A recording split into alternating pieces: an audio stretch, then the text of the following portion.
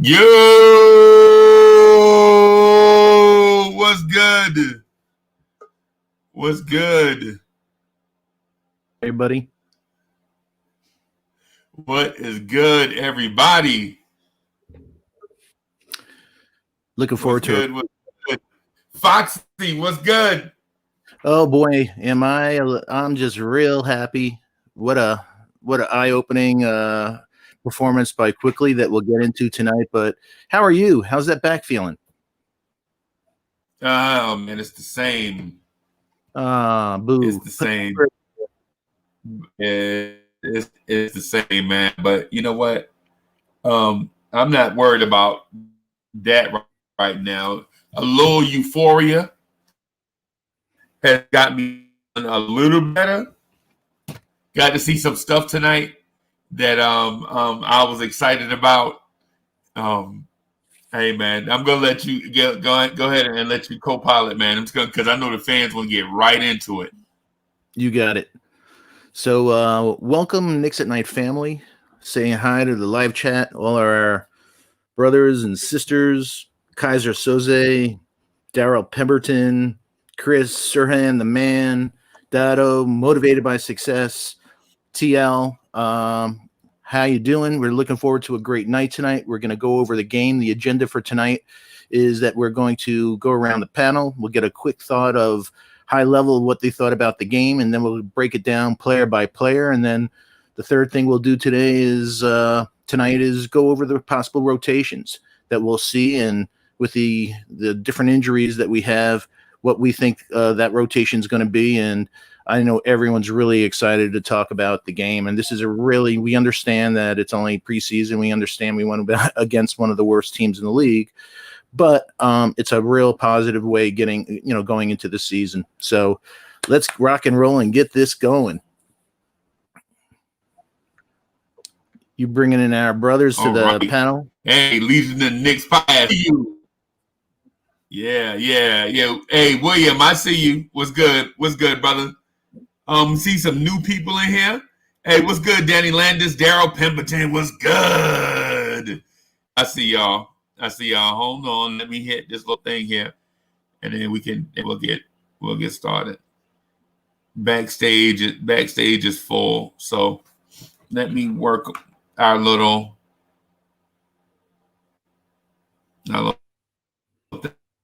thing. Just give me a split second. Yeah, I'm just talking to our peeps in the live chat, man. Just a heads up, Yeah. Hey, Freeze, you're I don't know if you're having some internet problems, but it's your voice is wobbling from something's causing it. I see our pal Alex Jorge from Norway. Hey, Alex, I hope all is well. So let me just send out this one thing and we're off to see the Wizard. So everybody talked about Quickly being we could have waited and got him in the second round and taken somebody else, but boy, this guy is special. And he really, the whole game changed from that first quarter. The minute he hit the floor, the starting tonight, his first start, the ball movement, they never look back. And what he does for everybody else on the floor, it just seems that everyone plays off his energies, and that's really good. That's fabulous, in fact. So Clyde during the broadcast suggested that Peyton start the season. Not to put pressure on him, but I think this kid can handle the pressure. Ladies and gentlemen, Mr. Ron Cleveland, the man with the velvet voice, Kevin Wright. How are you? Good evening. Man. That's a good one. What's up, Kev? Ron. Your boy shine today, man. Hey, I can say it doesn't surprise me. Look at that smile. Look at that smile, ladies and gentlemen. That's a smile. I was watching your show earlier, and even in Legion of Knicks, everyone's like, man, Kevin is going to go off tonight. Hey, Teddy, how are you, buddy? I keep saying I'm tired of hearing. I keep trying to say I told y'all so. But Doing good, Steve. Good to see you, Steve. Salute. Hey, what's up, look. Kev? Good to see you, what's Hey, going Kev. on, Latrell. everybody? Freeze it. Hey, look. Kev, It hurts Yo. to Kev, you lose. look extraordinarily happy today. Why? Hi, Chuck. How are you? Hope all is All right, well. good. What's up, Steve? And Hey. Rob, the crew's here, ladies and gentlemen. We're ready for having a great, fun night, and we're going to kick it off. And as I was saying, that the Hey, impact. let me do some more. I'm like, hey, the Beauchamp, I see you. Hey, Kodak Vlogs, what's good? Anthony 212 in the building. Hey, what's good? What's good? Just want to make sure that we don't ignore the virtual chat. Troy Flett, I see you. What's good? Hey, I'm sorry, guys. Y'all can go ahead. I just want to make sure my people know that we see them here. Yeah, New York Knicks. How are you? Hi, Guillermo. I see you, Hope all is Rob. well. All right, so let's start her off with our man, Mr. Ron Cleveland. What we'll do, fellas, is we'll just go real high level first, what your impressions are, and then we'll go down into each player, what your thoughts are, and then after that, what your thoughts are a little later in the night on the possible rotations that we'll see. So, Ron, you want to kick it off, my friend? Man. Fellas, Knicks Nation. Houston, we don't have a problem at point guard. You heard me? No problem at point guard. That's all I got to say. IQ. I love you, IQ. Kevin, what you thinking? I don't know the last time I saw What's the up, Knicks. fellas? Hi, Cornerstone. How are you? Hey, man, everything's everything. We're just going around real quick. We'll get to you in a second, Kev. Hope Okay. all is well. And just a high level overview, what you thought, and then we're going to do a deep dive. Yeah, So, Kevin, I don't recall the last time I saw the Knicks up 50 points on the team at any point in the last. I don't even remember, but it was a wonderful feeling. I'm gonna get more than that, but it was a good night tonight. It was a good night. T Smooth, Teddy, how you doing? Teddy? Mr. Flett. Doing great. I think he's watching Fantastic. I think he's Look, good. I'm gonna put it this way. It's been a long time since I've seen the Knicks put their foot on somebody's neck and not let it. Can you hear me? Yeah. Can y'all hear me? Yeah, but you're breaking up a little. I don't know. Yeah, Can y'all hear me? Yeah, it looks like he's breaking Teddy. up. Yeah, Teddy's you having some lagging. technical issues. All right, I'm gonna switch to. Hey, I'm gonna switch to the laptop. Hold on. Hey, put You that got link back up, Freeze.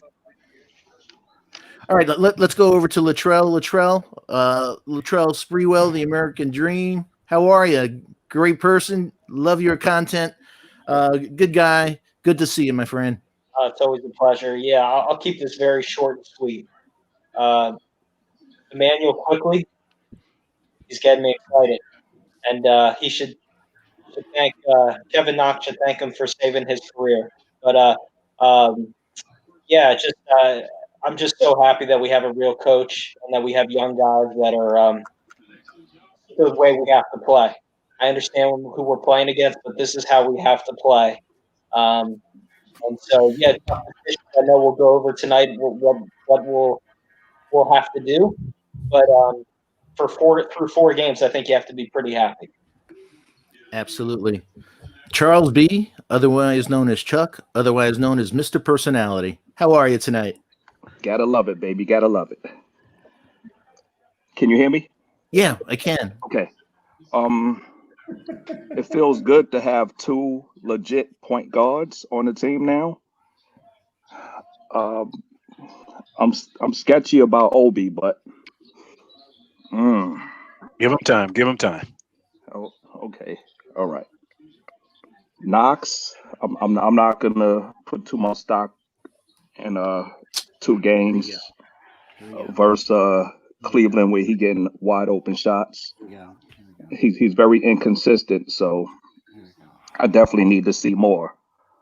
But the point guard position seems on the upswing with Quickly and DSJ. To you, Rob. Check one. Chuck, 1 second before we go to Rob. Do you know or anyone knows? They just said that DSJ was banged up. Do you know what that actually meant? No, I think he just held him out. That was all. They said banged up. They said banged up. Yeah. So I was just Rob. You take it. How are you? I hope it ain't no back issue because that can flare up out of nowhere, and we know he's had back issues in the past. And I suffer with it. That's what I got the Army for. I cracked my spine in 2 places. Ooh. Oh, wow. Oh, jeez. Okay. Right. Are you guys here? Yeah, Rob, take it. Okay. Only thing I got to say about that point guard situation is this here. This is not a time for a point guard on the New York Knicks team to be hurt or injured with an injury. Mm-hmm. With this guy breathing down your neck, I don't know what they're going to do on opening day. But with this dragon breathing fire on your neck, this is not the time to be hurt. I agree. Because you messed around, be hurt. That plane at LaGuardia, you might be on it by default. You're right. Just because, look, if you can't play, you can't practice, you can't do nothing, you just giving this guy a chance to take your job. No matter who's in front of him and who's behind him. And that DSJ comment, I don't think nobody understood that one from Chuck, though. But, he can have it. But, we can pass it up. We can pass it on. Who's next, Steve? No, hold on. No, Rob, say that again. What you said? I couldn't hear the last thing you said. Can you say that one more time for the chat? Please say it one more time, Rob. I don't know what Chuck thought about the guy DSJ or what he thought was a point guard or what he looked like. It looked like if this man keeps getting minutes, him and LaGuardia is gonna have a relationship. Yes. Thank you, Rob. That's all I gotta say about that. Oh boy, Chuck, don't act like you can't hear now. Excuse me, Chuck. No, put the headphones on. It goes on to your ears. Ladies and gentlemen, the king of the Legion of Knicks podcast, the one, the only Guillermo. How are you tonight? You guys are I can hear now. I couldn't hear before. You can hear, man. No, something was wrong. Okay. All right. Repeat yourself, Rob. Repeat yourself again. Yeah, repeat yourself one more time. The guy, what Chuck said was a 2-point guards on the team. That guy right there is not a point guard. He looks like him in LaGuardia Airport on that flight that Ron done booked for somebody on the team. He's not available to play, so it looks like he's giving away his job. So therefore, we have 1 point guard on the team and try to be a participant of the team. All right. I don't know what they're gonna do with your guy. Can he participate at least? All I'm gonna say to that is you're about to have a long night. But go ahead. It's me and you against the world, baby. Get on. Guillermo, take it. First and foremost, Chuck took so many L's tonight. Chuck, oh my God! My heart goes out to you, man. You come here. This is like the infirmary for you to heal up and get better. But when you talk about war scars, but look. Wow. I don't look at the points so much. I don't care about the points. Even we played against C-list level competition. The thing I was more concerned about was development, right? So a few things I saw, right? I thought Julius Randle played excellent as a zone breaker tonight. I thought, playing at the foul line, making passes. Again, he had a plus, what he had, 26 plus something stupid. Who? Julius Randle. Yeah, Julius Randle. I think a plus 43. Stupid. And again, plus minus, they're flaws to it. But I'm looking at him and I saw the impact. And I said that to me, I know people are going to say Quickly, right? Quickly, I think was the biggest beneficiary. He was probably the most dynamic player in terms of expectations. And we didn't know, this rookie is this good on the NBA level where it's like, he didn't need to be eased in. It's like, oh, crap. You know what I mean? But I thought Julius Randle for what he did for the offense, right? Where he was making passes, him and Quickly communicating with each other, right? Getting each other, remind each other, you got to be in this spot, blah, blah. You know what I mean? So it was beautiful. I saw Quickly command Knox to come over from the corner to get a pass. He passed to Julius Randle, who hit the mid-range shot. Communication, the system was working. And this is the thing about it is that even if we didn't make these shots, right, I still think that the passing decision making was like it was beautiful to see, right? We saw that. I think, in my opinion, the second game, I think Thibodeau was like, "I'm gonna let these guys play and see if they could break out of the zone and they could think on their own." And then I think over the next 2 games, he kind of coached them up a little bit, and they took well to coaching. So again, I thought development was good with some of these players. Knox had a good game. I still want to see him produce in other ways outside of 3. But for right now, if he can hit those 3s in the system, he's going to have a spot, right? Again, I want to see where Knox, if he doesn't have a good shooting game, he can produce in other ways because they're going to be nice if he can't hit that shot, bro. And is Knox a specialist? I think he'd be a little bit more than a specialist. So my expectations for Knox are, hey, not to say he didn't have a good game because Kevin Wright's looking at me crazy, but Kevin Wright doesn't understand where I'm coming from. I want Kevin Knox to show me a little bit more outside of just hitting 3s. But again, good game for all these guys are asked to. But now Wednesday's a real deal, man. The big show starts. Yeah. Cornerstone, how are you tonight, man? Happy Friday. Happy Friday. Salute to the chat. Salute to Steve, Ron, Kev Wright, Latrell. Don't know who the light-skinned dude is on the other side over there. Rob. No, I'm sorry, Chuck. No, it's fine. You don't know. Yo, tonight was so, for me, it was really, really special. I think I heard Ron say before, you go as far, your team could be as good or go as far as your point guard goes. And we have that tonight and quickly. I'm ready to give him the keys to that sedan and just, go to town. Now, the way they operated in the first 3 games, minus the I'll say the fourth quarter of the last Cleveland game, it was night and day because you saw quickly control the tempo, have pace, get everybody involved. I don't think the ball sticked to anybody's hands at all. And he knew where he was going. He knew what shots he wanted to take. And the way he was drawing fouls too. That's another thing that I saw in the last game that he was trying to do, and the refs were seeing that, and he was getting those calls. His hair goes up in the air. For a young guy to get these calls. Yeah. Wow. And he's only a rookie. He's only a rookie. I mean, this guy and the just one point. Go ahead. Just meaning that it seemed like late calls that he was getting too. It wasn't like an immediate whistle. They saw that, and all of a sudden they heard the whistle, like that fraction of a second. Like, whoa, that was a nice late call, and then a second one, and then a third one. So sorry. Yeah, exactly. And I know people are going to say, "But it's the Cavs." Well, the last time I checked, the Cavaliers are an NBA team. All right, this isn't Tel Aviv or any of these other, exhibition teams that come over here to play in the preseason. This is an NBA team. Sexton is no slouch. The other dude is no slouch. Garland. Remember Garland? Yeah, either one of those guys. I remember these guys in the regular season, the first game or second game at the Garden, they blew us the hell out under Fizdale.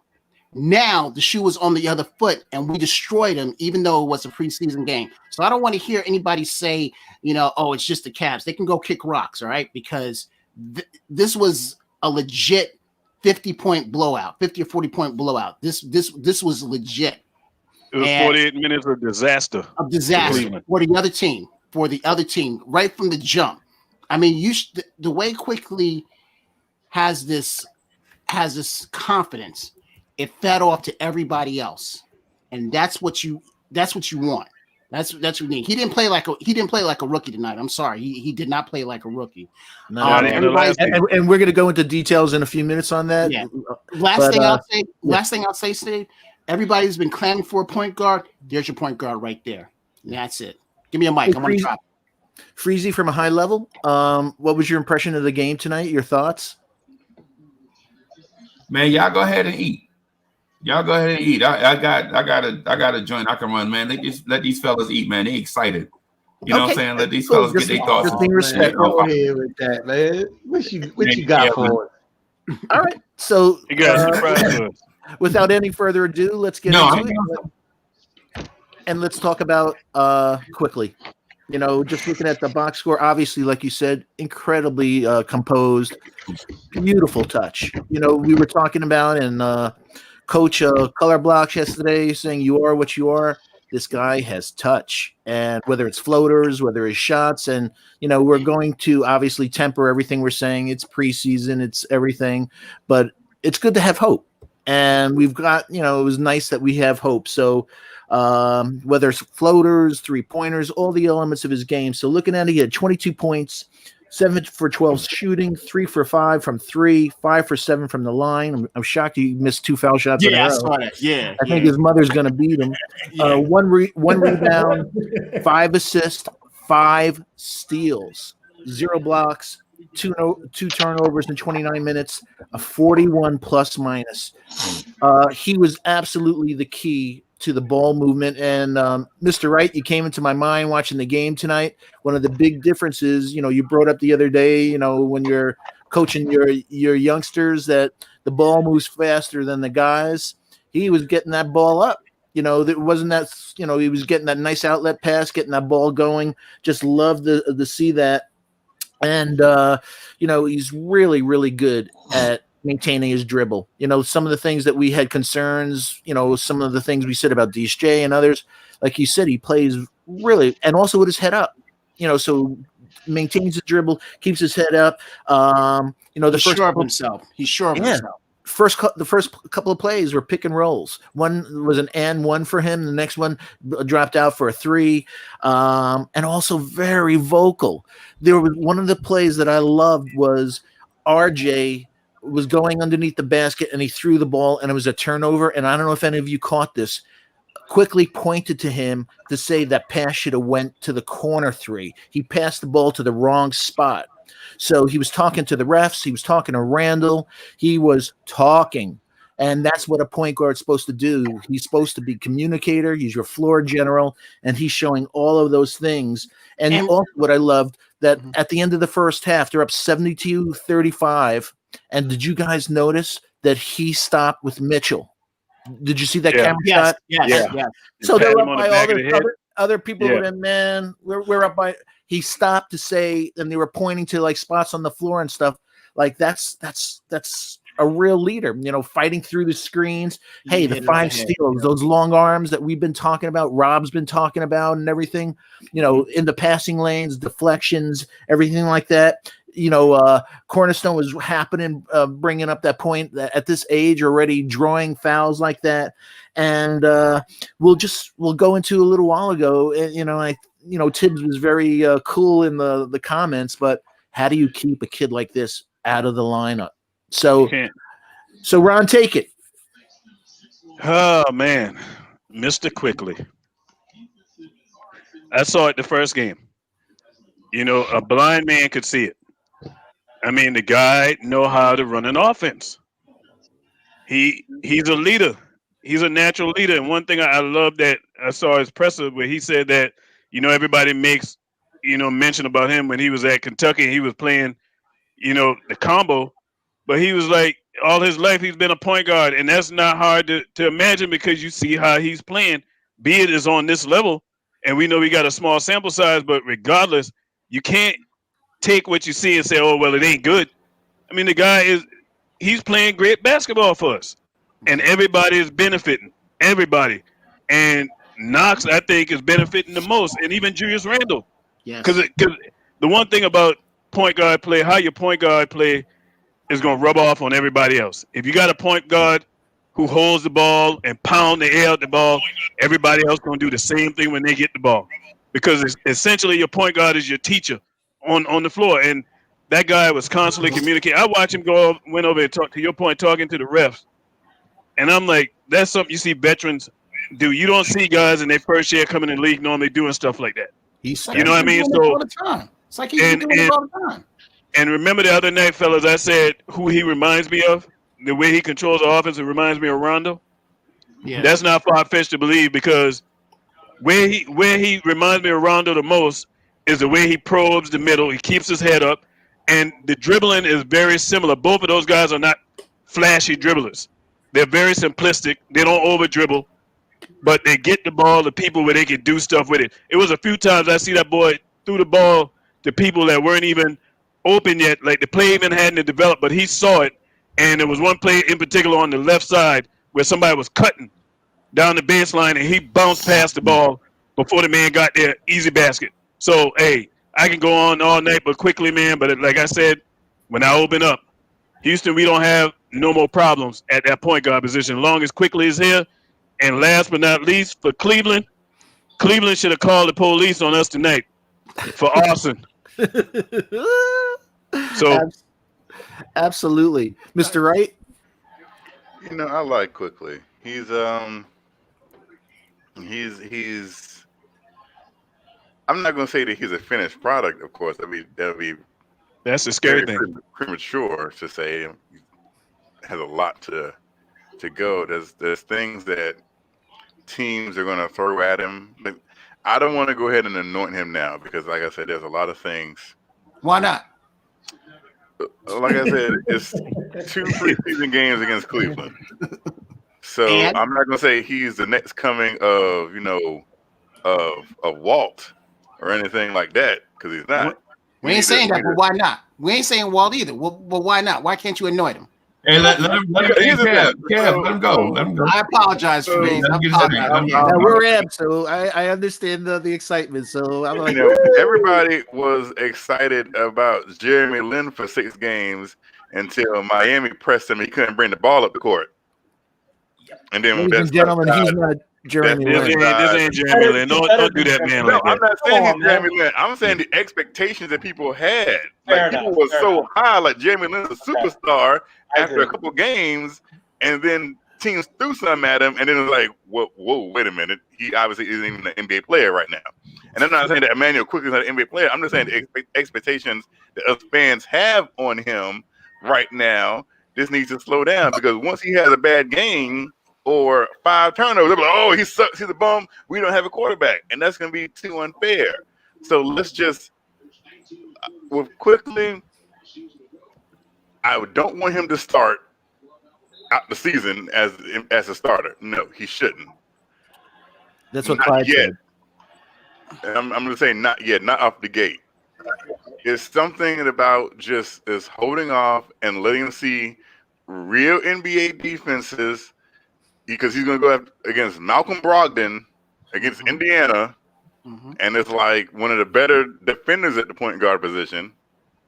And I don't want to expose him too early and him lose that exuberance and confidence. So let's just take it slow with him. And then if he continues to produce at this level, then, hey, let him go. But to sit here and say, oh, he's going to be this all-star guard that we need, hold on. Don't put that much on him right now. That's all I'm saying. But I like he showed me a lot. He really did. He had a great poise about him tonight that you do see from veterans. But let's just wait and see and take it slow with him before we build statues outside the garden next week. Latrell be well. I'm starting him from day one, and here's why. Number one, Tom, and I get it, it's 2 preseason games, but you earn your minutes. And I think he earned it. I think he's been the best point guard. You can't, after tonight, forget what you saw tonight. I understand it was against Cleveland, but that was real.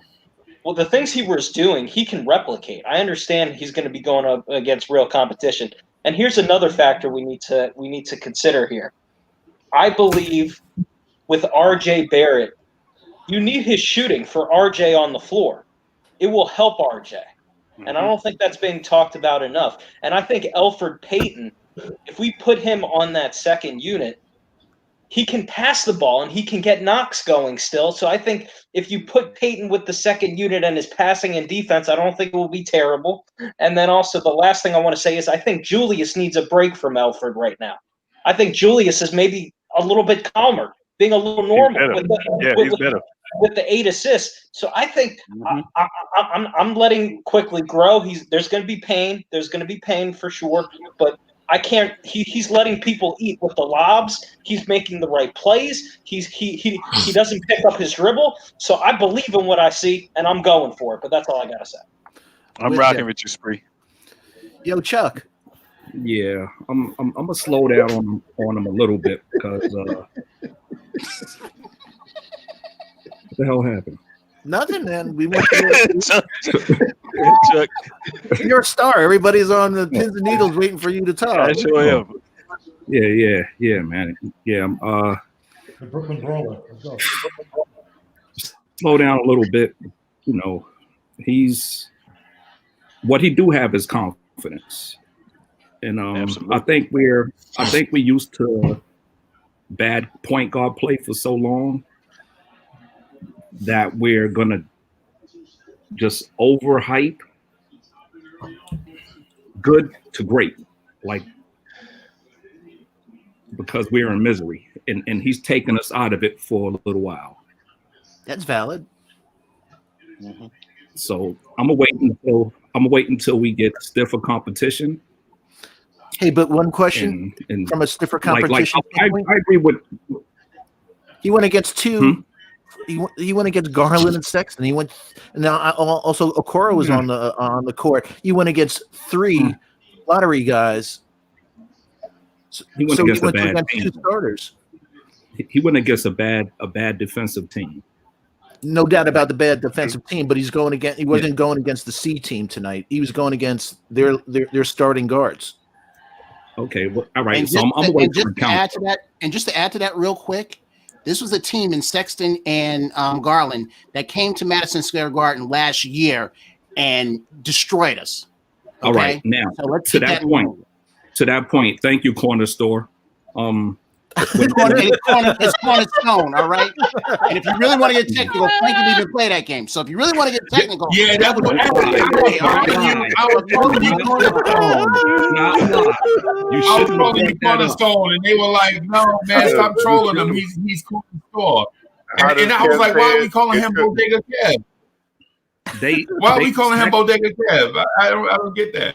How does Steven say it took 32 minutes for the name of a player who didn't even play the last two games? Yeah, we ain't talking about Frank tonight. I don't want to hear about Frank tonight. No, because he brought up last year's go there game. with that, man. You brought up last year's game, and Frank got abused by Sax. We ain't need to talk about Frank tonight. We didn't even play. Frank, Frank was not available. If you was not available, we can't talk about you tonight. All right, so don't bring up last year's stuff then. Yeah, that's cornerstone. Well, okay. Hey, before we get really off the rails, I wanted to point out a couple of things that I noticed, and I think you guys noticed too. But I think we all noticed them in different pieces.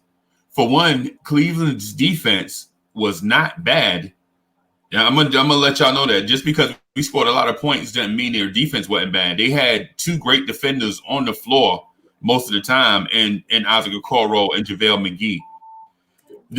One of the frustrating things about what I saw is JaVale bringing the ball up against our defense. That was frustrating. Because JaVale McGee is a defensive guy, and he is not the point center.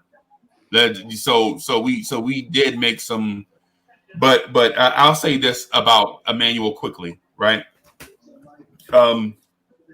He just made us look at our point guard situation and want to throw every point guard on the roster in the trash, because all we legit wanted was somebody that was an unselfish passer and an unselfish shot taker.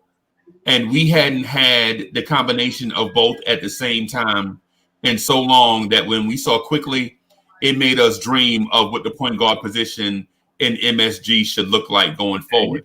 And Freezer, you level up shot and make because we've had so that's what I was going to get to. So the fact that we had a guy that was totally unselfish on the offense passing the ball made us think, wow, is this what Kevin Knox can look like if he legit gets the ball for gets good crisp passes? Yep. Is this what RJ can do when there is only one guy focused on him? Is this what Julius Randle can do out of the pinch post? Because Julius Randle has point forward skills, and people hate that because of what they saw last year. But with decent point guard play, Julius Randle looks like a different person, and nobody is giving Julius Randle credit. And let me finish my point just real quick. Okay.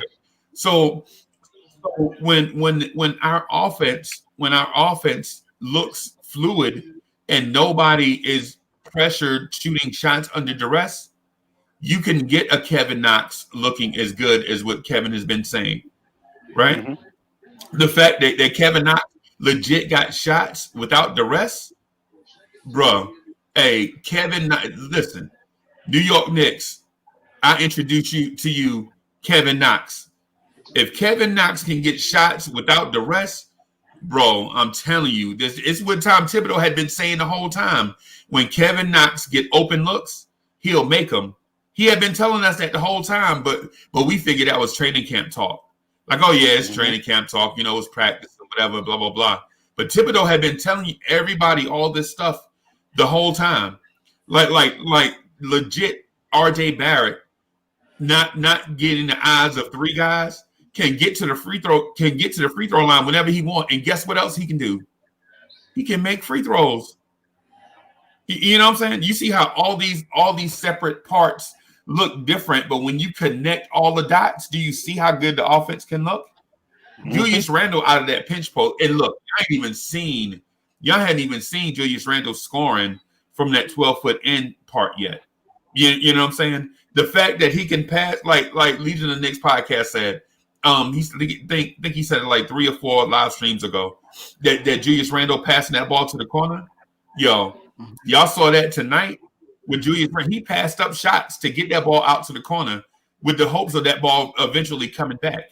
You know what I'm saying? So now when you get a point guard who actually plays unselfish, bro, this thing is and so I'm not saying quickly is going to be the answer right now. What I'm saying is how we've evaluated the other point guards on the roster should change. Like legit, we say, well, Elfrid Payton is 9 points and 7 assists. You got to account for the 7 assists.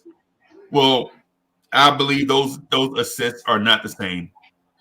You know what I'm saying? I believe one is one guy looking to what I'm saying, get his not pad his stat, but be the main orchestrator. But with quickly, you see the two orchestrate. You know what I'm saying? And the assists come more organically. Like when the pass to the scorer, you don't know who the assist come from until you look in the book. But when Elfrid Payton's on the floor, you see the assist come from Elfrid Payton and us score in the 90s, right? So I said all of that to say this. I believe in my opinion, Kevin Knox is going to be our breakout guy, right? Legit breakout guy. And it might sound like hyperbole, but listen, teams are going to eventually have to close out on Knox faster, which means Knox can put it on the floor, get to the basket, and get to the free throw line. You know what I'm saying? Because his scoring is that linear recipe. Like, he's not going to razzle dazzle you and do all these things with handles, but he's going to knock down that three. And if you close out, he can put it on the floor and go to the basket in a straight line. So that's Kevin Knox's game right now, right? So we can expect Knox to break out. But on the other side of that, I think two of y'all veteran point guards or two of our veteran point guards are in trouble.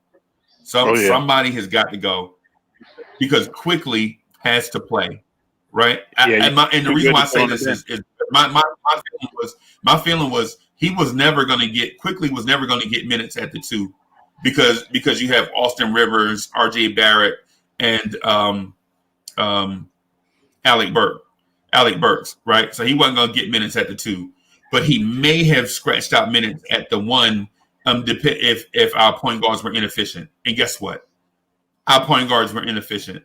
And now that you see quickly at the one, you can see a situation where his minutes slowly climbs to a crescendo by the end of the season.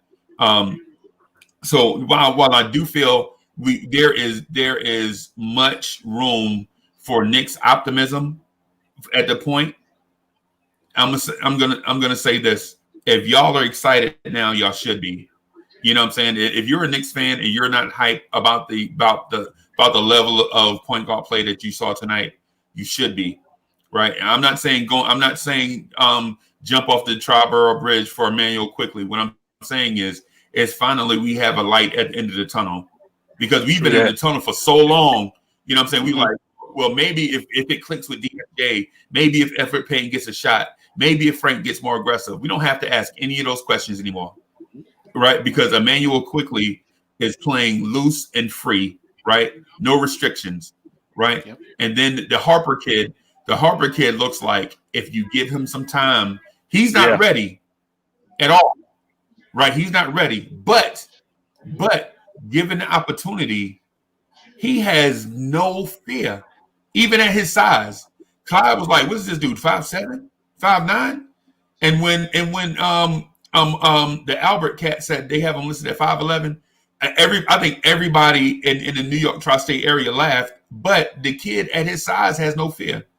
So we have like this. So we have right. So we have room for optimism at the point guard position. Is it settled? No. Am I going to say this thing right here is going to stop me from wanting Cade Cunningham? No. Right. But the thing is we have room for optimism in the offense and with the player that we pick. Because I'm not gonna lie to you, a month and a half ago, whatever the draft was, y'all were killing Emmanuel Quickly and Leon Rose. Like, why did y'all pick why did they pick Emmanuel Quickly at 22? We could have got him at whatever number or whatever number we were saying. And I was in that group because I believe in I'll say the majority. I'm not going to say everybody, but the majority of fans were like, "Why did we take Obi when we had Randall, and why did we take Quickly when we could have got him at such and such?" And I'm not going to lie to you, I'm a cheapskate, so you know what I'm saying. So I believe in value shopping. So when we took Quickly higher than what I thought his cost might have been, then I was in that same boat. No knock on Quickly. I was just like, man, we could have got him at such and such place. But at the end of the day, I think we're all glad that we have them. Even if nothing else happens, even if this shared moment that we have right now just made us, got us out of the doldrums for a little while, then I'm happy about that. Can I say one thing, Frizzy? Sure. If half is it about Knox? Is it about Knox? Because if it's not about Knox, it's not about Knox entirely. It's about, well, he's a part of it, but it's not about him. What I'm going to say is, I'll just go half of the production that we've seen from Knox, RJ, and Randall. You can forget about Cade Cunningham. Now he's a generational player. You don't ever say no. What I'm saying about it is why he's saying that, because we won't be low enough to get him. You're not going to be low enough to get him if this carries over into the season. Is what I'm saying. Okay. You can forget about that because we're not going to be that bad. Yeah. Hey, one other detail. I mentioned the other night on DSJ his inaccuracy in passes, that the guy gets the ball here. Quickly he's given it to him in one motion, giving him Kevin the ball and others the ball. So in one motion, they're getting that ball up. They're not having to readjust accuracy and square up and get into their shooting position. So these little things, the details that this kid's doing is just outstanding. So Rob, we're back to you. Let's take it. I never finished. Okay. As far as Quickly is concerned, Tibbs has a problem because to play him, I look like around the league. Will they play LaMelo because of his skill set? Are they worrying about can he do the job? This kid is 21. So therefore, it's not like he's coming in 18 and 19 and the lights are big or whatever. So Peyton, Frank, DSJ, they played against these same guys. They didn't look this good. Playing against the same guys. They played against Cleveland too, but they didn't look like this. So what we're looking at, we're seeing on face value just like everybody else. This kid can he commands the offense. Seems as though they're listening to him out there. You know, he does a lot of different things. He knows how to move on the court. Absolutely. And it's evident. You know, it's like you looking at something that you can say, damn, this kid just might be special. Calipari must be right. We could have got something good for a change. You know, it looked like he has all the tools. He can shoot. He can go to the hole. He got a mid-range. He shoots free throws. Ain't nothing he can't do. as far as and like he played defense. And he plays defense. You and know the now. floater. Yeah, if he gonna get knocked around, if they put him in there because they say he's too small, there's a lot of small guards out there. Yes, that floater. Oh my God, you know, you're totally right. There's a lot of small guards out there. So I don't even know if I can answer the question today, but I'll damn sure have that question answered by Wednesday. Do you start him or not? Because it looked like for sure, if they saying you kill what you eat, you earn your minutes. As far as this training camp is concerned, there's nobody on this panel that couldn't say that this man didn't deserve his minutes. Especially what the coach said, most importantly, saying that he shows up early and leaves late. So, I'm not going to take his age and put that in the equation, his draft or what number he was drafted. I'm going by what I'm looking at, and it looks real dangerous for the rest of those point guards out there with this kid on the floor. Yo, hey, Rob, you know what? I think we legit need a sound, some type of sound thing, because the hype train is about to leave the station on Emmanuel quickly. The hype for quickly is real. Freezy, I got this to say about the whole situation too. Is when you look at the reason why I would start quickly, and it has been echoed about Julius Randle. And I thought about this earlier tonight. I said, you know, and we talked about it, Legion. When Julius Randle was in these other stops, I have never known Julius Randle to turn the ball over the way he did with us. And I know you ran the numbers down, Steve, of how much, you know, he turned the ball over. But when you got a competent point guard that's able to shoot the basketball, all them times last year when we saw Julius Randle getting double teamed down there and he's spinning, trying to get away from it and turn the ball over, most of the time, I wish somebody would show me the numbers when Alfred Payton was on the floor with him together, when they were playing together, because Alfred Payton not being able to shoot the basketball is the reason why Julius Randle getting all them double teams. You're not going to double team Julius Randle if quickly is on the floor, because you got to respect his shooting. It was one play in particular where he came off, and it surprised me because I didn't even know he was going to do it. He came off, looked like he came off a curl on the three-point line, off a screen, and just pulled up and shot the ball. And it was like early in the shot clock, and I was like, hold up. Okay, I didn't know you had that in your game. So, hey, you can't, hey, it's like horses, man. When a horse is ready to run, you don't hold them back. Okay, let me make this last point, then I can pass it to Guillermo. Because even when you just look at him as an individual and you see what he's doing, but look what he's doing with the team. It doesn't matter who they let run with him. He's going to make them look good. Good point. He's going to make them look good. Rob, can I just say one thing? I don't mean to cut you off. Just also, he's confident. Like with some kids, if I started him, I understand it could hurt his confidence if he struggles. But with this kid, I don't fear that. He just looks like he's a confident kid. Even if he struggles, he's going to figure it out. That's all I got to say. Hey, look, because after tonight, like, you're going to be able to go on any platform, Sports Center, whatever, NBA TV. They're going to be talking about this kid. They're going to be talking about him into the season. There's a new buzz in the NBA. And his name is Quickly. His name is IQ. Oh. IQ is the new talk. Hey, talk about him how, though, Rob. Rob, talk about him how? You mean in a positive light, or his backstory, or how? Like the announcer's going to say, okay, well, look at this kid out of Kentucky. I'm not saying that all around the league, every player is going to be talking about him. That's not what I'm saying. They're going to be like, maybe the Knicks found a gem in this guy. It's like what the sports announcers are going to be saying. They're going to have to mention this guy's name because he done it in preseason, back-to-back games. Peyton didn't do it. Frank ain't do it. DSJ didn't do it. This kid did it. He shot better. He assisted better. He shot better. He assisted better. He ran the team better than anybody that we have on the roster to this day. Draws foul. Whatever he did today for the last 2 days, Frank ain't do, or DSJ didn't do. Nobody draws did. Foul. And then a blowout win. He gets credit for that because he ran the team. So with that being said, Tibbs have a problem. A good what problem. he want to do. If he don't start him, you better make sure he get 30 minutes. Rob, let me ask you. Hey, Rob, let me ask you this. This is because you made a good point, and I don't want your point to go because a lot of times, man, we make good points here, but a lot of times we don't get to drill down into the point, and we lose context of what we're saying. So first of all, I'm gonna ask you 2 questions, and I want you to answer them both. And I ain't gonna interrupt you. I just want to ask you the questions first, right? So, how do you feel about the point guard play overall? I'm talking about Quickly and Harper, right?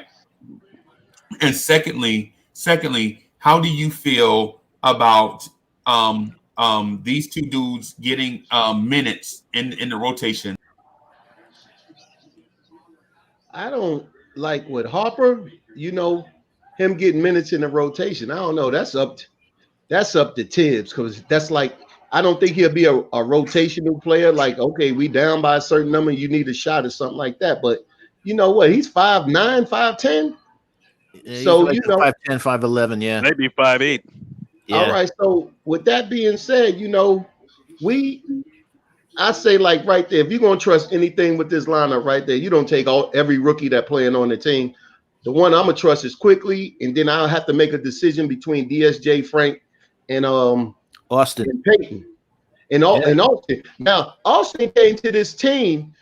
His pops probably said, "Man, look at the Knicks. They don't got no point guard. You might go there. You might get a starting job. But now you came hurt. Now you in the background, like, damn." Dad, why'd you give me that bad advice? Not even as bad advice that this kid is like, he want these minutes too. So, like I say, it's going to be hard for Tibbs. The guy, he showed that he should get 25 to 30 minutes a night, whether he starts or not. In 2 games, 12 assists, 4 turnovers. Last game, just like tonight, this guy was amongst the league leaders in the plus minus. The first game he had, I believe, the highest plus minus. Was it 19? Plus 19. You play him. You play him 30 minutes. And no, I said from 20 to 30 minutes, whatever Tibbs decide. But you play him. You don't play him 7 minutes a game. You don't do that. It's 20 minutes and up. He worked his way into the rotation. He played his way into the rotation. Yeah, he earned it. We just gotta sit back and watch and see what Tibbs do. Okay, he earned it. He earned it. That's for sure. Whatever we all can agree to that. Whatever over 20 is you tripping now. Whatever Tibbs. Oh, forget it. All right. Go ahead, Cornerstone. Go ahead. So you'll have your thing, Cornerstone, in a sec. Let's turn it over to Guillermo. First and foremost, so I'm gonna come out just because Coach Color Blocks wants to come on, and I want him to. He says he has some film study stuff, so I'll come out so the thing is not laggy. But I just want to say one thing as Knicks fans: we gotta stop with. We got to stop with the over exuberance, right? I think that does a disservice to these young kids, right? Where we say, "Oh, the answer's here, man." It's like, dogs. He played against their backups, some of them, right? The team is not that good, right? And we're talking about, oh, he's going to get minutes over guys like Rivers. And again, it's not to say that long-term Quickly is not the answer. He may very well be. But Rivers was getting minutes against playoff-level top competition. Quickly is getting minutes against backups. And again, Quickly, when we talk about top guards in the league, ESPN's not going to sit there and say, oh, Quickly's a guy. If you watch Quickly's film, the thing that Quickly did well was that he made all the right passes, all the right plays.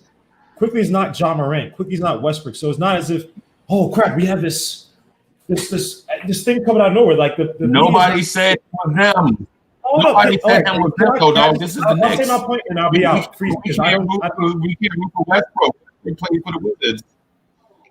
We can be exuberant and excited. This is our team. It's about time we be happy about something. We always said Hope's a wonderful thing. I get your point. All right, man. I'm done. I'm done because I don't want to be like. I mean, I understand what he's saying. I'll come out. Coach Blocks can come in. To you guys. Thanks for having me on. I'll be in the chat. So Coach Blocks come in. Peace. Cameron, have a good weekend if we don't speak, man. All right, Lisa. Hey, we find out. We find out what happened on Wednesday. Ladies and gentlemen, 1 second before we go to Cornerstone, just urgent news just came in. Rob just lit that cigar. What happened? Victory. He just lit that cigar, and we're about to celebrate. All right, Cornerstone, how are you? I'm sorry. Take it. It's all yours. Man, I had so much on my mind, man. I got to get a pen and piece of paper because I had so many thoughts. Yo, is that who I thought it was? Is that my guy? Is that New York? Is that Terry and Trey in the chat? Is it? What? Did y'all see that? Yeah. Let me I thought I saw. Travy Trev. Probably. Yeah, that's my man Terry. What's good? Hey Terry, what's good, baby? Hey Terry. Yeah, sure is. Terry. Yeah. He said IQ, baby. That's all we need to know. Look, I'm sorry. I'm with Latrell. Quickly has earned what he killed. What is it? What's the term? You kill what you You keep what you kill. Kill what you kill. Yeah, he did that and then some. Give him the keys. All right. He made everybody, not just himself, but the whole team, much better than what we've seen in the past 4 years of point guard play. Everybody wanted a point guard. This is him. I'm smoking that stuff. I'm on that train. All right. I'm sorry. Y'all could say, let's give it time. Let's let it mature. No. All right. The man. All right. So if we win against Indiana, Philly, and come up short against Milwaukee by like a few points, but quickly has outdone Brogdon, Simmons. I don't know if he's going to stick Simmons or not, but let's say Simmons and outshines Drew Holiday. Then what do you got to say? Not a damn thing, because he's our starting point guard. All right. That's all I got to say, man. We got too many people. I understand that people has been down and out for so long. It's going to be different this year and everything. We're seeing now what Leon Rose and what these guys see in a lot of these players. And I'm going to wait. Hold up, Kev. Hold up. And I'm no fool. I know that DSJ, Frank, and Peyton after this year, they're probably not going to be on a team, because you got quickly right here, and I'm agreeing with Uncle Freezy with Jared Harper. Jared Harper did more than what these guys put together. Everybody talked about Kyra and blazing speed. Jared is explosive. Obviously, he's only 5'10", 5'11", but he can get to the spot he wants, and the guy can shoot threes. So. Hey, every time you say 5'11", the entire metro area laughs. Can I say something? And this is what I mean. And I'm not saying this because I'm hating on Emmanuel Quickly. Never said that. But Kev, hold on. Cornerstone, you'll be able to finish up after he finishes. I promise you. You literally just said Emmanuel Quickly, who's never played a game, is about to go in there, and what if he has a good game against two of the elite point guard defenders in Malcolm Brogdon and Drew Holiday?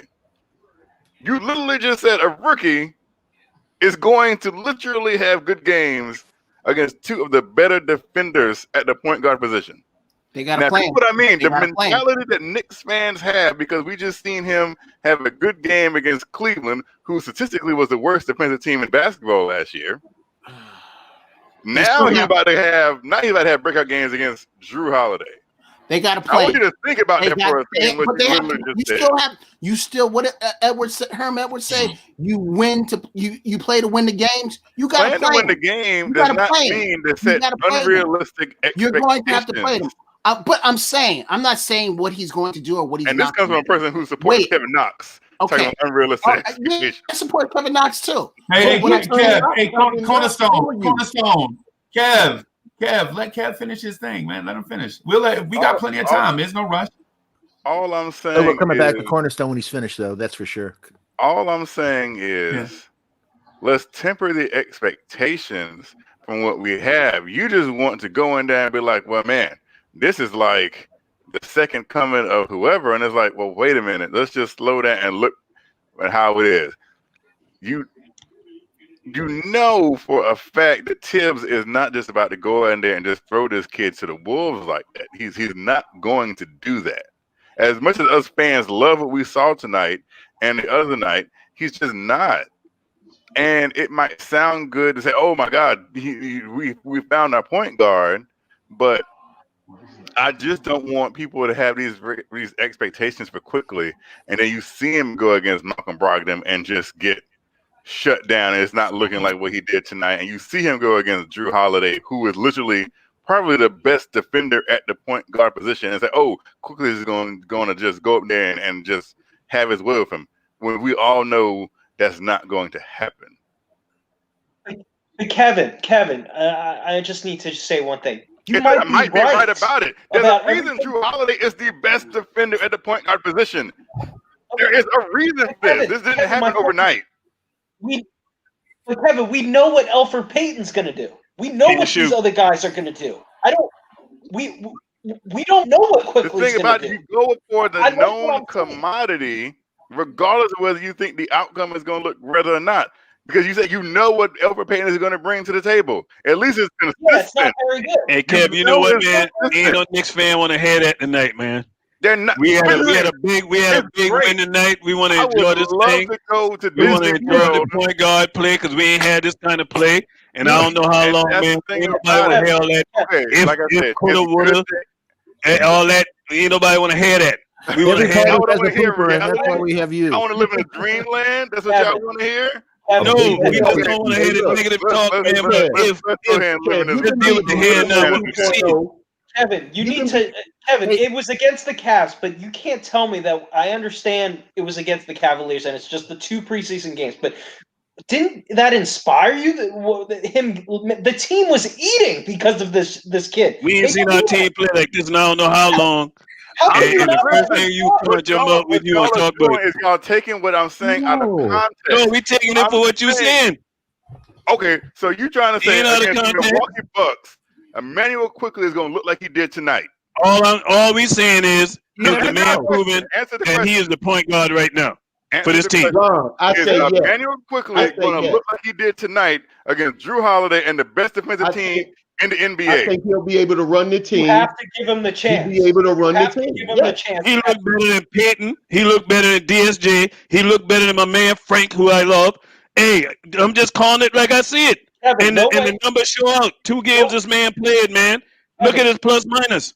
Look how Julius Randle had played with this man on the floor with him. How everybody played with him. These other point guards, look how the team play when they're on the floor. That's all we saying, Kev. Enjoy it, man. Ain't nothing wrong with enjoying it. I'm not saying I didn't enjoy it, man. But he playing against Cleveland. You play who's on your roster, on your schedule. I'm already saying that he's going to. Come on, man. If there was an All-Star game, Emmanuel Quickly be the starting point guard for the Eastern All-Star team. Kev, you got to play who on your roster. And let's be realistic. Yes, I am Mr. Bean. He made Joe Boy look good. That first game, Cleveland was projected to beat us. Were they not? Good. Were they not? You should be what happy. I'm saying is this. You enjoy the win, Kevin. You better be happy because your boy was going to have a spot on that plane at LaGuardia.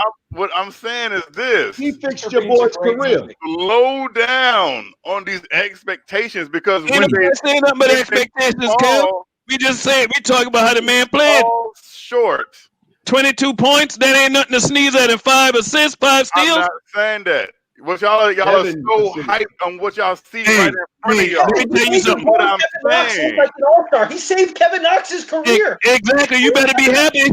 You better be happy. The facts, Right? Latrell Listen, speaking. Your boy Kevin listen Knox to money what I'm tonight. saying. What I'm saying is, when you're talking about elite defenders like Malcolm Brogdon and Drew Holiday, We'll talk about that Wednesday We night. talk about that when we play him. When he play him, we ain't playing him yet.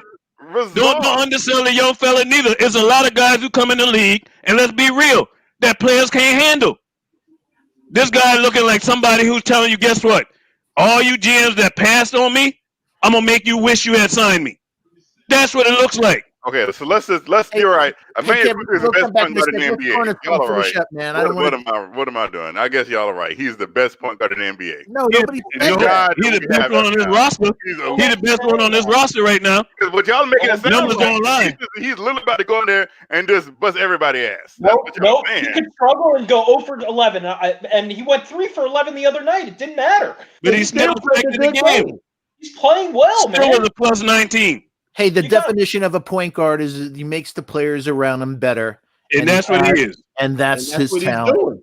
You better be happy because I'm telling you right now, I know a seat on that plane had Kevin Knox name stitched on the headrest.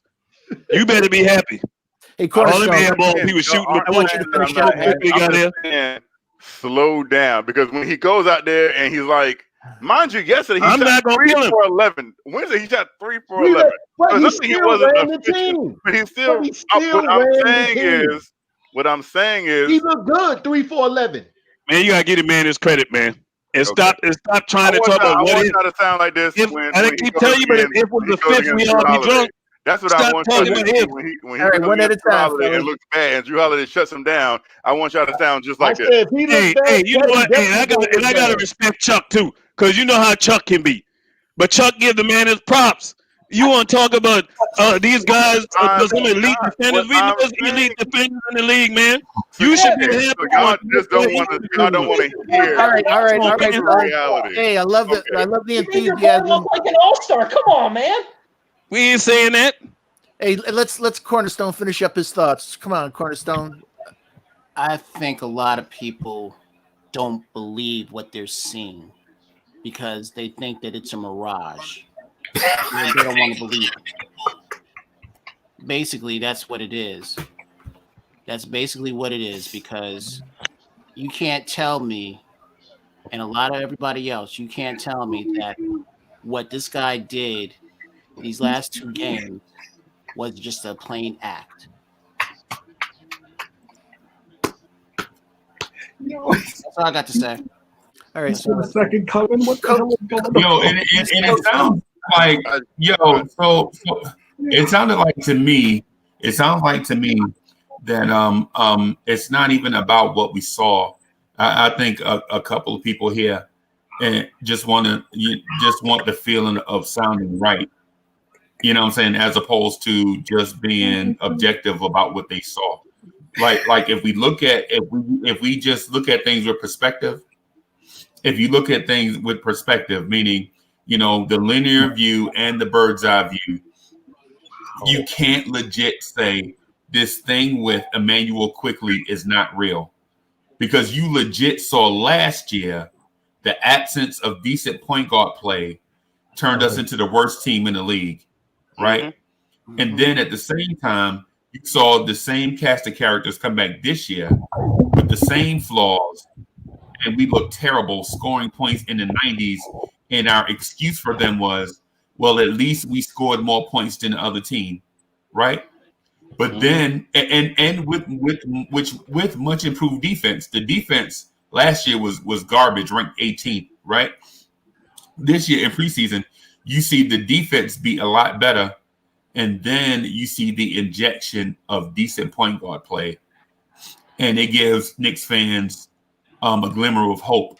And then some of us want, you know, in their Stephen A. Smith, Howard Cosell type way, want to dismiss the fact that we had poor point guard play for years, and with the glimmer of hope, they want, you know, we want to say, well, let's temper expectation. No, we're not tempering nothing.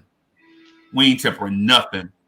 We ain't going to sit back and hope for the point guard play the trash that we saw the last 3 or 4 years at the point guard position, and think that this glimmer of hope is not something positive for a fan base that has had a lack of positives. We need to embrace that and hold on to it. We need to stop being LOL Knicks. We need to stop criticizing the positives and embracing the negatives. That's he cut out. He May should I drop say that. something? And He I should want drop to- that I mic want- again. Hey, hold I on. want Hey, drop to that That mic was clarify- bad. Yeah, that was fellas, bad. I one want to second. clarify Hey. something. Hey, Kev, 1 second, please. Oh, go ahead, Stephen. Well, before I want to bring Coach Color Blocks in, but is this going to be quick, Kev? I'll try and make it quick because I don't want people to sit here like I'm being negative and I'm being down on quickly. All I'm saying is You don't believe. it's not even believing. Again, I believe in Kevin Knox of all players. So it's not like it's not like, you know, Put the I coach don't in. live on this whatever. I believe in Kevin Knox. Put So the I'm the coach last in. person here. I don't wanna I'm hear the that shit. last person on this panel who y'all can talk about not believing in something. Man, Okay, Quickly is so don't Knox sit is here and say connected to Quickly. I'm not the believer. You better Hey, be come on. Let's. grateful I you want to showed get the coach. Come But on. all make I'm this trying quick. to say is you have a rookie point guard, the most important position on the court. We got that. When he goes up for the first time against actual elite Let's see. defenders. That's a conversation for Wednesday. But see, the way you saying that, Kev, you sound like you're not giving this man a chance against nobody that's an elite defender. Guess what? Them guys they're gonna have to guard him too. As I'm much as not- he gonna have to try to play against them, they're gonna have to try to stop him. Exactly. That's what I want to get out. They got to Drew play. Holiday has Thank you, Ron. literally made his career out of stopping elite point guards. What makes you think he Hey, can't Well, stop let him Daniel stop this quickly? one. Let him stop this one. Hey, agree it with has that. yet to be It's seen. like think about what y'all are saying. He literally has made a career out of playing against the best point freezing. guard, and he hasn't failed. But all of a sudden, he's going to fail against Emmanuel quickly. Yo. That's Hey, all we'll I talk want about y'all it to next think Wednesday, is Kevin. our We reality. got you, man. Hey, hey, Coach Color Blocks, how are you, man? How's your day? What's up, everybody? How you doing, chat? How you doing, everybody on the What's podcast? up, Coach? You dropped, Right. Chilling. So I got. you dropped some wisdom on us last night, so enlighten us and fellas, let them talk, please. All right. Take it. So here's before I start. Let me preface this. I may be the bearer of bad news for tonight, but before that, this is like the most fun I ever had watching a Knicks game in like 5 years. So I am happy for that. That being said, there's some good, there's some bad, and then there's some ugly. And I think I can share my screen, right? I got my John Madden pen ready to go. So everyone in the chat and everybody, like if you got like your drink ready, your little cigar ready, get your notepad out. We're gonna do some quick Knicks film analysis. I won't take too long. But this Hey, should be You're not going to do anything that's copyrighted, are you? We don't want to get Freezy in any trouble. no audio. No audio. Yeah, It's just hey, Coach Color how about you need to talk to us about this stuff first, man. You know what I'm saying? We appreciate you. Yeah, we gotta Yeah. protect So what is it Freezy that at you're all. looking to do? all right. Sorry, I should have mentioned that. Can I get some time to just like quick do analysis?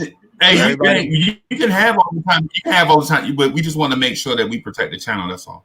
Oh yeah. So I'm just gonna show some of the Knicks game highlights. There's no audio, so it shouldn't interfere. I don't think. The same way it's like if you put, is that all right? If it's the same way if you put highlights in the background. Freezy, you feel comfortable with that? If not, it's all good. I can Yeah, talk. we can rock with it. Okay, I've just seen, want to make sure. I've seen this on other channels. It's no different than any other NBA analysis channel. Like I'm not doing anything crazy. Like I'm not showing copyrighted. You know what I mean? Okay, we just want to protect the channel. Right. You don't want to retard the growth of this baby. Yeah. Oh, take it. Wait. The Legion of Knicks. If I freeze the film, I don't think it counts, right? Like you know what I mean? Like I'm gonna be on and off. He won't get copyrighted, bro. I swear. Okay. Let me just figure this out real quick. All right, can y'all see my screen? It's still the color blocks. You hit How the about share and stream. Not yet. It says it. No, it says it's sharing. It says it's sharing your screen. All we're seeing is the color blocks still. Yeah, we don't say anything, boss. So until you get that segue into the your narrative. Yeah, y'all can keep talking. I'll figure this out. Hey, look. Okay. Hey, Kev. Look. Knox. Hey, 1 is- second. Oh, okay. Coach, you going to be talking? No, he let me said he figure was this out, and then figuring I'll out come his back. screen. Okay, Yeah. cool. All right, go, Rob. Hey, Kev, look, you should be the happiest man in this room because Kevin Knox would not be doing what he's doing if it wasn't for Quickly. Latrell said it beautifully. It saved hold his on. career. He gave him. Wait. Let me say this. He found him when nobody else could. You know what I'm saying? He took him out the trash can. He cleaned him up, and he gave him a job. Yeah, let's not act like Kevin Knox 20 points. He did that. Hey, look, he's the godfather of Harlem. He saved your man. And you showing disrespect. What did he do for Obi? You should be sending him a check in the mail. Let me see this. Man, look, you need to wait. First of all, before you say anything else, you need to say thank you quickly. I love you. Then you can talk about what we're gonna do against Bron. What did he do Show for your Obi? love now. What did he do for Obi? Hold on. Let me take a time out. And I'm going to break down the game, the connection between Quickly and Knox. Knox is a shooter. Thibodeau has said if Knox takes good shots, he's going to hit them. Quickly, you got to get him into the spot to get those good shots, though. The ball. Good point, Steve. I think what you say, Steve? You got to have the point guard get him in his spots that he likes. So you're breaking. I don't know if that's. Are you breaking up? Was I breaking up, fellas? No, I hear you clear. I hear you. Here's the thing. Breaking down zones is easy. Anyone, and I understand that it's like if DSJ was competent enough to break down a zone and just kick it out, like anyone can do it. That's how you break down a zone. That's basketball 1-on-1. Just because not anybody can break down a zone. That's not true. That's not true. There's a lot of guys in Europe and G League who can't do it, and that's why they're there. Hey, not everybody can break down a zone. Can't do it. Regardless of whether they can do it or not, that is literally how you do it. It's not. What I'm saying is not rocket science. You all know how to break. If you know basketball, you know what it takes to break down a zone. I'm at the DSJ. Scott, I'm gonna come to your crib, man. I need a knife, man, because I want to slip my wrist big time, man. Regardless of whether or not he did, I'm not saying that. I'm saying the basics of how you do it is simple. It's penetration and kick. That's the bedrock fundamentals of breaking down a zone. Kev, bottom line, you don't believe what you saw these past two. No, that's his own. You don't believe it. You don't want to believe it. Listen to what I'm saying. We are listening to what you're saying, but you're making it seem like because I'm not so elated living on cloud 9, then I am. I actually am. I'm really happy that we won the game. If we go 2-1 in these next 3 games, we go 2-1 with Quickly out dueling all 3 of those point guards. What are you going to say then? I don't think anybody has said, Kevin, that he's going to be an all-star or that he's going to be some superstar. We don't know. Thank you, Latrell. Thank you. All we said was he is right now who should start based on what you've seen. He's the best point guard in the squad right now. I heard Cornerstone Kev just say he's going to outdo 2 of the better defenders in the league. Hey, fellas, hold up for a minute. We got 194 people watching and only 67 likes, man. Y'all get them likes up for Uncle Freezy, man. Yes, sir. Yes, sir. Best show on late night. Let's get that thing going. If you're new to this channel, hey man, go ahead and subscribe. You're gonna enjoy the content. You'll be coming back. State of New York been trying to get in for a while. Keep rocking, Kev. Keep rocking. But the thing about it is this: I'm not hating on Quickly. I like what I saw from him. I am. Y'all making it seem like I'm. That's the first time you said that. All I'm doing is giving you objectivity. That's all. Is that what it is? Work and keep it moving. Huh? I say keep up the good work and keep it moving. There you go. Yeah, is that Coach Color Blocks back in? No, I don't think he's on. Kev, let me ask you something, Kev. Kev, let me ask you something right quick before he get in. Now, if I told you we had a point guard that in 29 minutes had 22 points, 5 assists, 5 steals, and you didn't know who it was, what would you say to those numbers? He had a great game. It's about time we had a point guard do that.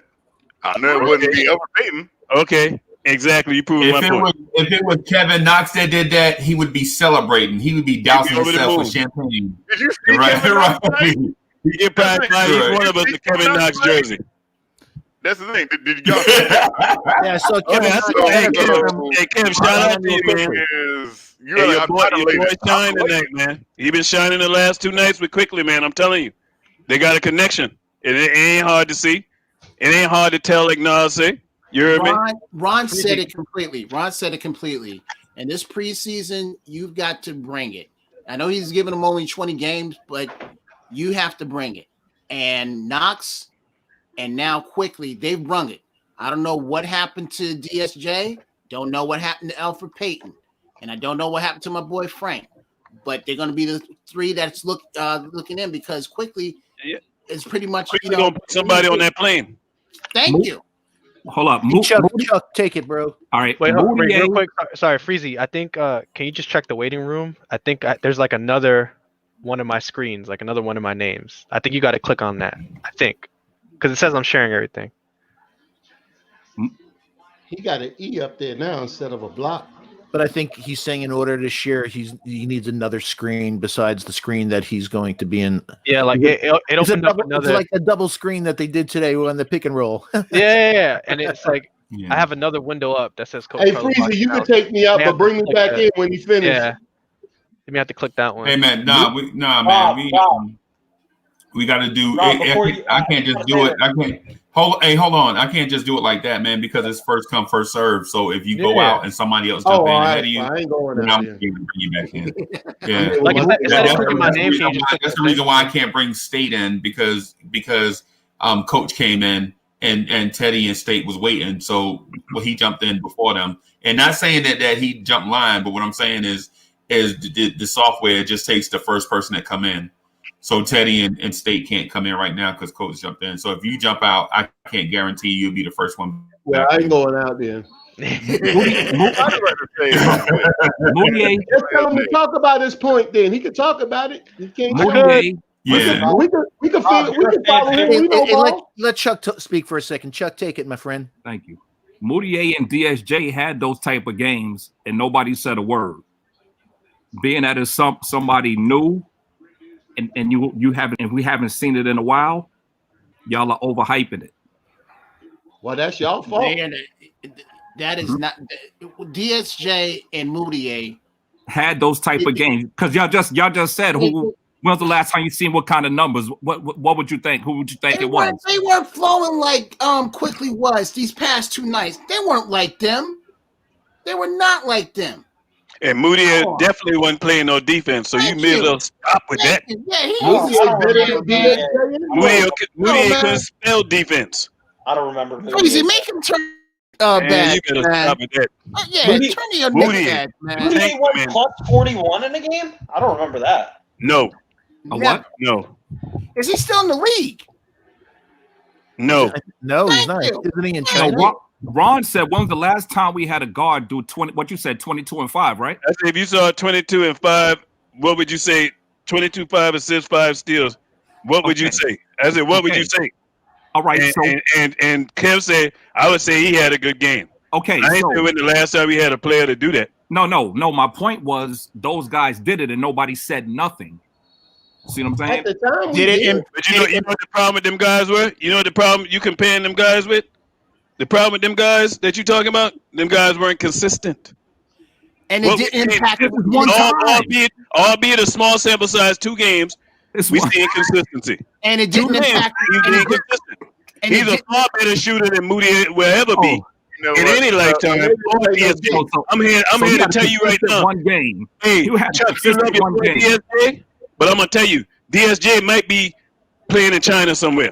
That plane got his name. He might be riding cockpit with the pilot. He gonna be flying up out of here.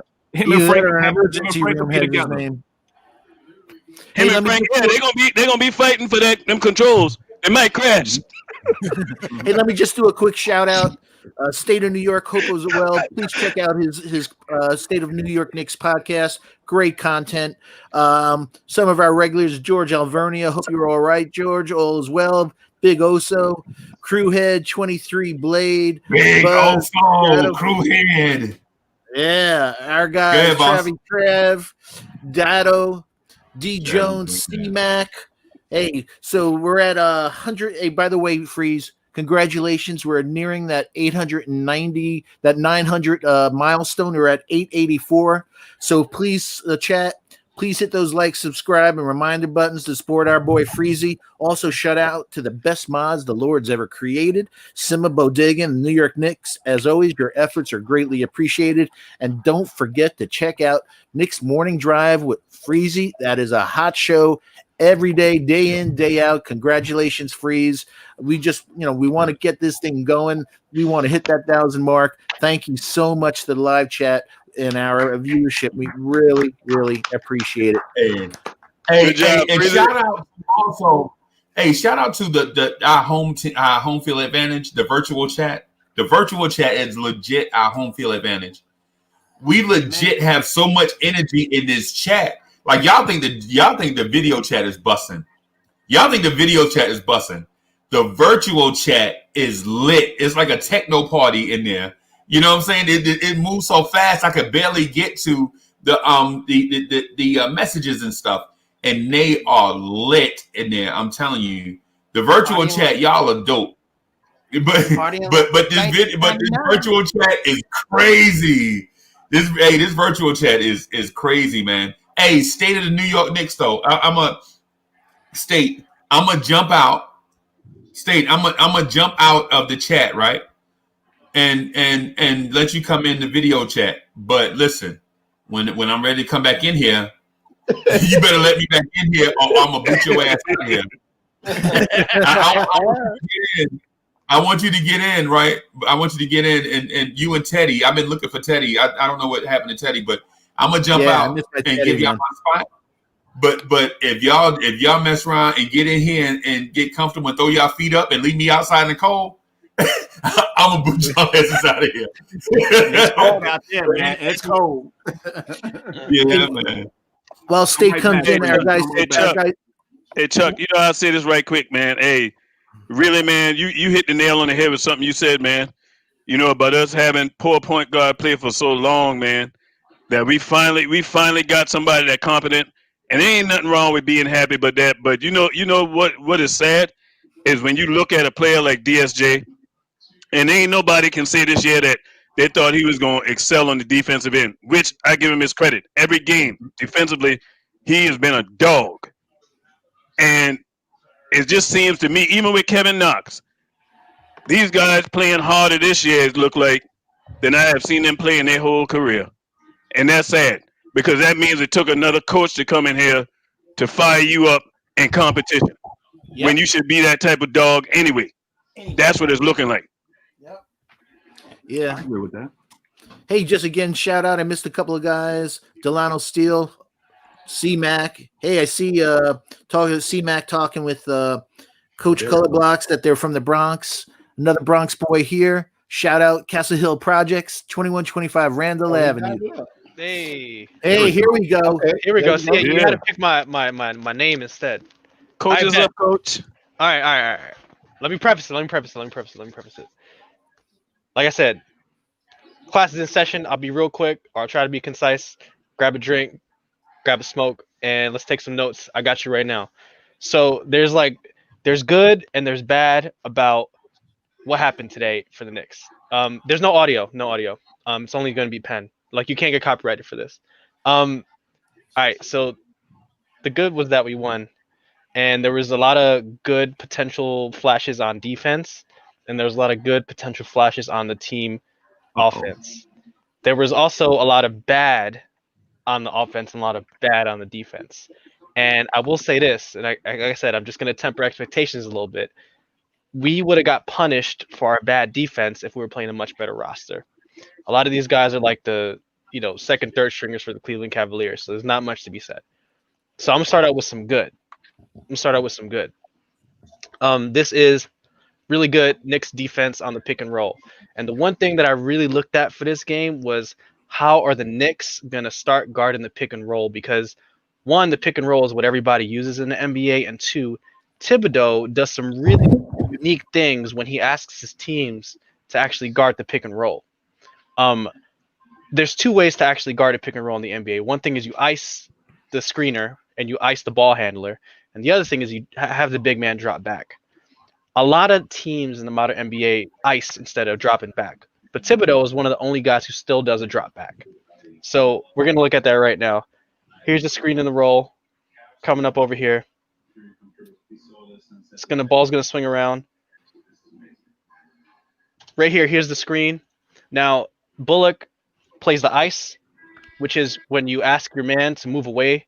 You ask the ball handling point guard or the ball handling guy asking for the pick.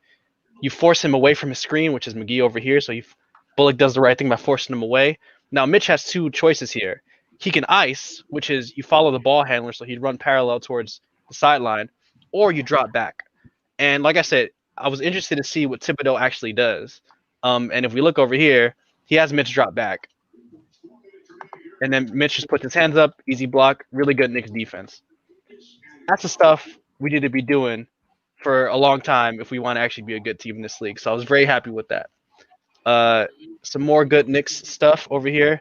This is the transition hoop. I'm going to skip around so we don't get the copyright stuff. We won't, I promise.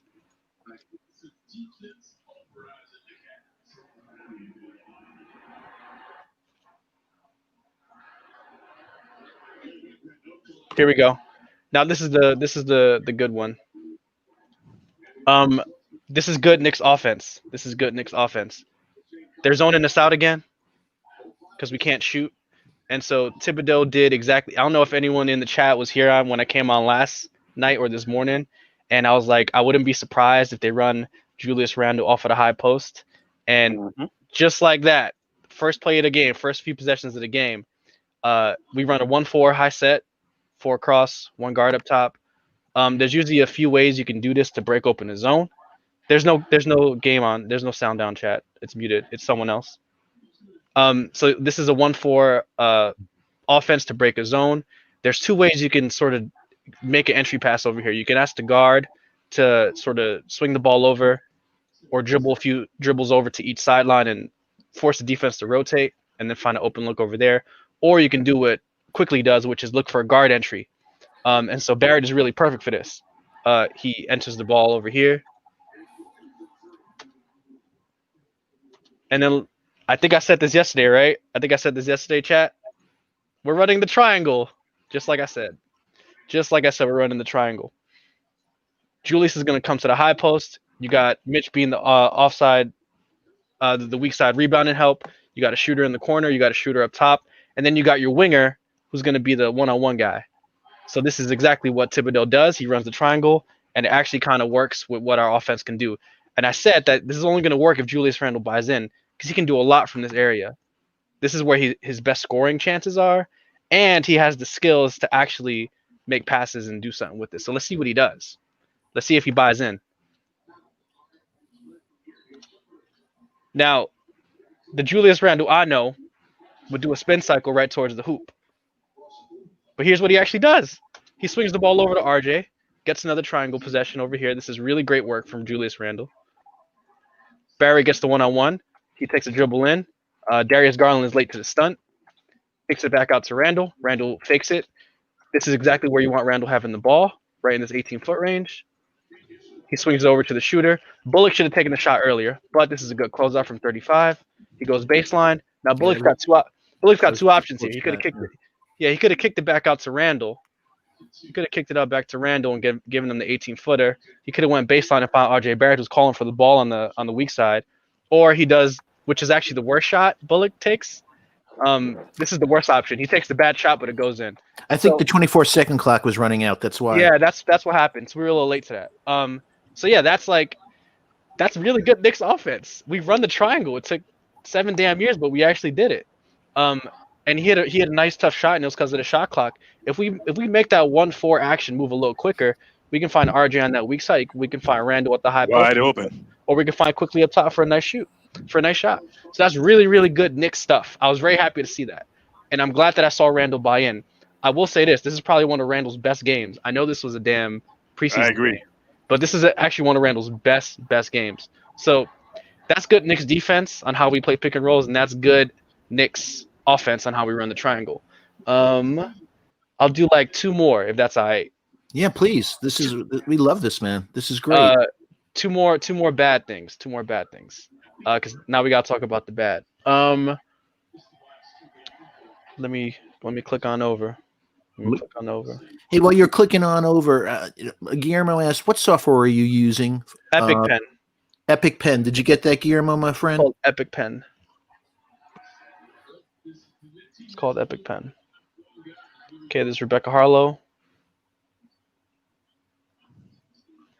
This is my dream. This is bad Knicks defense, and this was kind of the theme. This was kind of the theme for the night, and I think y'all were mentioning it earlier in the chat, but like we actually don't really have great perimeter defense, and this is one of the few things that exploits it. If anything, the conclusion I came to from watching this game, this is just like a few hours of film analysis, right? This is not I haven't had a day to look at this. I will say that our backcourt defense is really inconsistent. There's potential for it to be decent. And like I said last night, Thibodeau is a team defender guy. So we can make this work with the personnel we have. I'm very interested to see Frank in this because this is kind of his shot where he can shine. RJ is very inconsistent. Hold up. Did you say Frank? You said Frank? Yeah, but I'm going to explain why. Because I'll explain why. Somebody's a hater of him, so I just coach. When you're saying Frank, would that be in the off-ball position though? Yeah, because here's the thing about the triangle. Everyone's talking about EQ being the point guard of the future. There's no point guard in the triangle. Doesn't matter. It's just 3 guards out. Gotcha. So it could be anybody. There's no point guard. So here's how we play the screen and roll. Like I said, I'm curious to see if they're gonna ice the ball handler or if they're gonna drop back on the ball handler. Now, typically, here's where like the IQ stuff comes in, not EQ, IQ, and if people actually know what they're talking about.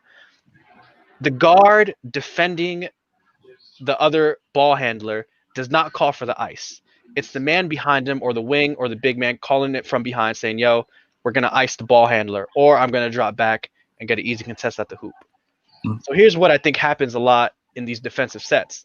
It looks like the guards are not talking to the big man about when and who is icing or if we're doing it or not. So there's a few times where we're like half icing and half dropping, and at that point you're just not playing defense anymore. So here's the screen and roll. High post action up top. Okay, now here's where it works. I think this is EQ over here. No, not EQ. This is Bullock. So Bullock's got two choices here. He should, if Mitch calls the ice. So I don't know who said it or who didn't. If Mitch calls the ice, then Bullock has got to step in and hedge the ball handler, and then Mitch is going to run parallel and stop McGee from cutting to the hoop, and then Randall just drops back, EQ drops back, and RJ stays put where he's at. He stays home, and that will be just like the first possession I showed everybody. But here's what actually happens: someone is not calling something, and so he plays to the screen. Bullock does, so this is incorrect. And then you can see Mitch. He looks confused. He's like, "What do I do here?" And so he ends up switching, and Garland gets an and 1. Because if you ice the ball handler, that allows that sends the big man out to the ball handler and allows the guard on our team, so Bullock in that case, enough time to recover. But because no one called it, Bullock was stuck under screens. Mitch didn't step up. No one rotated on the help defense, and then that was the and 1. So that's bad Knicks defense. And mind you, this is like the B team with the Cleveland Cavaliers. If we do this against the Brooklyn Nets, it's going to be an issue. If we do this against the Boston Celtics, it's going to be a problem. So that I wasn't so happy with. There's 2 more. One more bad and then one more good, and I'll let y'all guys go. Hey, somebody's got something playing. Somebody's got something playing in the background. Hold on. Somebody's got something playing in the background, and if y'all don't turn this off, I'm gonna boot everybody out the chat because we ain't gonna get a strike just for somebody being slack. If you got something playing in the background, turn it off. Hold on. Oh yeah, I think this is one of the worst ones. Sorry. Well, people figure that out. Was that it? No, it's Free. actually this one. Oh. Yeah. Yeah, the sound is gone. Yeah, this is the one. All right, bet.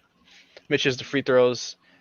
This play. This is bad Knicks defense. This play is calls for alarm. I hate to throw up like the red flag kind of thing, but this is a red flag play for me. The guys on the floor for Cleveland are awful. It's like Okoro, Garland, Don Maker, CD Osman. Like, this is bad. This is really, really bad. The Cavaliers in this offensive play run a horn set.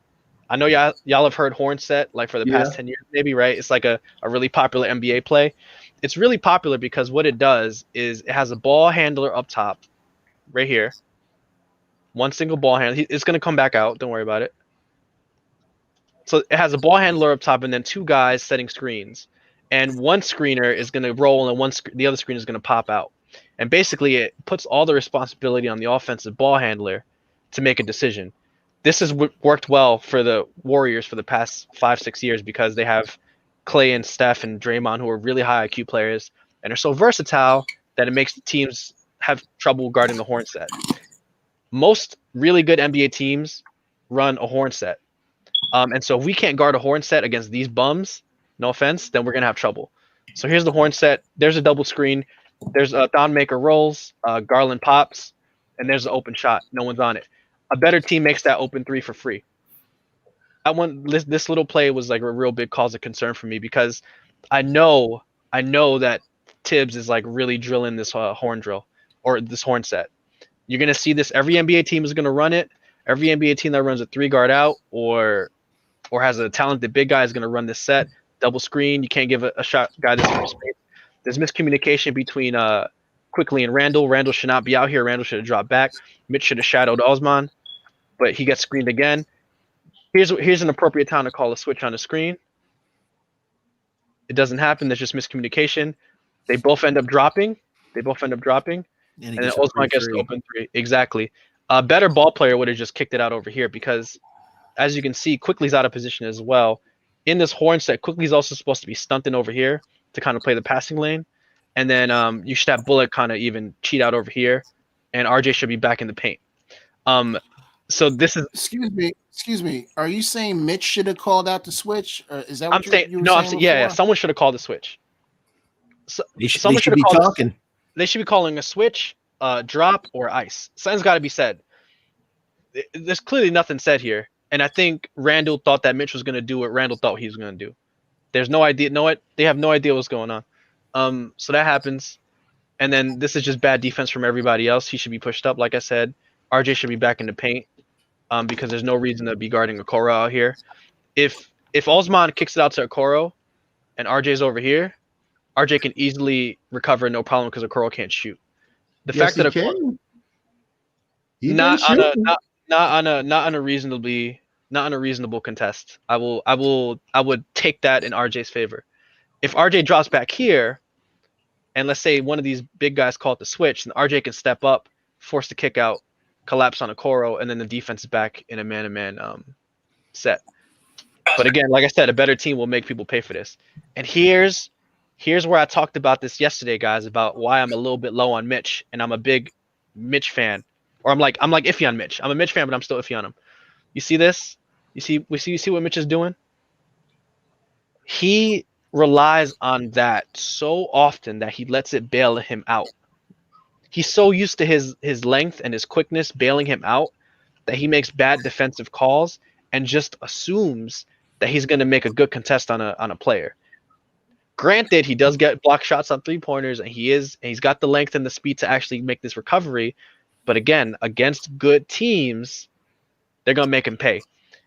If this is Kyrie Irving, that's a 3. If this is Jason Tatum, that's a 3. Does that make sense? So he can't. It's a 3 all night. It's a 3 all night. He cannot rely on his athleticism to bail him out. Because looking back on this play, it was actually Randall made the right call by dropping back. Should have been Mitch who switched over. RJ should have been dropped back over here, and they would have been okay. So, but how many centers can cover that space in the league? That's the thing. He can, So he needs to use that athleticism for good. Not he needs to use his powers for good, not for evil. Does that make sense? Like he uses his athleticism to bail out bad defense from him. When in reality, he should be combining IQ and learning the game with his athleticism, and he'd be one of the best defensive players in the league, easily. But instead, he just makes these boneheaded decisions or lack of decisions because he just relies on his athleticism to bail him out. So that's going to be a big point of contention for me all year. And if I'm Tibbs, I'm like, well, shit. You know who would not make this mistake and who's still athletic? Nerlens Noel. Nerlens Noel is that athletic and that quick and that long to make this play and still be smart enough to drop back or ice the screener. So that's my little beef with him. And then last thing, and then I'm done. At least Mitch didn't have any fouls, though. To be fair, He didn't. And like I said, I think this was Mitch's best game for a long time. Like I think it was one of his best games as a Knick. Yeah, he had the highest plus minus at plus 46 tonight. he played Yep. well. I Well, 100% with agree. good coaching, we think he's gonna figure it out. With good coaching, now he has good coaching. So I agree. even though I we agree. won by 40, 30, this is something that they would look at like going into playing Indiana. Okay, we won by 30.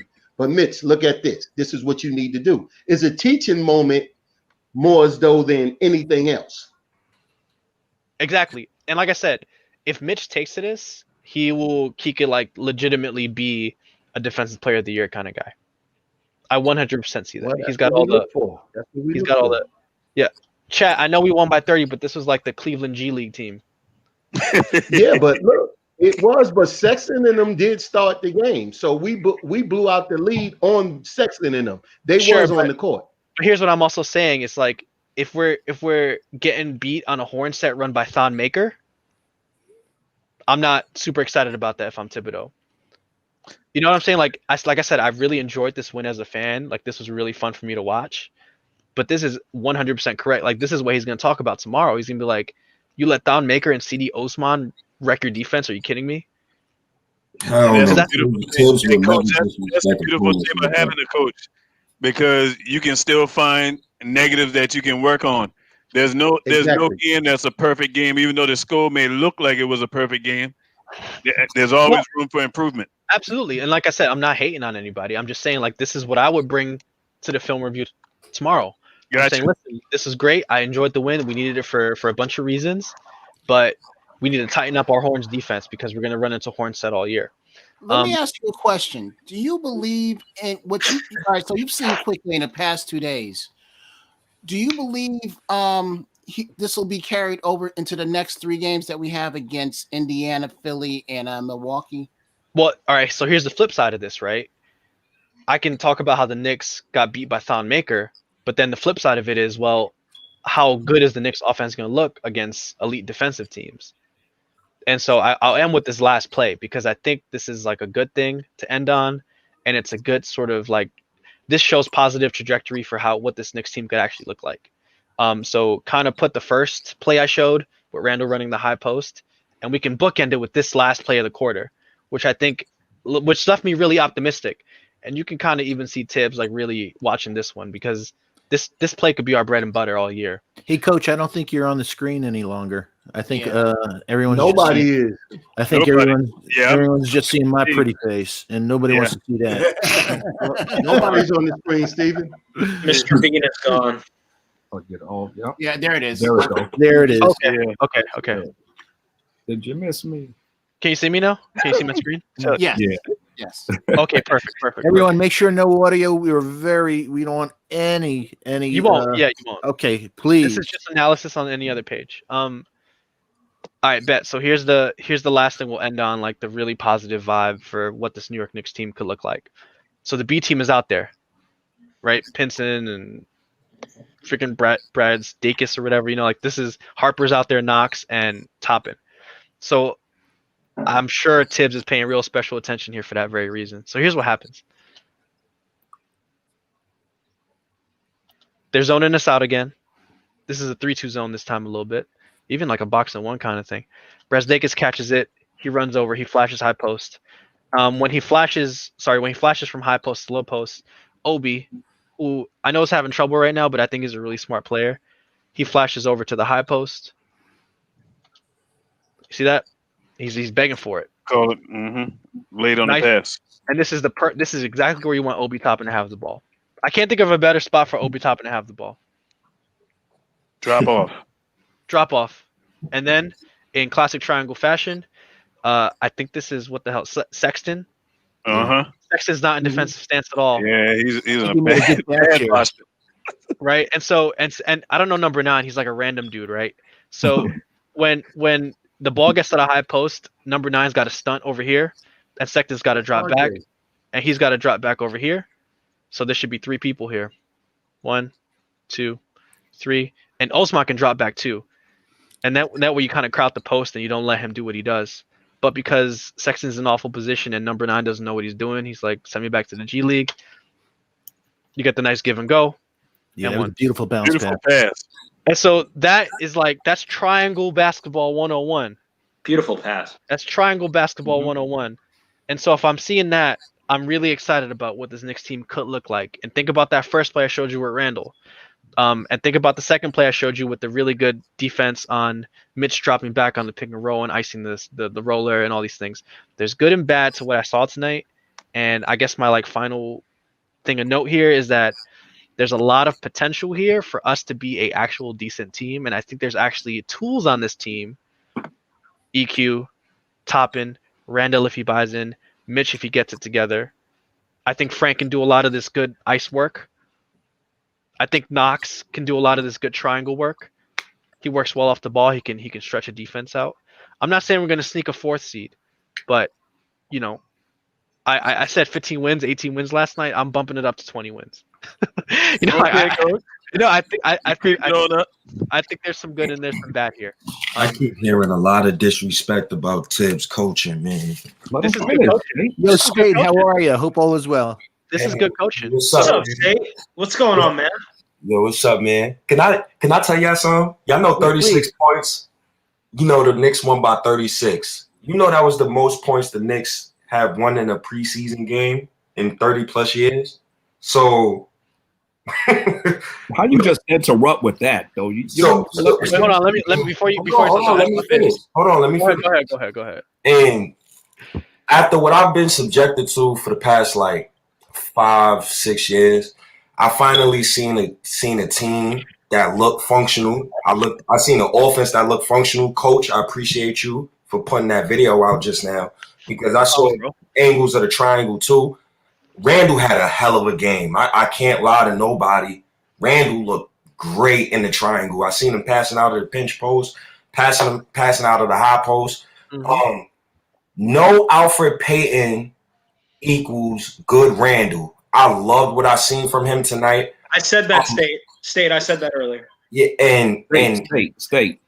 Can you let Coach finish? Because he ain't gonna be here all night. We could do that after he leave. State, you're good, bro. You're good, bro. That was really my last words. I think there's a lot of good offensive and defensive potential here. We're not gonna set the world on fire, but Tibbs is already putting in some stuff that is still decidedly Tibbs, but he's also adapting to the modern NBA, which is one of the big concerns we had with hiring him. He's doing a lot of unique pick and roll work with the defense. We got to see how the players adapt to it. And he's already brought over the triangle. It took 2 games for him to bring it over. Just like I said yesterday, Randall's going to run high posts. You're going to have guys running off screens. RJ's going to run the low block. He's going to post up more. He's going to run off ball screens. It should be good. Be excited about this win. I hope we build off this. I don't think we're going to smack Philadelphia, but we might put up a fight. That's really it, y'all. I appreciate it. Thanks, Coach. Coach, we'd like to have you come on a regular basis and do segments like this. This is really educational. We see the good and, like you said, the bad, the ugly, but we see when we watch the game, we're going to be looking for these things to see if they build on that and they're doing the right thing fundamentally. So thank you so much. The last 2 nights, you've really added a lot to the broadcast, and we appreciate it. But thanks, please, Coach. Make sure there's no copyright issues. We don't want to do anything to hurt our boys. Yeah. Let's see what this happen. Let's see what happens with this. I don't think it'll be an issue. Let's see what happens. Let's see what happens. No, I don't think anything's gonna happen. Like I said, no audio. I'm stopping and slowing. I'm drawing stuff on the screen. I don't think anything's gonna happen. It's like any NBA analysis YouTube channel. So we'll let it rock. Thanks, Coach. Appreciate it. Thanks, Coach. Thanks, man. Coach. Appreciate you guys. Yeah, appreciate it. Nice insight. I'm opening up a spot. I'm just gonna start listening now. Okay, he State, take it, please. Good to What's see up, you. State? What's up, State? Hey man, long time no what's up, see, you heard everybody? me? Yo, what's up, man? Before I was rudely interrupted by Chuck, man. I You know interrupted him. Now let him go with his show. Come on, let State have his time. Man, can the young blood speak, bro? He's Like, just excited. He's just excited about the win. Hey, go, man. Hey, The floor is yours. State, he a Debbie Downer, man. Don't even sweat that. man, he can kill me sometimes. I don't want to be rude because this Freezy show, man. Thumbs up to the chat, man. Thumbs up to the channel, man. Everybody hit that thumbs up for your boy, man, Freezy, man. Uncle Freezy, I appreciate you having me on the show. Appreciate everybody. But overall, from what I've seen this 4 preseason games, I have yet to look at the screen and cringe at the offense that I'm watching. Emmanuel quickly, I feel like if pass management was here, you would throw Alfred at point. But Thibodeau's here. Thibodeau was a part of the regime that drafted Emmanuel quickly. Kenny Payne is here, and Worldwide West is here. So since those 3 is here, and from what I've seen in the small sample size for the past 2 games, I think you got to start quickly by default. It's nothing against Alfred Payton. I know he's a cool point guard. He's okay, but he can't shoot. He can't break a zone. And Randall just looks way better without Alfred Payton near him. Like, this is the Randall I fell in love with at Kentucky, the Kentucky all-time rebounder. This is the guy I fell in love with, the guy who plays within himself. When he plays within himself, he's not averaging 20 and 10. I'm sorry, folks. When he's playing winning basketball, he's giving you about 14 and 8 with like 5 assists with good defense. Lesser raw Randall equals good Randall. So I was very appreciative of his play tonight. RJ Barrett, he looks like a different man this preseason. I'm amazed at what I'm watching. And when I'm watching the most is, what kind of shots is he taking? He's taking good shots. He's going to the basket. He's finding people. I love the playmaking. I love how Tibbs puts the ball in his hands. Love that. Kevin Knox, these last 2 games. We're gonna get to all of that, State. We're gonna go. We just finish up quickly. We're gonna go to Kevin in a second. Oh, but all right. So yeah, man. Like I'm happy. I love what I've seen. I have no complaints besides get Alfred Payton off this roster. ASAP. Fly him, JFK. I don't care. Just get him out of here. But everything else, we good. I love. Hey, Stay. We trying to do it in the order, so that we won't miss people's points. And so Foxy is running point guard for that. So he trying to just line it up, run offense for us, so all the shooters can eat. You know what I'm saying? So instead of us just going ad hoc and off the cuff, just so that everybody can follow a flow. That's what Foxy was talking about. Like how just now you made like 6 good points, right? And ain't nobody gonna pay him no attention because all they're gonna think about is the last thing you said. You know what I'm saying? So we want to kind of do it in a flow where once you make your points, everybody can jump in and co-sign and give you that for your good points and thoughts and stuff. You know, that's what Foxy was talking about. He's just gonna be Foxy is gonna be our Mark Jackson tonight, so that everybody can eat. Hey, y'all good with that, right? Everybody straight with that, right? Yes, sir. Good. We're like the Brady Bunch now. Good. With it set up. Let's do this. Yeah. Good points, State. Good points, State. I enjoyed that. My only thing though with State is so State said like 6 good things back to back, and we can't even chime in and talk about it because when you're doing back to back like that, you know what I'm saying, all the points previous lose steam. Oh no! I just got here 2 in the morning, so I was just flowing. Like I had so much on my mind. Like I was. Now we respect that. Absolutely respect. I say you good money all the time. You good money. Period. What I'm saying is, I appreciate that. Out of respect for your thoughts, we just need to hear them one at a time because you know what I'm saying. we just can't follow the flow. You know what I'm saying? Like we want to jump in and co-sign, or maybe jump in and disagree, or jump in and do whatever, but we can't do them when they back to back. You know what I'm saying?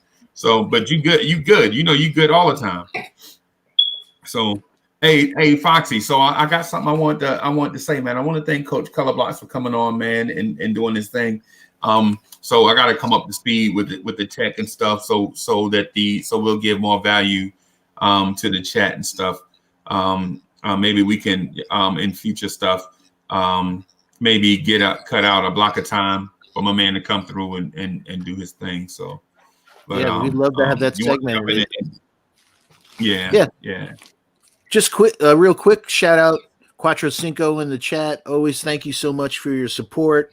David Bloomberg, Quiet Money, App Trader, Crewhead, Gus Aroso, Ace Canty, Big Oso.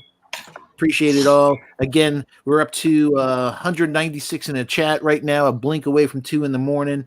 We have 143 likes. Thank you. Salute to that chat. Please hit those likes, subscribe, and reminder buttons to support our boy Freezy. Also, again, shout out to our mods. Sima Bodega, New York Knicks, for all you do. It's greatly appreciated. And also, again, don't forget to check out Freezy in the morning. The Prince, man, you're hot. Saw you on several days this week with Freezy in the morning. Great stuff. So we're going to be segueing now over to Kevin Knox. And Mr. Wright, you're going to kick it off in a second. I'm just going to say that you could see that his confidence is soaring. You could see that quickly was putting him in his spots to be successful. He's in his rhythm. Just a real quick, he did 20 points tonight, 7 of 10 for shooting, 6 for 7 from the 3. He didn't get to the foul line. He only had 1 rebound, which is not too cool.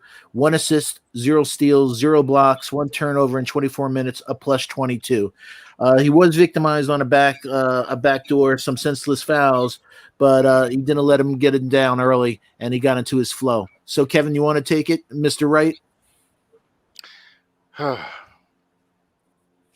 I'm going to say this, and people might not agree with me. Kevin Knox can score 20 easier than anyone else on this roster. And I say that because he doesn't need the volume of shots because of the role that Kevin Knox is playing. If he's just going to stand outside. I want to say this. This night started off by saying that Emmanuel Quickley saved Kevin Knox's career. And I'm going to say Kevin Knox has spent basically a whole season, as he said, shooting 1,000 times a day. We're working with people like Lethal Shooter and Rick Brunson to perfect his shot. And so it's a disservice to Kevin Knox and the work that he has put in to get his shot where it is, to say that someone else helped him get off. Well, all he needed was just open shots. And I understand the setup, but let's take it out. Kevin Knox hit those shots. Emmanuel Quickley didn't hit those shots. It was Kevin Knox. Kevin Knox can be open all day and still break those shots. It's a testament to his work ethic that he went 6 for 7 from 3. And actually, if I'm not mistaken, he's like 9 of 10 in the last 2 games or the last 5 quarters from 3. So with that being said, when I say that I say if there was an All-Star weekend this year, Kevin Knox would have been in a 3-point shootout this year. Kevin Knox is going to jack up. What are we talking about? That man can't make his own shot, though. About Kevin Knox. Can we talk about Kevin Knox? What are we talking about? Freezy, can I get Kevin real quick, man? Can I? Because I'm a Kevin Knox fan. Because we all know I can hold my own when it comes to Kevin. Like, there's some people who disagree with my sentiments. So I've been listening to you all night, right? And you've been discrediting Emmanuel Quickley. And I'm a Kevin Knox fan. And Kevin Knox is point guard dependent. When I say point guard dependent, I mean he needs a pace and space point guard to thrive. There's a reason why he looked good next to Shai Gilgeous-Alexander, a.k.a. a pace and space point guard. Now, I find it funny how when you watch these last two games, Emmanuel quickly was on the floor. Kevin Knox was able to find his shot. You don't piss that off. You don't scratch that out your head. I can't scratch that out my head that DSJ and Knox was the worst pairing in basketball last season. The worst on-off court plus minus. Like, they was the worst pairing. Knox don't have chemistry with DSJ. So it seems like Knox produces with Emmanuel quickly, right? I think Knox produces if he takes wide open shots, regardless of who's giving him the ball. So the point guard gets the gravity drawn to him in order for Knox to get those open, clean looks. So here's my thing. Moving forward, if any point guard created this, as long as, like I said, anybody who takes an open shot should hit it. That's what I'm saying. It makes it seem like Emmanuel quickly was like, hey, Kevin, I was going to the gym for 9 straight months and working on your jump shot. And then I'm going to go later on. But you can work on your game, but he's so young that he's still point guard dependent. So you need him to get a point guard. There's a reason why Obi Toppin looked better today than he did yesterday. Look, your boy Freezy, your boy Jared Harper. I love what he did today. He looked better than DSJ all 3 preseason games. Yeah, he did. And I'm surprised at that. I'm really disgusted at DSJ right now from what I've seen from him quickly and these dudes. But Kevin Knox, I'm happy for him. He just got to keep it going, keep making his shots. He's going to crack the starting rotation in no time soon. I already see it. So we good. But Kevin, stop hating on Emmanuel quickly. Don't come in How here. did it go from me talking about Kevin Knox and me hating on Emmanuel quickly? What I'm saying has nothing to do with Emmanuel quickly. No. Kevin Knox at all has nothing to do with Emmanuel quickly. I'm saying Kevin Knox himself put in the work to put himself in a position. He did. That's what I'm saying. He did. But my last point. And let's not.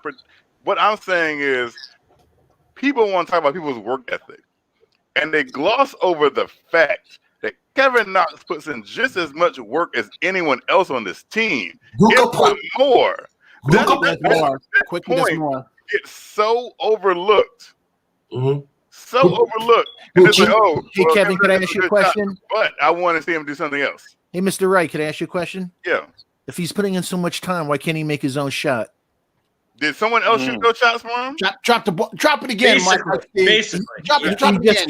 I didn't know that Emmanuel quickly went 6 for 7 from 3 tonight, or someone else. I thought that was Kevin Knox. Corner hot pocket. That is the point of basketball. If you are a shooter, you're supposed to hit wide open shots. But what happens when he goes to this guy right here?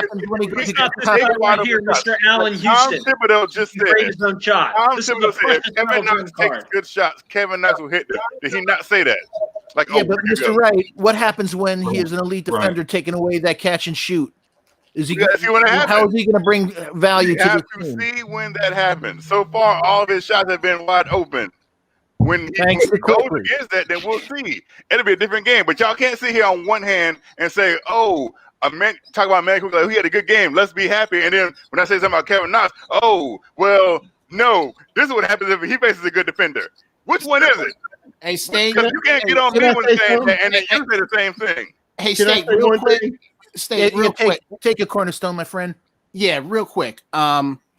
State, he doesn't believe in Emmanuel quickly. And the reason why I say that is because the next 3 games that we have against Indiana, against Philly, against Milwaukee, I gave him the 3-point guards, and he says that Emmanuel is not going to match up against those guys.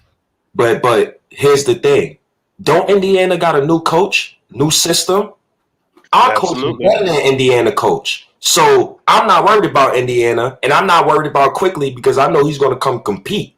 It's all about competing, right? So I know he's going to compete, and I know that Thibodeau and Kenny Payne is going to put him in the best possible situation where he's going to be good. Hey, we fought with Indiana last season with lesser talent and lesser coaching. Come on now. Can I say Latrell, we're going to come to you in a second. Ron, you want to take it? Kevin Knox. What I got to say about Mr. Knox is he looks rejuvenated. He looked like them Houdini acts he was pulling last year. Better than Houdini himself, them disappearing acts. Even this whole preseason, I got to give him his props, man.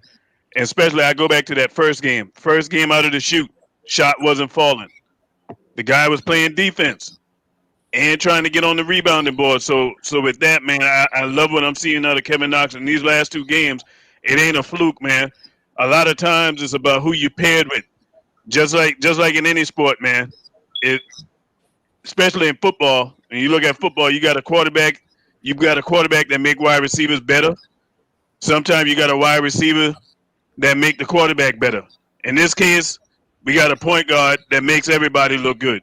And that's what I love. We got one. And everybody should sit back and enjoy it and don't poo-poo it and be like, well, when he faced this person or none of that, I ain't care about none of that. That's a bunch of coulda, woulda, shoulda, if, all that. We ain't got no visuals on that. But what we can go off is what we see. And so Kevin Knox is thriving. The shot looked good. I see a lot of confidence. And shout out to Kenny Payne, man, being here, because I think that was a huge move to get him here to help Kevin more so than anything. So that's what I got to say on Kevin Knox, man. But I want to see him continue to do what he's doing. Yeah, we're going to come to you right in a second, Latrell. Just real quick, everyone. We're really blessed to have really talented and gifted people on this panel tonight. Please go to Ron's Man website and podcast. Same thing with Latrell. Same thing with State. Really fantastic content. Please check it out. It's yours, Latrell. Hey, real quick, guys, I'm going to get off now. I just want to say I had a great night with y'all. I love talking with y'all. And I guess I'll talk to y'all within the next couple of days or so. It's a pleasure. Have a nice weekend if we don't speak. Yeah, we will. Yeah, man. Salute to y'all, man. Peace out. You say about this. Okay. Yeah, right. I got to say, look, Kevin Knox, I appreciate him working on his game. You got to give him credit for being in the gym. I don't dispute that. He made the shot tonight.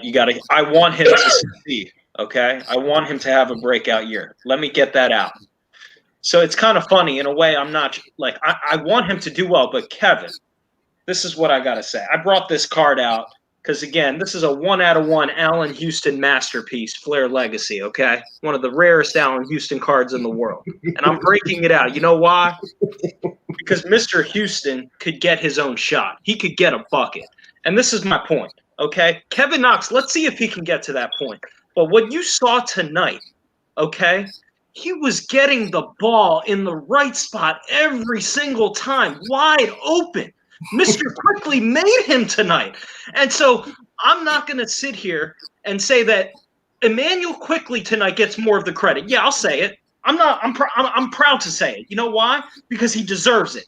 Kevin Knox, I think he's going to be nice. He's going to have a nice year. But you got to put it in perspective, my brother.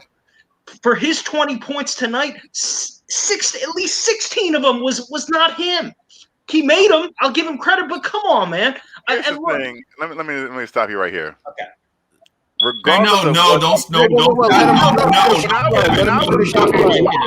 point that I want to make. Goodness, what's that No, sound? we ain't stopping nobody right here because my man gets equal opportunity to speak. My man, he let you talk. He let you talk and have your say. Hold on. What is that, man? Come Might on, be dog. StreamYard. Might be StreamYard. Because it's just an echo. Everyone, please check your apps. You only should have StreamYard up. Cornerstone Kev is still in the box. Maybe that's coming off of him. He's gone, but he's still in the box. Hey, Freezy, can you mute Cornerstone or Hail Mary? Hello? Okay. Hello? It's still got It's that still, weird sound like like a Lou Gehrig speech. Yeah, he didn't take himself out the box. Okay. Nah, we're there. That's State echo. Hey, State, that's you echoing. I think we're good now. Hello. Yeah, we good because I muted State. Okay. Okay, Latrell, please continue. My friend. I only got 30 more seconds, and then it's fine. I'll pass it off to whoever wants to talk. I just got to say this. Look, yeah, I brought my Allen Houston card up only because I wanted to show it off, but I also got a point with that. Allen Houston, man, he could create. I want Knox to be somebody like that, but we got to put it in perspective, my man. I want him to take the next step, but we got to be fair about it. We can't just say crazy things that Kevin Knox is the most clear-cut 20-point scorer a night. I mean, we got to be real about it, about what we're seeing on the basketball court. And tonight, he ate because of the point guard. He needs to be set up right now. When Kevin Knox can get to the point where he doesn't need to be set up and he can get his own, I'd love to see it, my brother. I'd love to see it, but I'm not there yet with Mr. Knox. That's all I got to say, but I hope he does great. Beautiful, man. I agree with you 100%. Can Chuck, go ahead. let Chuck have it, man. Kevin, you got Kev. You had your. So we let you talk for like seven straight minutes. Go ahead. Yeah. Okay. I didn't see no different from the prior 2 years. He's a streaky shooter, so you're gonna have these games where he has 20, and then the next game he'll have 10. The defense is still poor, and the playmaking is non-existent. So that's what you get with him. Poor defense, streaky shooter, and don't get others involved. And he needs that point guard to create for him to score, because he can't do it himself. Short and sweet. Yeah. Can I go? Quick. Yeah, 1 sec. Hey, Chuck. I listened to you on Freezy in the Morning. You had a problem with what I said about DSJ and body language. What was up with that? Yeah. Because you was predicting his body language and you was saying what he was thinking. That's You said he had something on his mind or whatever you were saying. I'm like, but I was positive. I just said the kid looked disappointed. I didn't say anything else. You know, I'm old school. When somebody talks to you, you know, you give eye contact. The coach is talking to him. His head was down, and you don't believe in body language? I believe in it, like in person, but on a TV where you can't hear what's going on, it's hard to say. It's hard to it went from body language to mind reading. Put it like that. Okay, I have a favorite ask though.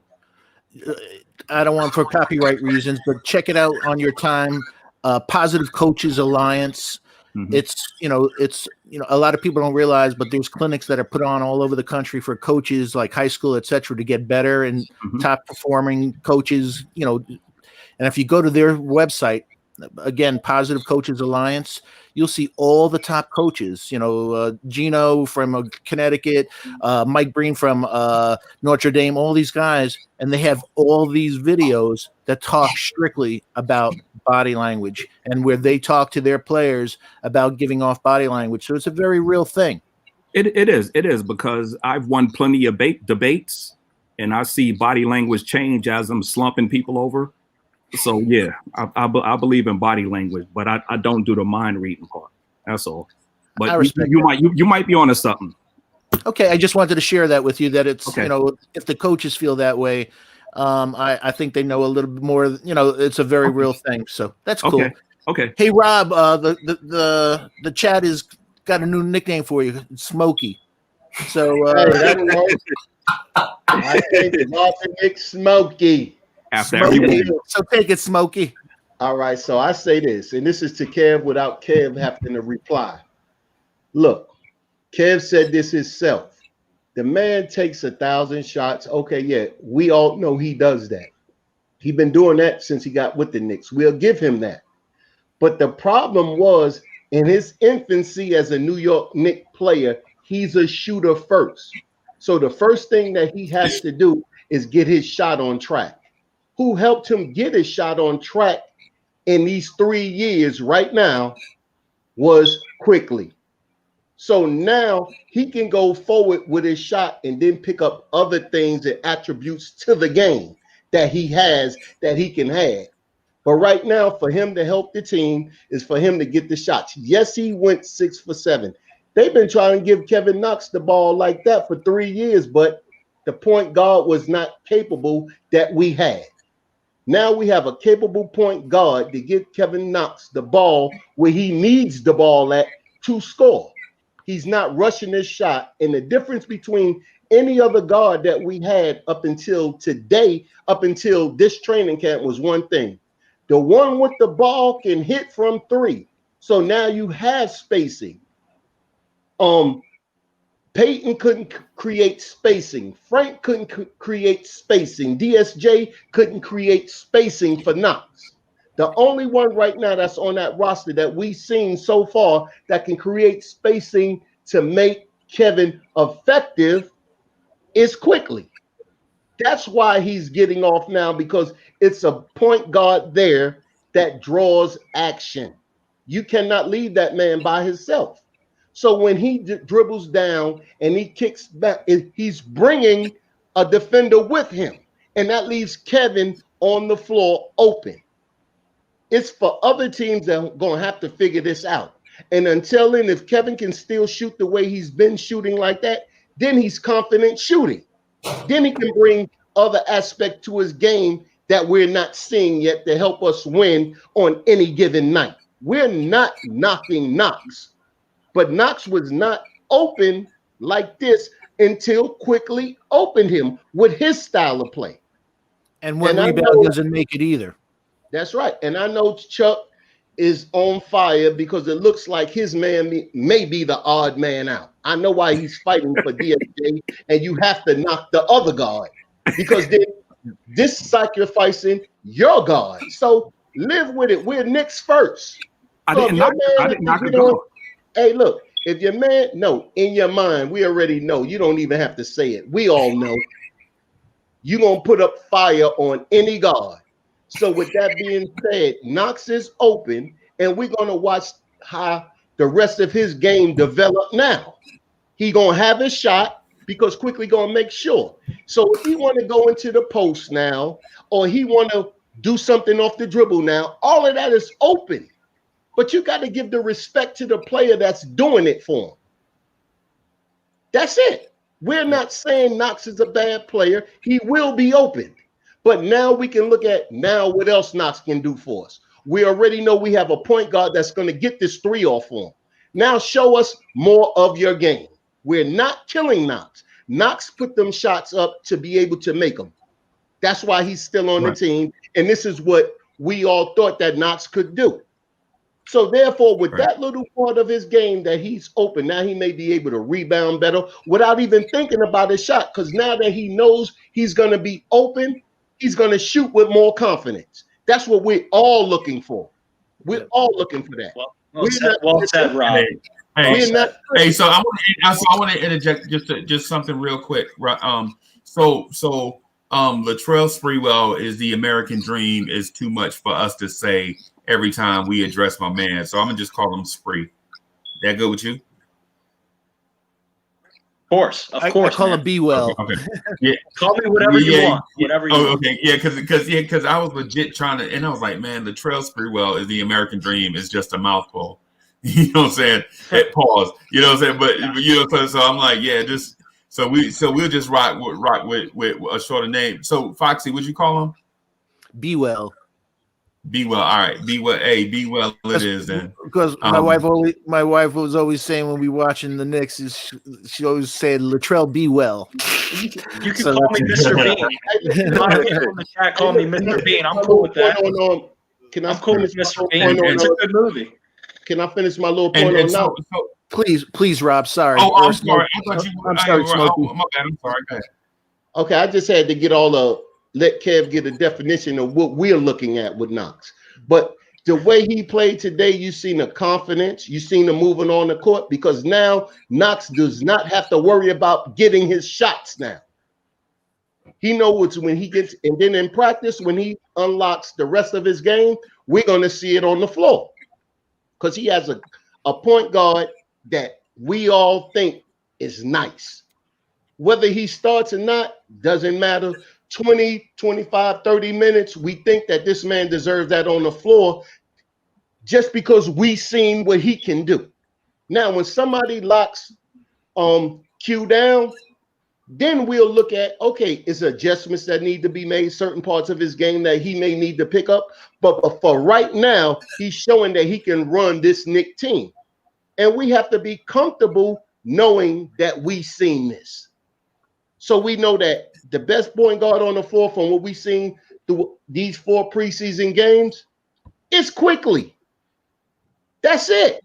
He's the best. He may not even have to start just on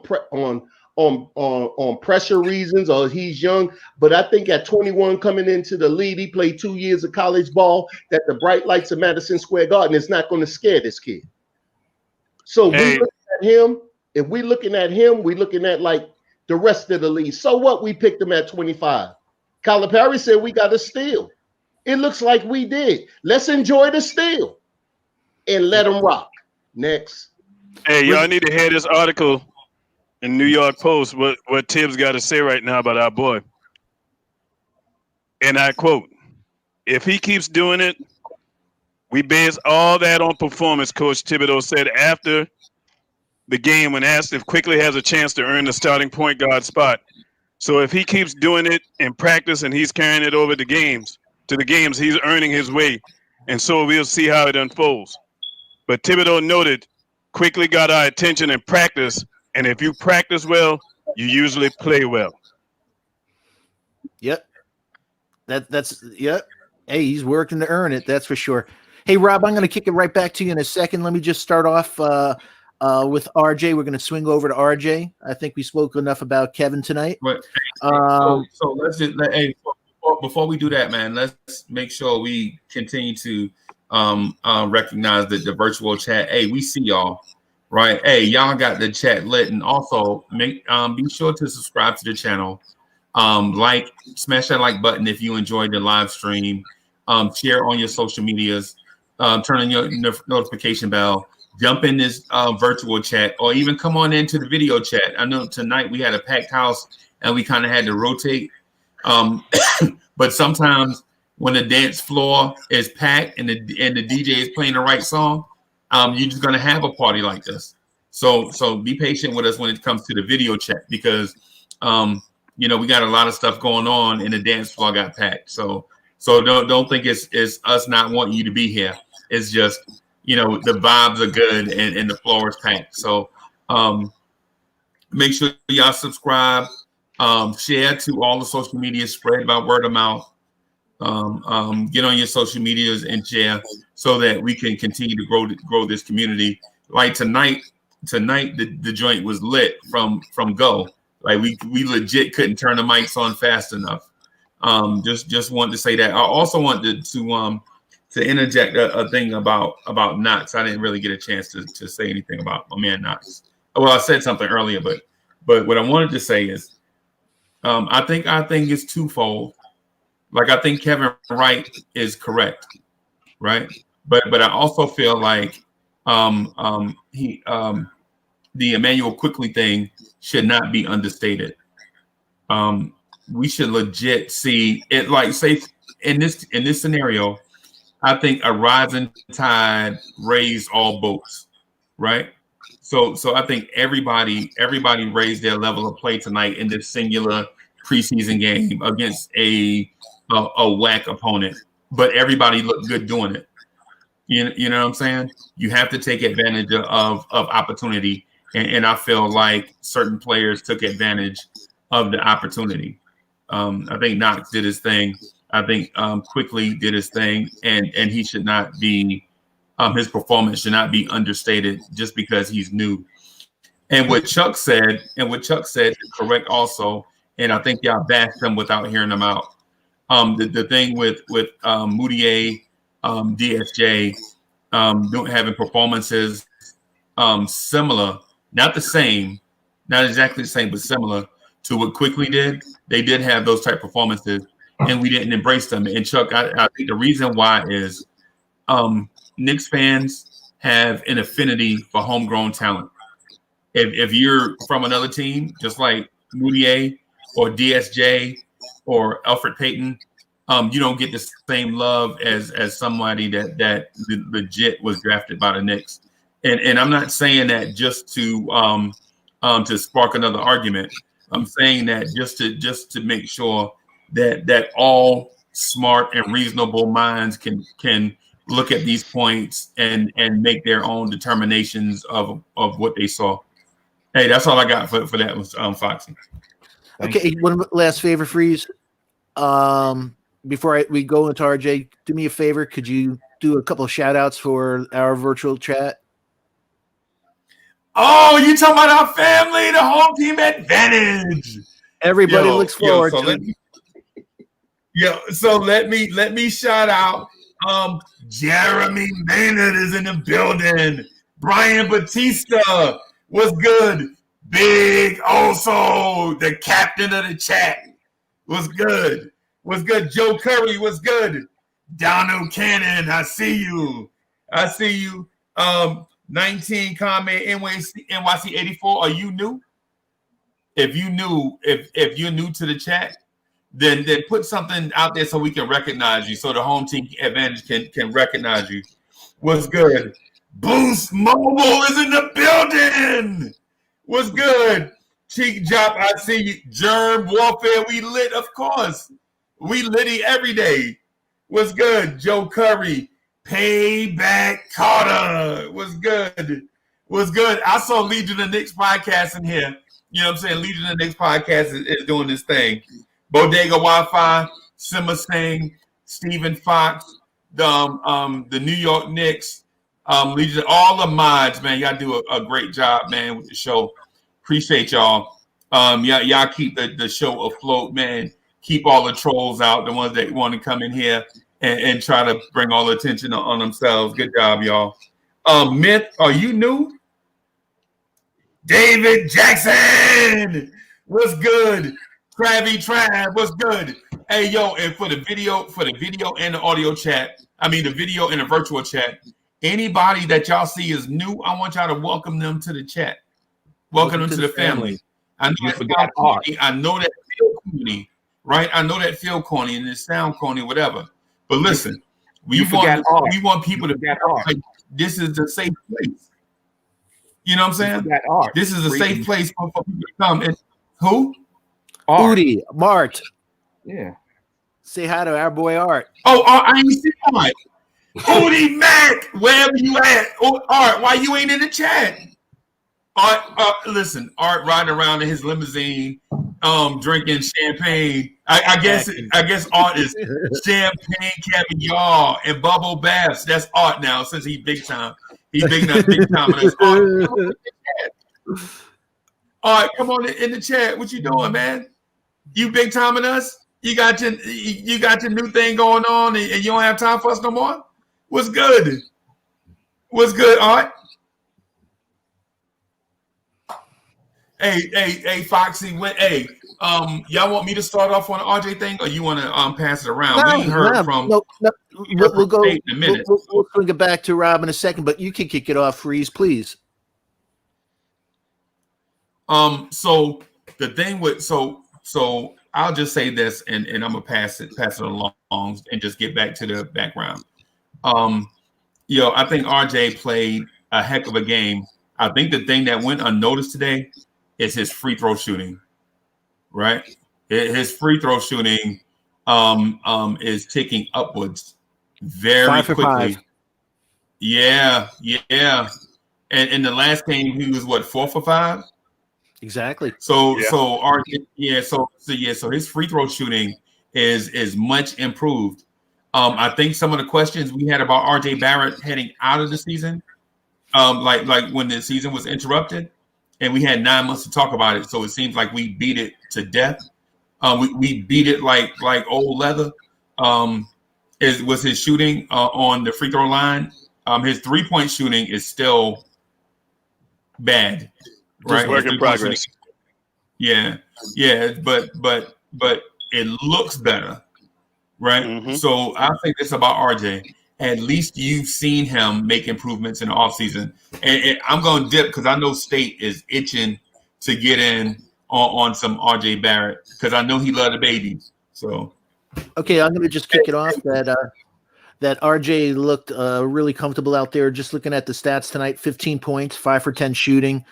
0 for 3 from 3, 5 for 5 from the line, like Freezy was just saying, 5 rebounds, 2 assists, 3 steals, no blocks, 2 turnovers in 25 minutes, a plus 42. And for a second-year kid, you'd swear he's a vet out there. He's just real mature. I'll tell you that if a defender doesn't take away that left hand from him, he's a monster. You're in a whole lot of trouble. I think he does need to pass less in the paint. I think he needs to take those shots instead of trying to pass when he's in there. Like you said, he's really worked on that foul shot, and I think that that 3-point will come around. His defense is at another level this year too. He's got that hand in his, while he's defending, he's got that hand in the face, and I think he's just showing how savvy. He drew a foul on the 3 with the clock running out, so he's showing so much promise. So promise to swing it back to you, Rob. Smokey, you take it. Okay, so RJ, to me, I could make it short and sweet, RJ. What I seen from RJ today was really leadership. You seen leadership on the floor. He didn't get too high, he didn't get too low, and you can tell he loved playing with who he was playing with. That starting lineup that he was playing with, yes, that's part of the game, but he loved playing with his young bros. And he showed it. He showed leadership out there. He didn't have to shoot too much. He ran screens. He did everything for that led up to a win without saying anything. He just went out there with the emotions was tight, like, okay, I love this unit that I'm looking at, that I'm playing with. This is what he thought that he would see playing. They all on the floor together. So it's not by coincidence that they're playing this well. The young boys, they've been playing with each other for 3 years, and they took in what was coming in, like Obi, IQ. They didn't give them no problems. Like, look, we know what these guys are here for. It's our job to take this spot, to take all of these spots, make them all backups to us. They're playing the right way. That team to get in quickly, sometimes you need an engine. And RJ recognizes that he has a point guard also. I don't have to do much. This is what chemistry is. They have chemistry. They're going to listen to the coach. RJ is going to do him to help the team. Everybody is helping each other. Is one thing that I got out of tonight's game. Everybody is helping each other. Even Randall bought in. Now, if Randall buys in this way, he's going to have 30-point games. We know that's coming in that triangle. It's there for him. Randall is trusting. The team is trusting. RJ is the orchestrator of the chemistry. The orchestrator of the team is IQ. Rob, you said something yesterday in last night's broadcast about that you could see Randall being with this team for the whole year and not getting traded. And I thought about you during the broadcast that him in the pinch post, him with the assist and the way he's playing. I agree with you. I could see him being, I agree with Chuck. He's the best player on this team at the moment. And if he brings this to his game and he's not doing the unselfish stuff, the selfish stuff, and he's playing, team ball, I'd like him to be with the team for the rest of the year, man. That's right. I think if they take Quickly away, then it's politics. If you leave Quickly on the floor because he ate what he killed, he killed what he ate, whatever the situation may be. And it's helping the whole team, not just Knox. It's helping everybody. That's important. He doesn't turn the ball over. He passed first, but he can shoot. So we take advantage of everything, and RJ is taking advantage of every look. The defense is tight. Coach Block showed us those were certain plays that, like Ron said, hey, in a perfect game, there's still certain things. But that's what you can talk about in practice. Okay, even though we won like this is what you need to know. Your muscle memory, Mitch, don't jump that shot. Play this. It's easy to teach that after a win. You're more susceptible of listening and doing everything. So these minds are young, like sponges, and they all getting together to do the right thing. It doesn't matter if any player gets moved from the Knicks, even Frank. I'm a Frank guy. I like Frank. But if he gets moved, if he has to get moved just because of quickly, okay. If RJ has to get moved because of quickly, whatever comes down in the next 10 games is going to be real important for IQ. And I think that he can put up the challenge and he can hold it down. That's what he showed me. And RJ was the perfect elder statesman of the floor today. Not by age, by play. He showed everything that we can possibly do with this young team that we have. He even unlocked Bullet. Bullet was having the same problem that Kevin was having. You know, RJ can always, he's a scorer. He's not a shooter. He's going to get points. When a play breaks down, the ball winds up in RJ's hand, he's going to score the ball. We don't have to worry about it getting blocked or him kicking it out of bounds or none of that. If he missed the shot, he misses the shot. Everything is predicated on the point guard. And it looks like right now that we have one. So let's rock with what we have and love what we have. We're not going to look like down the line when he faces this opponent, that opponent. He's learning too. He's going to have bad games. But for somebody to orchestrate the offense on the point guards that we have right now, I have to trust IQ. And if anybody doesn't, they play a liking other than team liking. Because nobody can say what they seen on the floor today was something crazy. That it can't happen again. He shot bad the first game. Bad. But he still affected the team. That's what we want. Nobody else wants that. This is what we want. The rest of the league doesn't want that. This is what we want. We seen somebody capable of doing something that we've never seen before.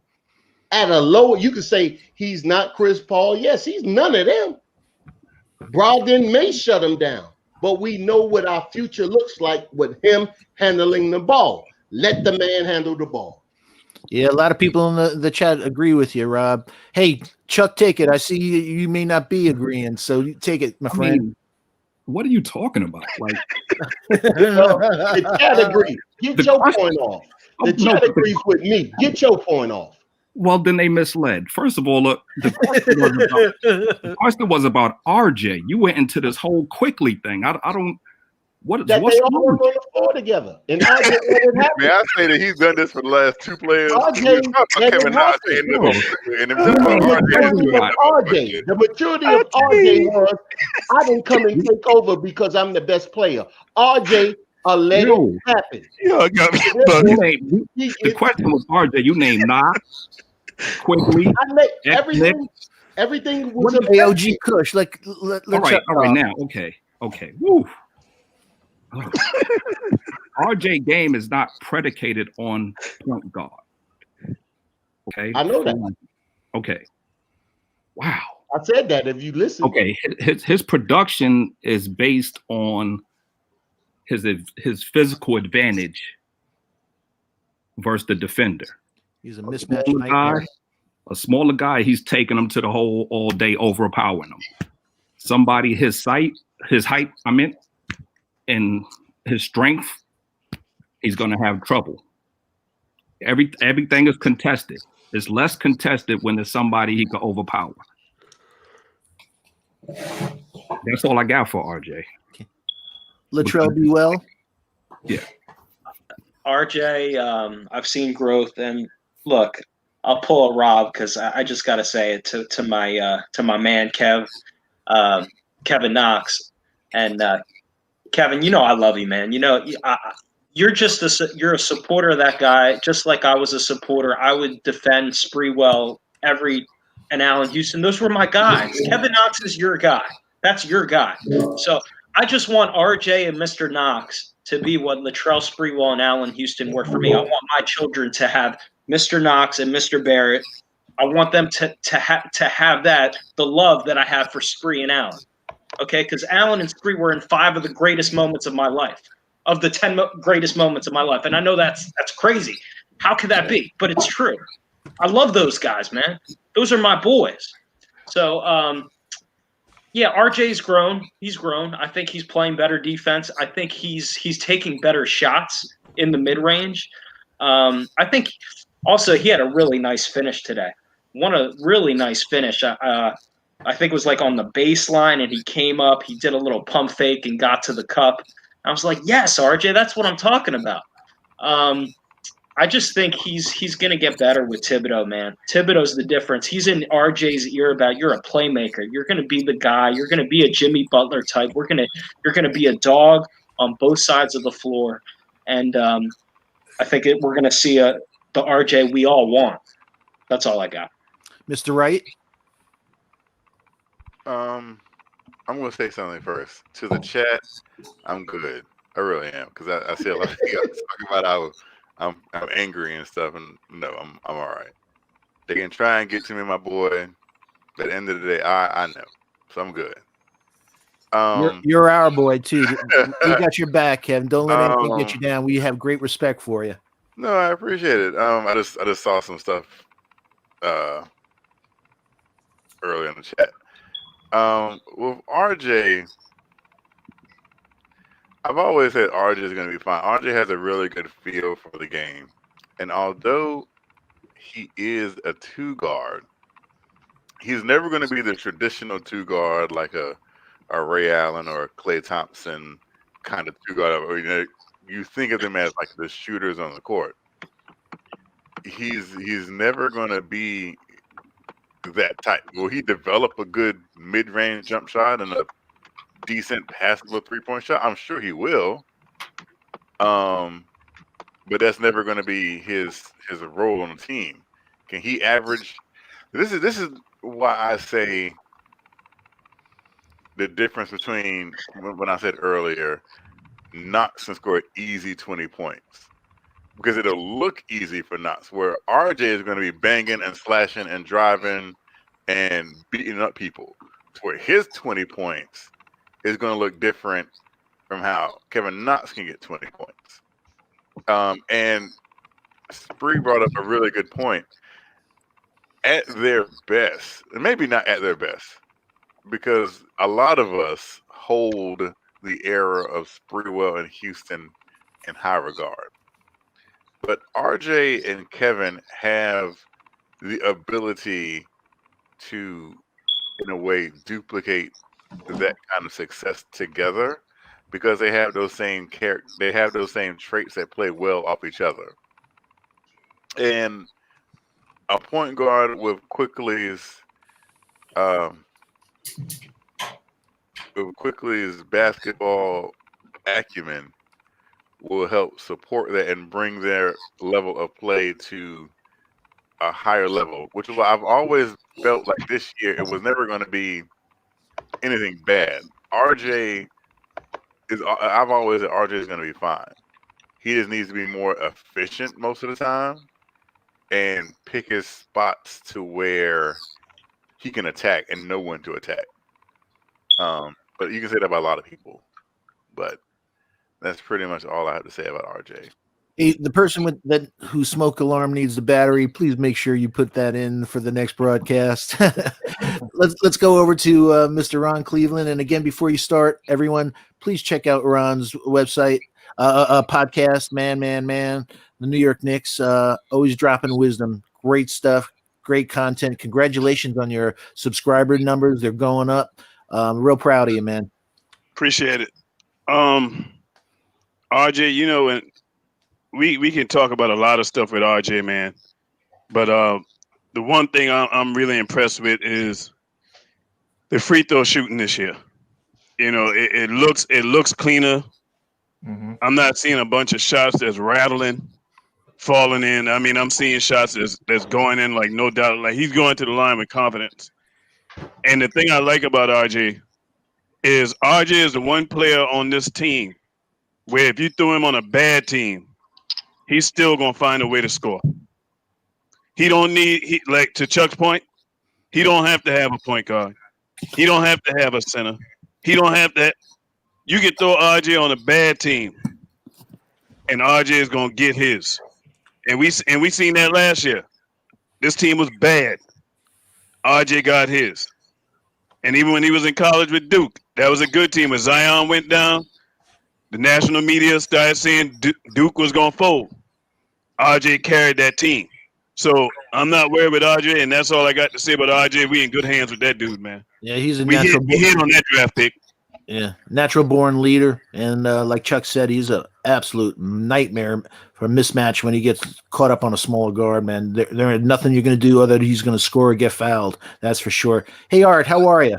Oh, good. How are you? Good. All right, man. Everything good? Yeah. All right. Just watching Mandalorian. So, what's your thoughts? What? That was a great ending. That was a great ending. What's your thoughts on RJ?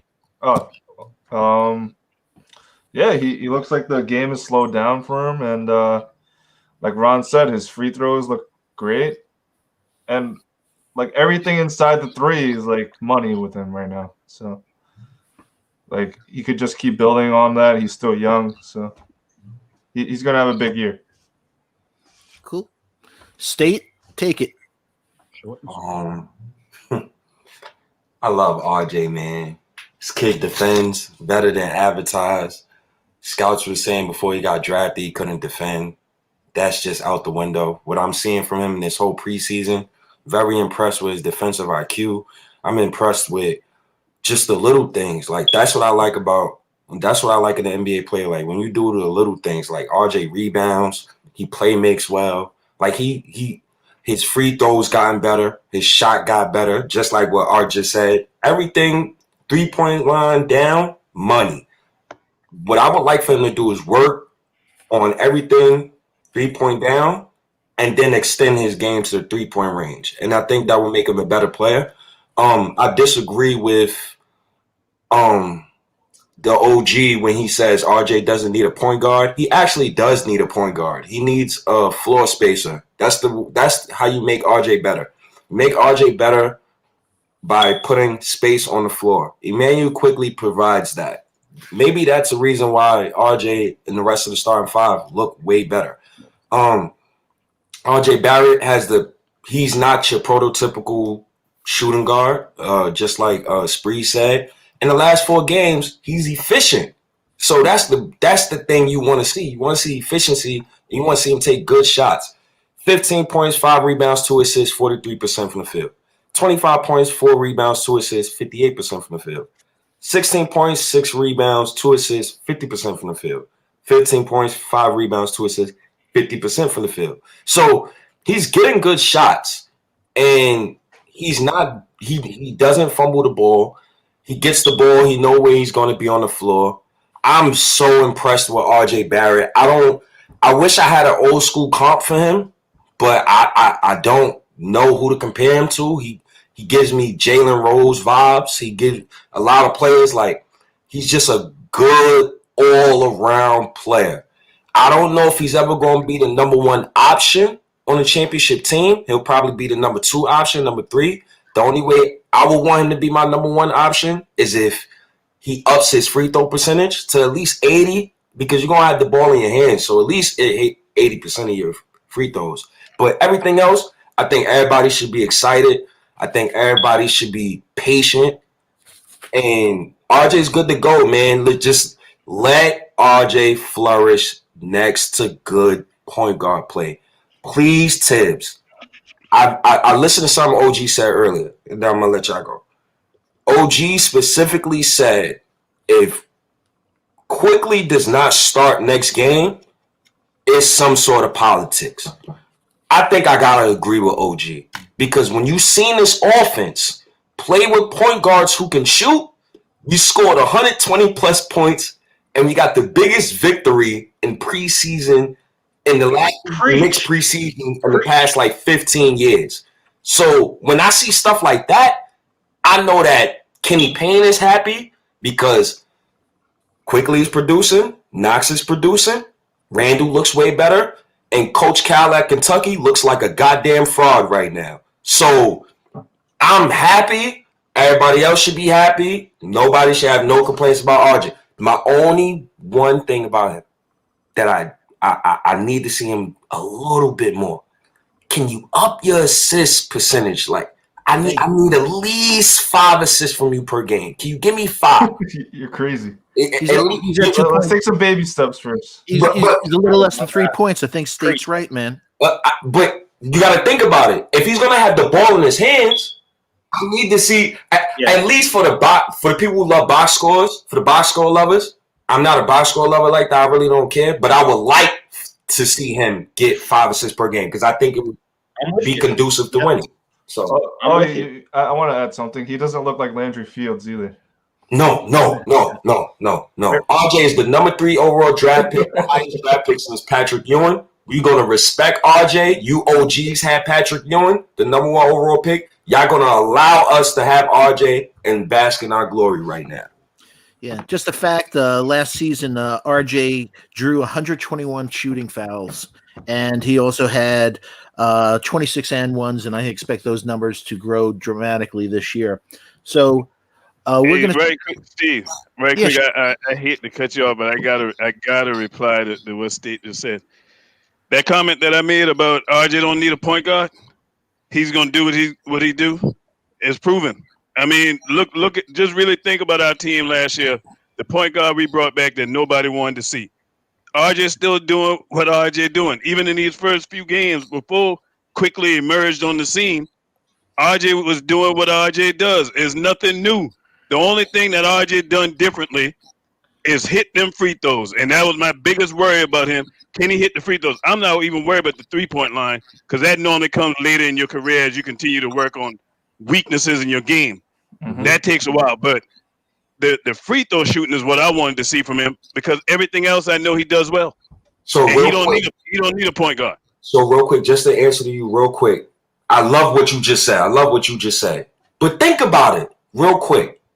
RJ was in the worst predicament roster-wise last season under the worst circumstances with worse coaching, and he still produced 14 and 5.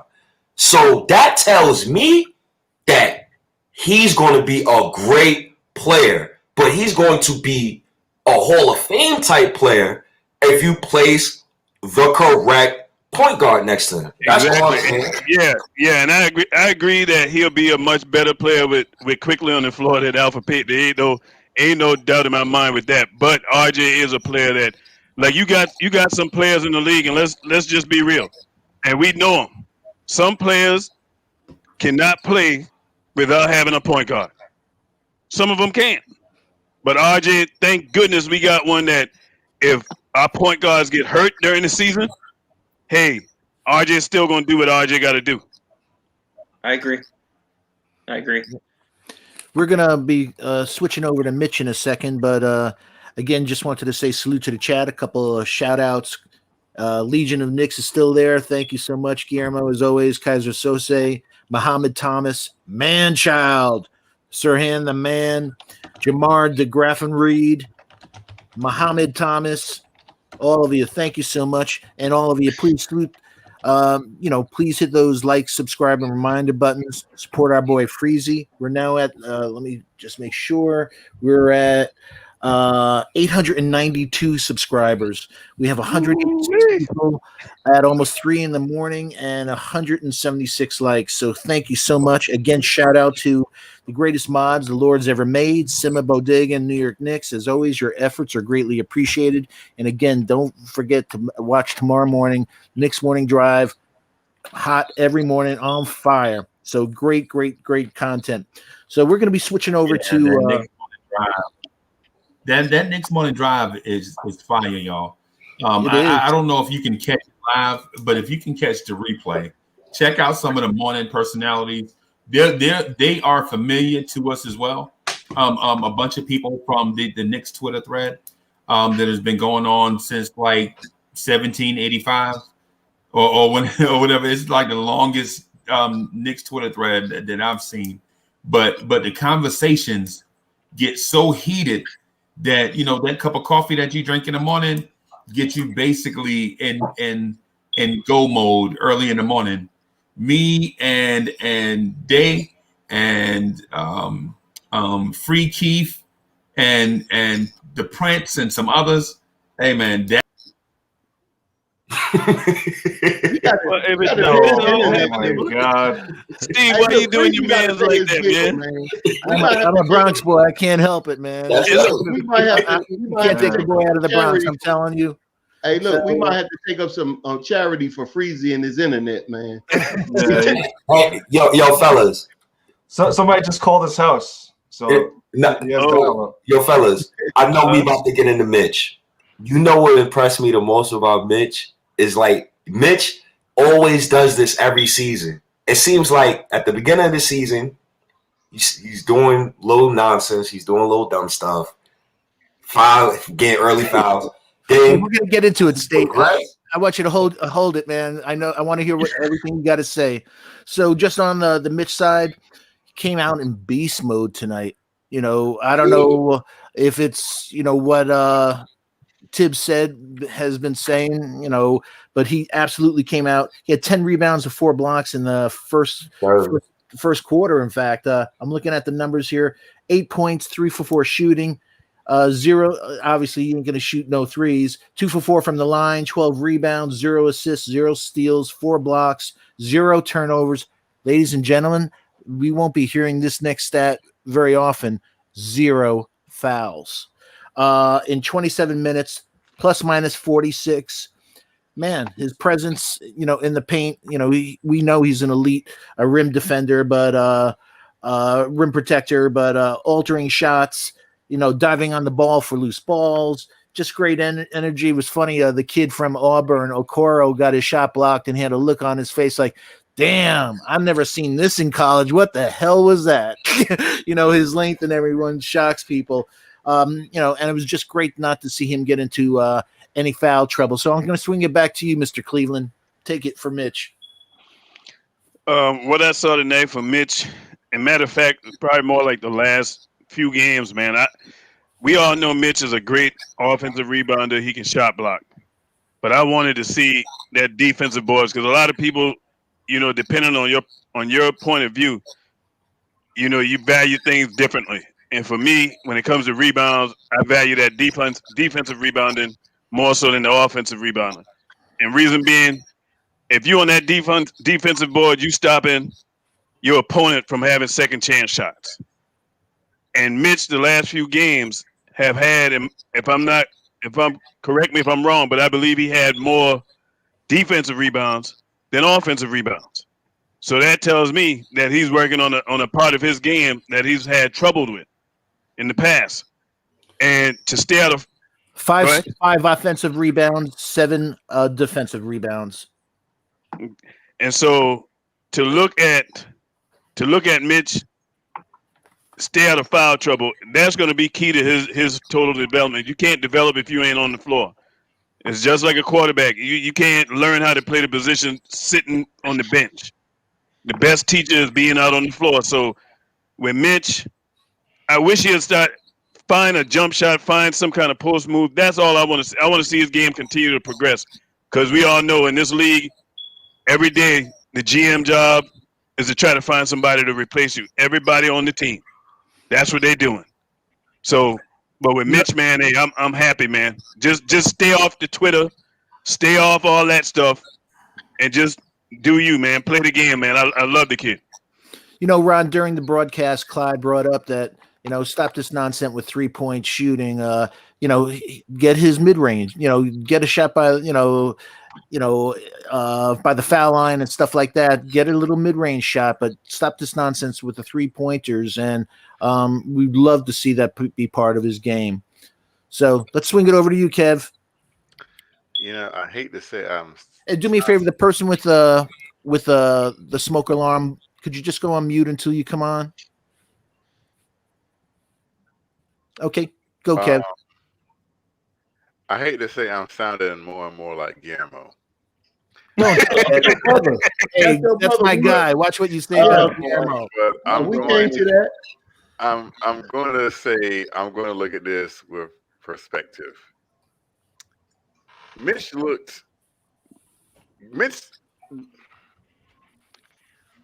Mitch did well tonight playing against JaVale McGee.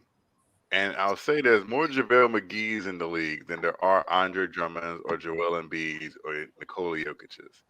Those big physical centers are the type of centers that's going to get Mitch in trouble because Mitch isn't that big. Like, he's not that bulky. Can't hold his spot. And so when he plays against a center like Drummond, he's going to look like he did yesterday. When he plays against the centers like McGee or what's the center in Boston? I don't even know his name. Well, now Baines is up in Toronto now, isn't he? Theis or Thies, yeah. Someone like him. Daniel Theis. You know, he's going to look like he did today, where he doesn't have to be as actively physical on those type of centers. So he can kind of roam around, doesn't have to bang with those guys. Because most of his fouls come when he's having to bang with other centers. So looking at it from a perspective, I expect Mitch to have these type of games when he's going against the centers like JaVale McGee, who is an NBA starting caliber center. It's just a different type of center than Drummond or Embiid will be, or present those type of problems. So if he continues this type of level of play against the level of competition he's playing against, Mitch, again, like RJ, Mitch will be fine. He's going to get in trouble when he's going against the bigger and more physical centers. Is that the JaVale McGee who turned, who said don't bring that shit into the paint and knock that ball away from Kevin on that block? Yep. Kevin looks soft on that play going up. I was trying to post him up. That was funny. That was a high cartoon character type The stuff. weird thing about Kevin is I don't think he thought he was going to be in that position. When he got the ball, he was like, "Oh, wait a minute, I'm not here to pose. I agree. Do something with it." Yeah, and he didn't think about who was guarding him. He just tried to do something, and that's what happened on that play. Yeah, that's when McGee was going to pull a Mutombo with his finger. Don't bring that stuff in here, son. So, Kevin Knox would be on Shaq and a Fool for that one. Overall, Mitch should be fine if like I said, there's more JaVale McGee's type of centers in the league than there are Andre Drummond's. So yeah. So we're gonna go to Latrell again. Everyone, please check out Latrell Sprewell, The American Dream. Great content, very talented guy. Take it. Yeah, thank you. I appreciate that, Steve. I just thought Mitch was in the right spot most of the night from what I saw. I'll go back and watch the game again, but I like what he did. I thought he was active. He didn't make stupid fouls, which is the most important thing, like you said, Steve and Kevin. I agree with you. I think there were a few times tonight it was actually Quickly who got him the lob. Those lobs, those Gotham lobs we're used to seeing where Tyson Chandler would get those easy lobs, where I've missed that for like 5 years within this offense. And that's what I'd like to see more of. I mean, Mitch is such a weapon if you can just lob the ball up in the pick and roll to him. He can get you buckets. Like Mitchell Robinson should be in double figures. He should be putting up like a Tyson Chandler line every night with a good point guard. So I'm not going to sit here and I know people were down on Mitch coming into the year. Some people, I shouldn't say all people. I have high hopes for him. I mean, and I think Tibbs is doing the right thing. He's going to, whoever starts, ultimately I trust Tibbs, whatever he decides to do, but we need both Noel and Mitch to be good if we're going to have a good year. So that's all I got. Chuck, you want to take it? Mitch, if Mitch could play against McGee 72 times, he'll be good. Anybody that's a threat, he's going to stay in foul trouble, especially if they have a strong base, because he can't keep you out the paint. Like you could get possession on him. No improvement from last year or the year before. Still 100% layups and dunks, lobs. The same defense, silly mistakes. He'll be in foul trouble. I don't think he's going to get re-signed. If he do, it's going to be for low money if his agent accepts that. Other than that, He's not a cornerstone like some people project. Or that's it. Rob? I think that when people are looking for Mitch, they look at things with Mitch like, okay, what they think he can, what he can't do. You got to look at what Mitch does. Mitch can cover the 3-point line on guards. If a guard, if Mitch steps out there on the 3-point line on a guard, you're not going to get by him because he's quick of foot. He's quick of foot.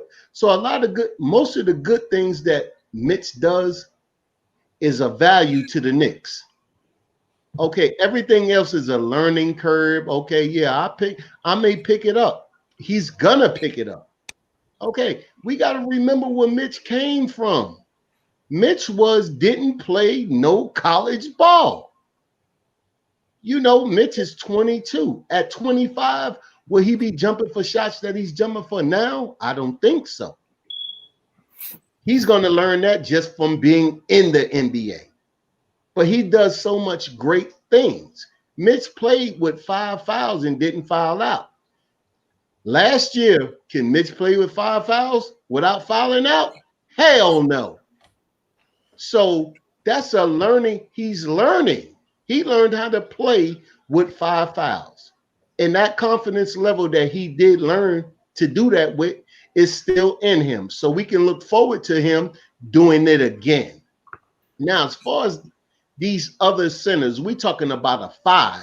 We're not talking about a 4. Y'all want Mitch to shoot threes, even though he showed threes in a little video over the summer.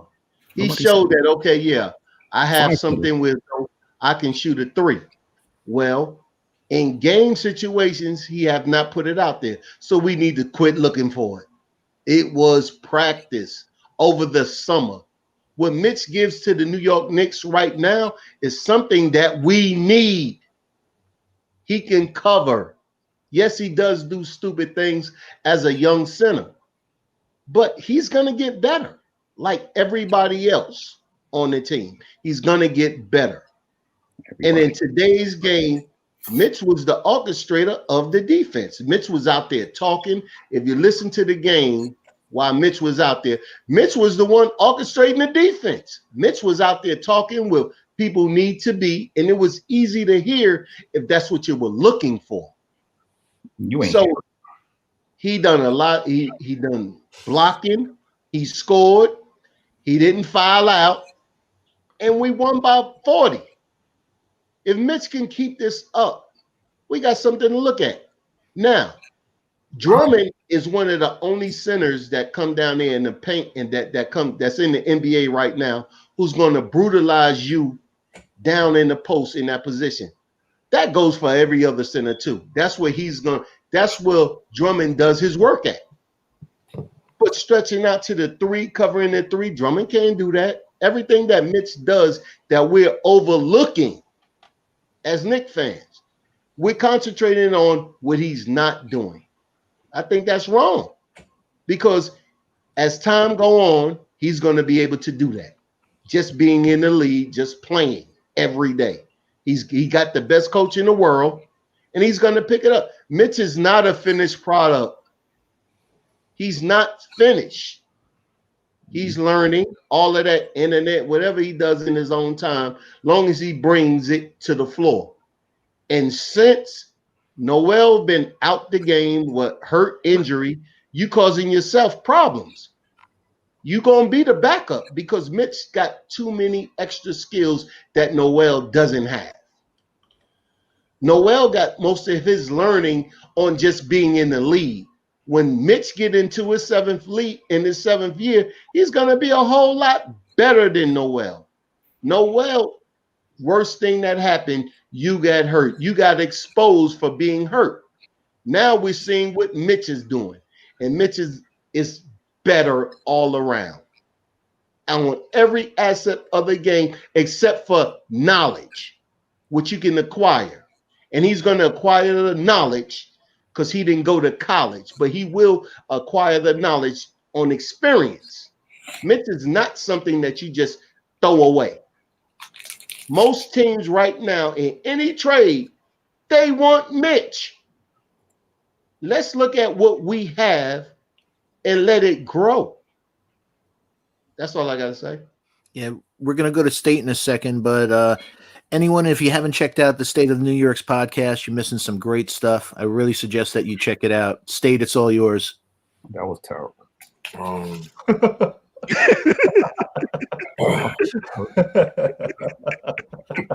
Yo, Chuck, don't be a hater, man. No, I didn't know. I know you heard that. Oh, man, don't be that way. The guy's talented. Oh God. You sound like one of them old hating dudes who be on the block who just yap and stand in the same corner. Just make your point. Just a mad letters on your hat. Today's State, the fans were waiting.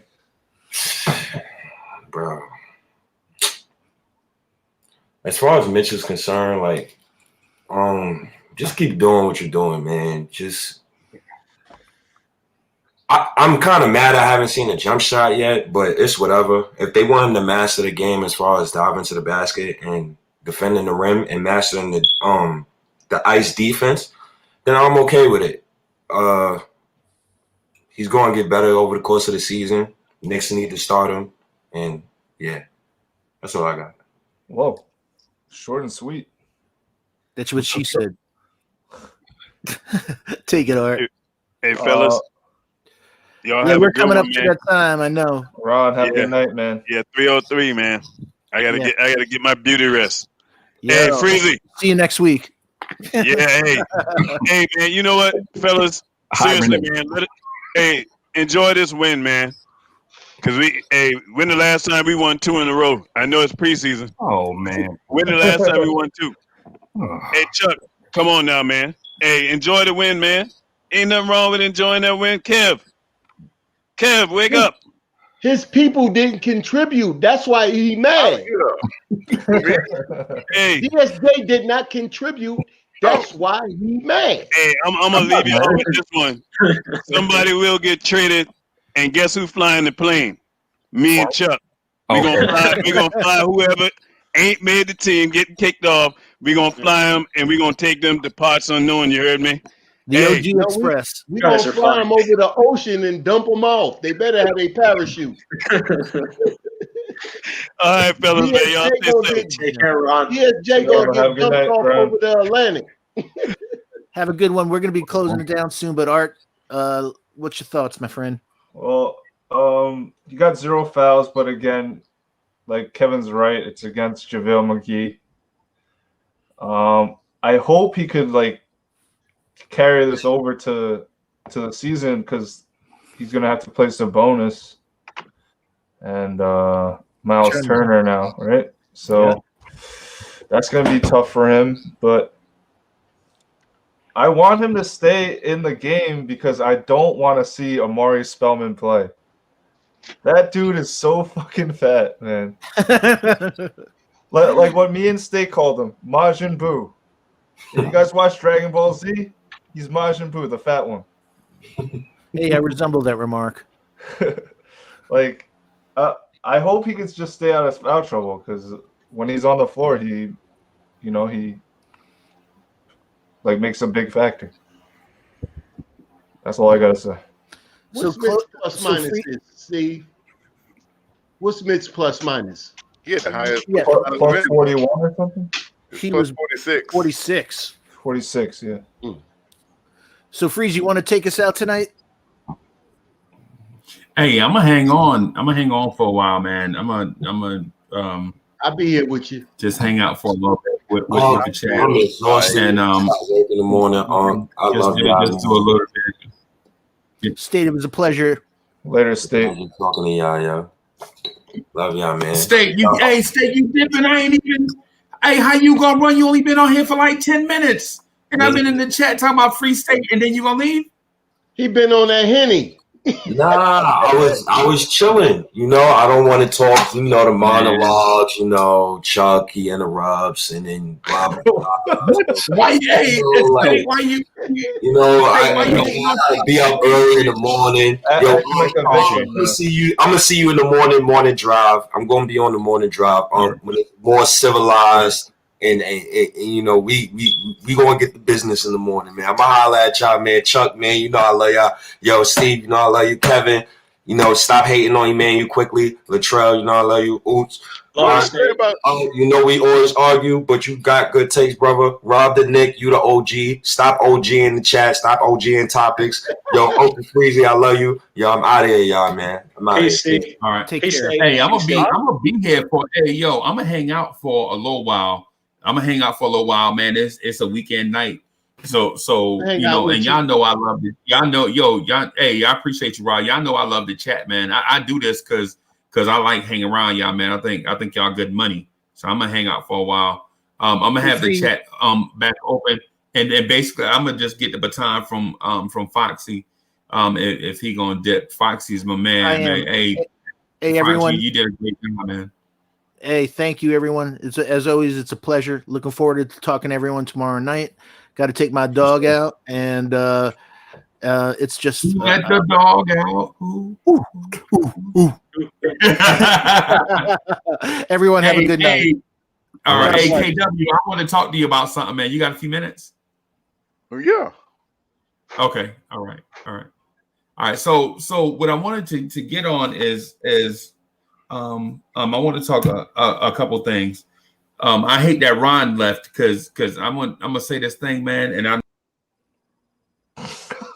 Damn. Yeah, hold up. Okay. Hold up. All right. Now, when the coach was talking, didn't State interrupt him, or am I bugging? It's true. I don't think State was wrong. Huh? I thought he was done. I think wasn't. Stave thought. Yeah, he was. He said he was done. I think Stave thought he was done. I don't think he meant it on purpose. Okay. Yeah, I thought he was man, I don't know too. what's going on. He was in the middle of talking. Frank is done. I don't know what happened just now. The Matrix don't like me for some reason, man. But I think Frank is done in New York, man. And also I think the thing with Knox is the thing with Knox is being understated. I think Knox is legit if he can stay in this bag right here in this lane. If he try to do something different, and I think it'll just add to inconsistencies. I prefer Knox to stay in this this lane of knocking down that three. If they close out too fast, use his athleticism to get to the basket and either finish or go to the free throw line. I don't see him as a playmaker yet, but that may soon come. I look at this and it's so crazy how Kevin Knox can be efficient and Kevin Knox can look good, and yet, like, he's the only one. It's like he has a good game, but people want more from him, and it's like, what does this man have to do?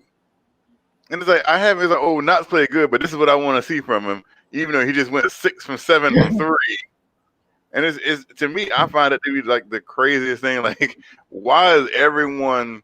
And like Chuck was like, oh, well, he had this game, but then disappeared. Well, he had 16 last game and 20 this game. Okay, that's 2 preseason games. Okay. So it's like you want consistency. Here's my thing: people are so caught up about what they saw from Knox last year, and that's the lasting impression on people's mind.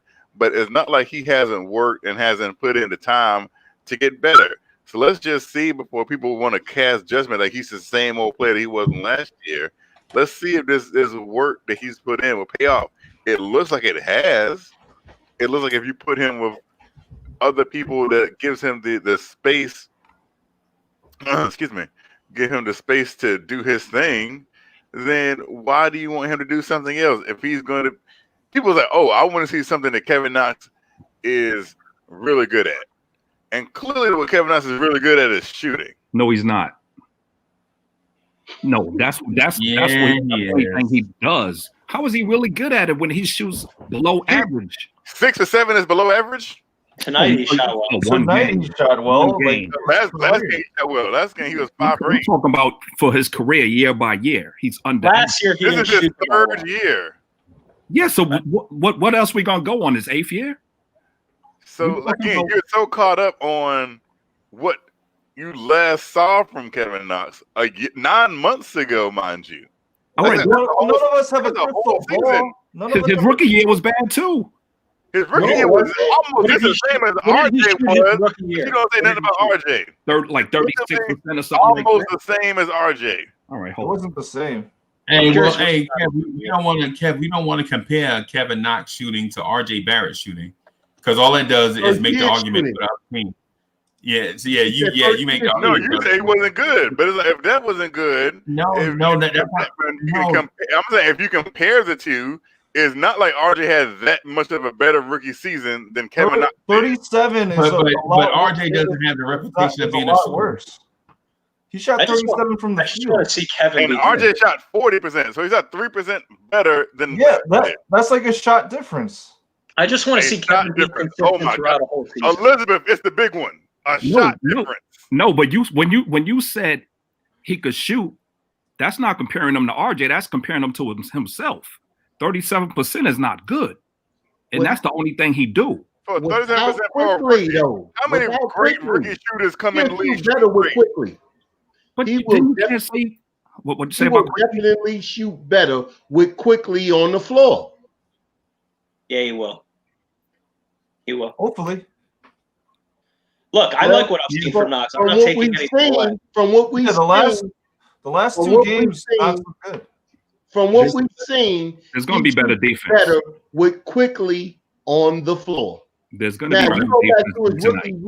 You go back to his rookie year. Who was the point guard that unlocked Knox? Nobody. He did that on his own. You put quickly on the floor with him, it's a whole different game. Look, if Knox does what he did the past 2 nights, Kevin, consistently throughout the year, then you're right about everything you're saying. I just need to see it. Yeah, he never done it. He never done it. Never done what? We need to see. Yes, consistent. I don't think he's been consistent like the past 2 games throughout a whole He season. hasn't had a consistent point guard. What now he player has on this team has been consistent through their career so far? None of them. Okay. If you're going to say that about Kevin Knox, say that about RJ, say that about Frank, say that about DSJ, say that about Mitch, say that about everyone who's 3-4 years or younger, because none of them have been consistent. That's fair. Don't just say that about Kevin Knox.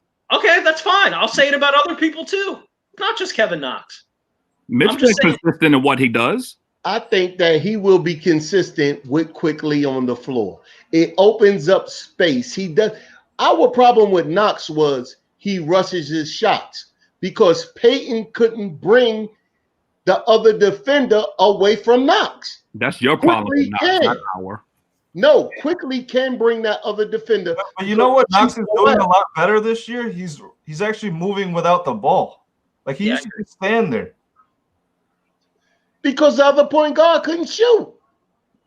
No, that's on him. Like he has to move around. But whether he moves or not, this guy's getting me my shot. All I have to do is stay patient. I'm patient with this guard because this guard is going to make sure when he goes to the rim, he's going to bring my defender with him because he can score like that. So we have to take that into consideration. But also, like some of the things, like quickly, as good as he looked tonight, I'm conceding the point that he's not going to always have great nights. We understand that. I want to see Knox. Yes, I want to see him make the open shots he did tonight. I want to see him be able to put the ball on the floor more consistently. I haven't seen that. I want to see that. Pretty well. This is what I say to that. I say this. With a point guard that's on the floor that can shoot, he's going to always have that shot. Yeah. Always. He doesn't have to rush it. He already knows that his defender is not going to leave him if Peyton is going to the basket. Now you must leave him because quickly can go to the basket. So that's going to pull that defender. And it's up to Knox with those 1,000 shots to hit it. Knox should be also be able to get to the line more. Well, look, right now, what we unlocking with Knox is the 3 because he's a shooter. So this is the best way to unlock it. Let that defender leave Knox open. Knox is going to figure out everything else that's in his bag because Knox got more things in his bag. But first of all, we got to establish that Knox can shoot. I try to critique Knox and RJ the same way. I'm as critical on both of them. I mean, we're just talking about Knox now. I want to make it very clear. I'm not trying. This is not a bash Kevin Knox session just because my boy Kevin loves Kevin Knox and I appreciate his loyalty. I love that about Kevin because I'm the same way with my boys. I defend him, and Kevin sees something in him, and no doubt he's stronger. He should have a breakout year. All I'm saying is, we got to hold these guys accountable if we want to get to where we want to go. But you're right. It starts with the point guard, man. Quickly's got to be the guy for him. That's the general. We got to understand the concept of basketball. You need the point guard. The point guard job is to distribute the ball to people in their right spots. So you can't knock his job. His job Quickly does the job better than anybody we've seen at the point guard right now. And it helps Knox. It helps everybody on the floor. It even helps Randall. Because Randall was giving respect to the point guard. He didn't respect the other point guards. He knew that Peyton will give him the ball. Man, we need Peyton and Randall. We got to get them separated. Exactly. And the separation is Quickly. Yeah, I agree. That's the separation. Whatever job we find out for Peyton on the New York Knicks roster, it will not be the primary person because you can't shoot. Rob. We got a guy that can go to the basket and shoot. So therefore, it helps out the other 4 players on the floor. Did you used to want Frank to start though? Rob, you wanted Frank to start, but my thing is you've been wrong all night. And I haven't. Just because You've been wrong all night. No, just because you talk with a cigar don't make you right. Like your points are terrible. Right now. Or the big. Your point's been terrible. Like Knox is, first of all, the system they run in isn't relying on a point guard with Knox. Like Coach just said, the triangle. It works. Coach just said the triangle. Yes, he said that last night, that the triangles with the Knicks is going to run with Randall at the top. And it's working. So let me ask you a question, Chuck. Please How do. many games into the season, like if Knox does continue to show his level of consistency, how many games into the season will you come around and be like, you know what, okay, he's consistent now? Like, how many games will that take for you to come around? For me, it's 25 to 30. I was gonna say 20. But I don't see that happening. So yeah, 20. Why do you not see it happening though? Because he's streaky. He's a streaky shooter. Streaky in the past, not in that. Like I said, if you work on something consistently for 9 months, do you think you'll get better at it? 9 months, no. No. Okay, if you were a musician, right, and you practice playing the piano every day for hours for That's 9 a whole different would you be a really good pianist? Well, I'll put it like this. I'm pretty sure you've been singing in the shower for more than 9 years, and you still can't sing. But look, Knox, he needs too much to be consistent. What does he need other than what any other shooter needs? Space. He can't create it. Out of Knox though, like you saw 2 bad games in Detroit and 2 good games in New York. I didn't see 2 bad games in Detroit. I didn't see 2 bad games. I seen 1 bad game in Detroit. One bad game in Detroit. His first game was good. He was doing other things. His first in Detroit, it wasn't a good game. He was doing other things. But then in the second game, if you want to say that was a bad game, okay. But then the next two were good games. So out of the 4 games, borderline great games. Out of the 4 games, Knox had 3 good games. I know. 1 bad game, that second game. But he can't create that space himself, though. He doesn't have to. That's what Quickly is doing. He's moving without the ball. Creating space. He's not just standing there in the corner, though. But look, he always stood in the corner because he had a point guard that couldn't shoot. Now that you have a point guard that can shoot, he's bringing that defender with Quickly, leaving Knox open. Yeah, but Knox wasn't even playing with Quickly today. He was playing with Harper. He was playing with Obi. Obi was hitting him. And then you seen the confidence. If That's Knox, what you're seeing. if The Knox- confidence. if he's that bigger threat, he's not going to be getting left. His man is not going to leave. It's gonna get. Look, once you unlock the shooter, then he can go into his bag and do other things for us. Right now, we had to unlock the shooter. That's what Knox is, a shooter. Then he can put the ball on the floor and go past the defender now that they know he can shoot. It's easy. It's easy. What's your definition of shooter? Klay Thompson. Somebody that can hit 6 for 7. No, those aren't shooters. Any NBA player is going to be a shooter. What you want is shot maker. Now, what you want is shot makers. We confuse the word shooter with shot makers, and we do that all the time. We don't just need shooters. We had shooters last year, and they were trash. Reggie Bullock, Wayne Ellington were shooters. We need shot makers. We need cats that's going to take those shots and make them. Taking shots don't always create space. He was We making had Wayne Ellington last year. Wayne Ellington was our shooter, and nothing happened last year. We need shot makers. Tonight, Kevin Knox was making shots, and you saw the difference in the offense. IQ, quick. I don't know if I'm gonna start calling him Quick or not, but every time I hear Quickly's name, I think of Quick from Harlem Nights. Quick. That's what I be thinking. But anyway, that's immature. But what I'm thinking is you saw Emmanuel Quickly hit shots early. You know what I'm saying? And it made a difference in the offense. So just saying we need shooters, I don't think it does justice to what we're really looking to explain. Because anybody can shoot the ball. You know, are they making shots at a high enough rate to effectively space the floor? You know what I mean? So but the thing with Kevin Knox is I think all of y'all added pieces to the puzzle. Like we're right. But I think we need to bring it all together. Like Art said, Kevin Knox is not just stashed in the mid corner anymore and taking contested threes. He is actually moving around and getting open. And so when Rob said when the ball is being kicked out to him, he's getting more space. That's right also. And Kev is right also with what he said about Knox too. So we're all adding certain elements to the puzzle.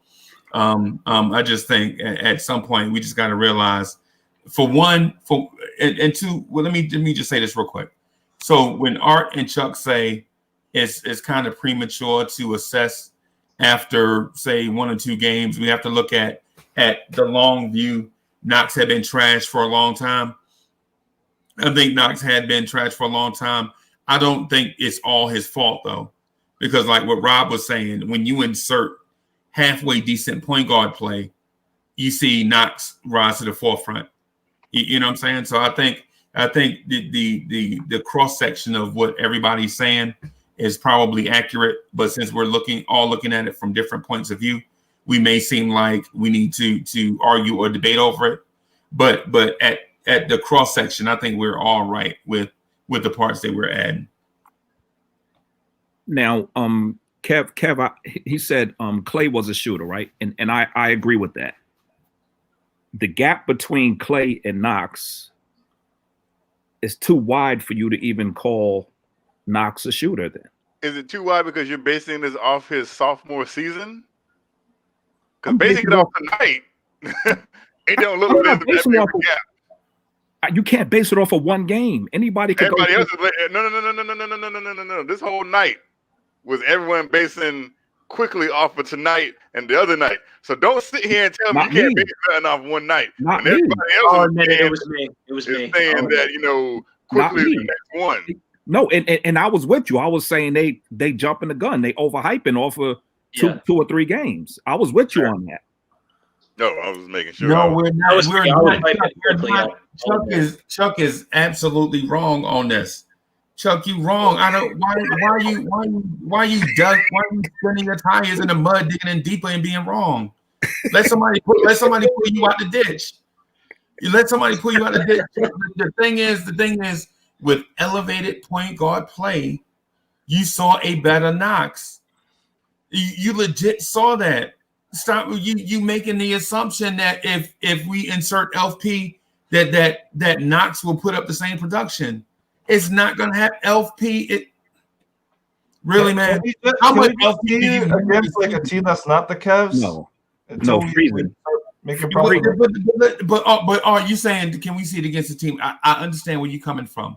I'm not saying that IQ is all-star level point guard or that Kevin Knox has all of a sudden blossomed in 2 games. What I'm saying is we have a control, right? The control is the point guard play, right? The variable was Kevin Knox's shooting going up and down, right?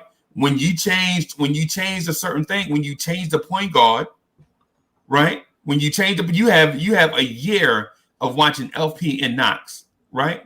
And then you change and put in a different point guard, you see Knox's shooting change.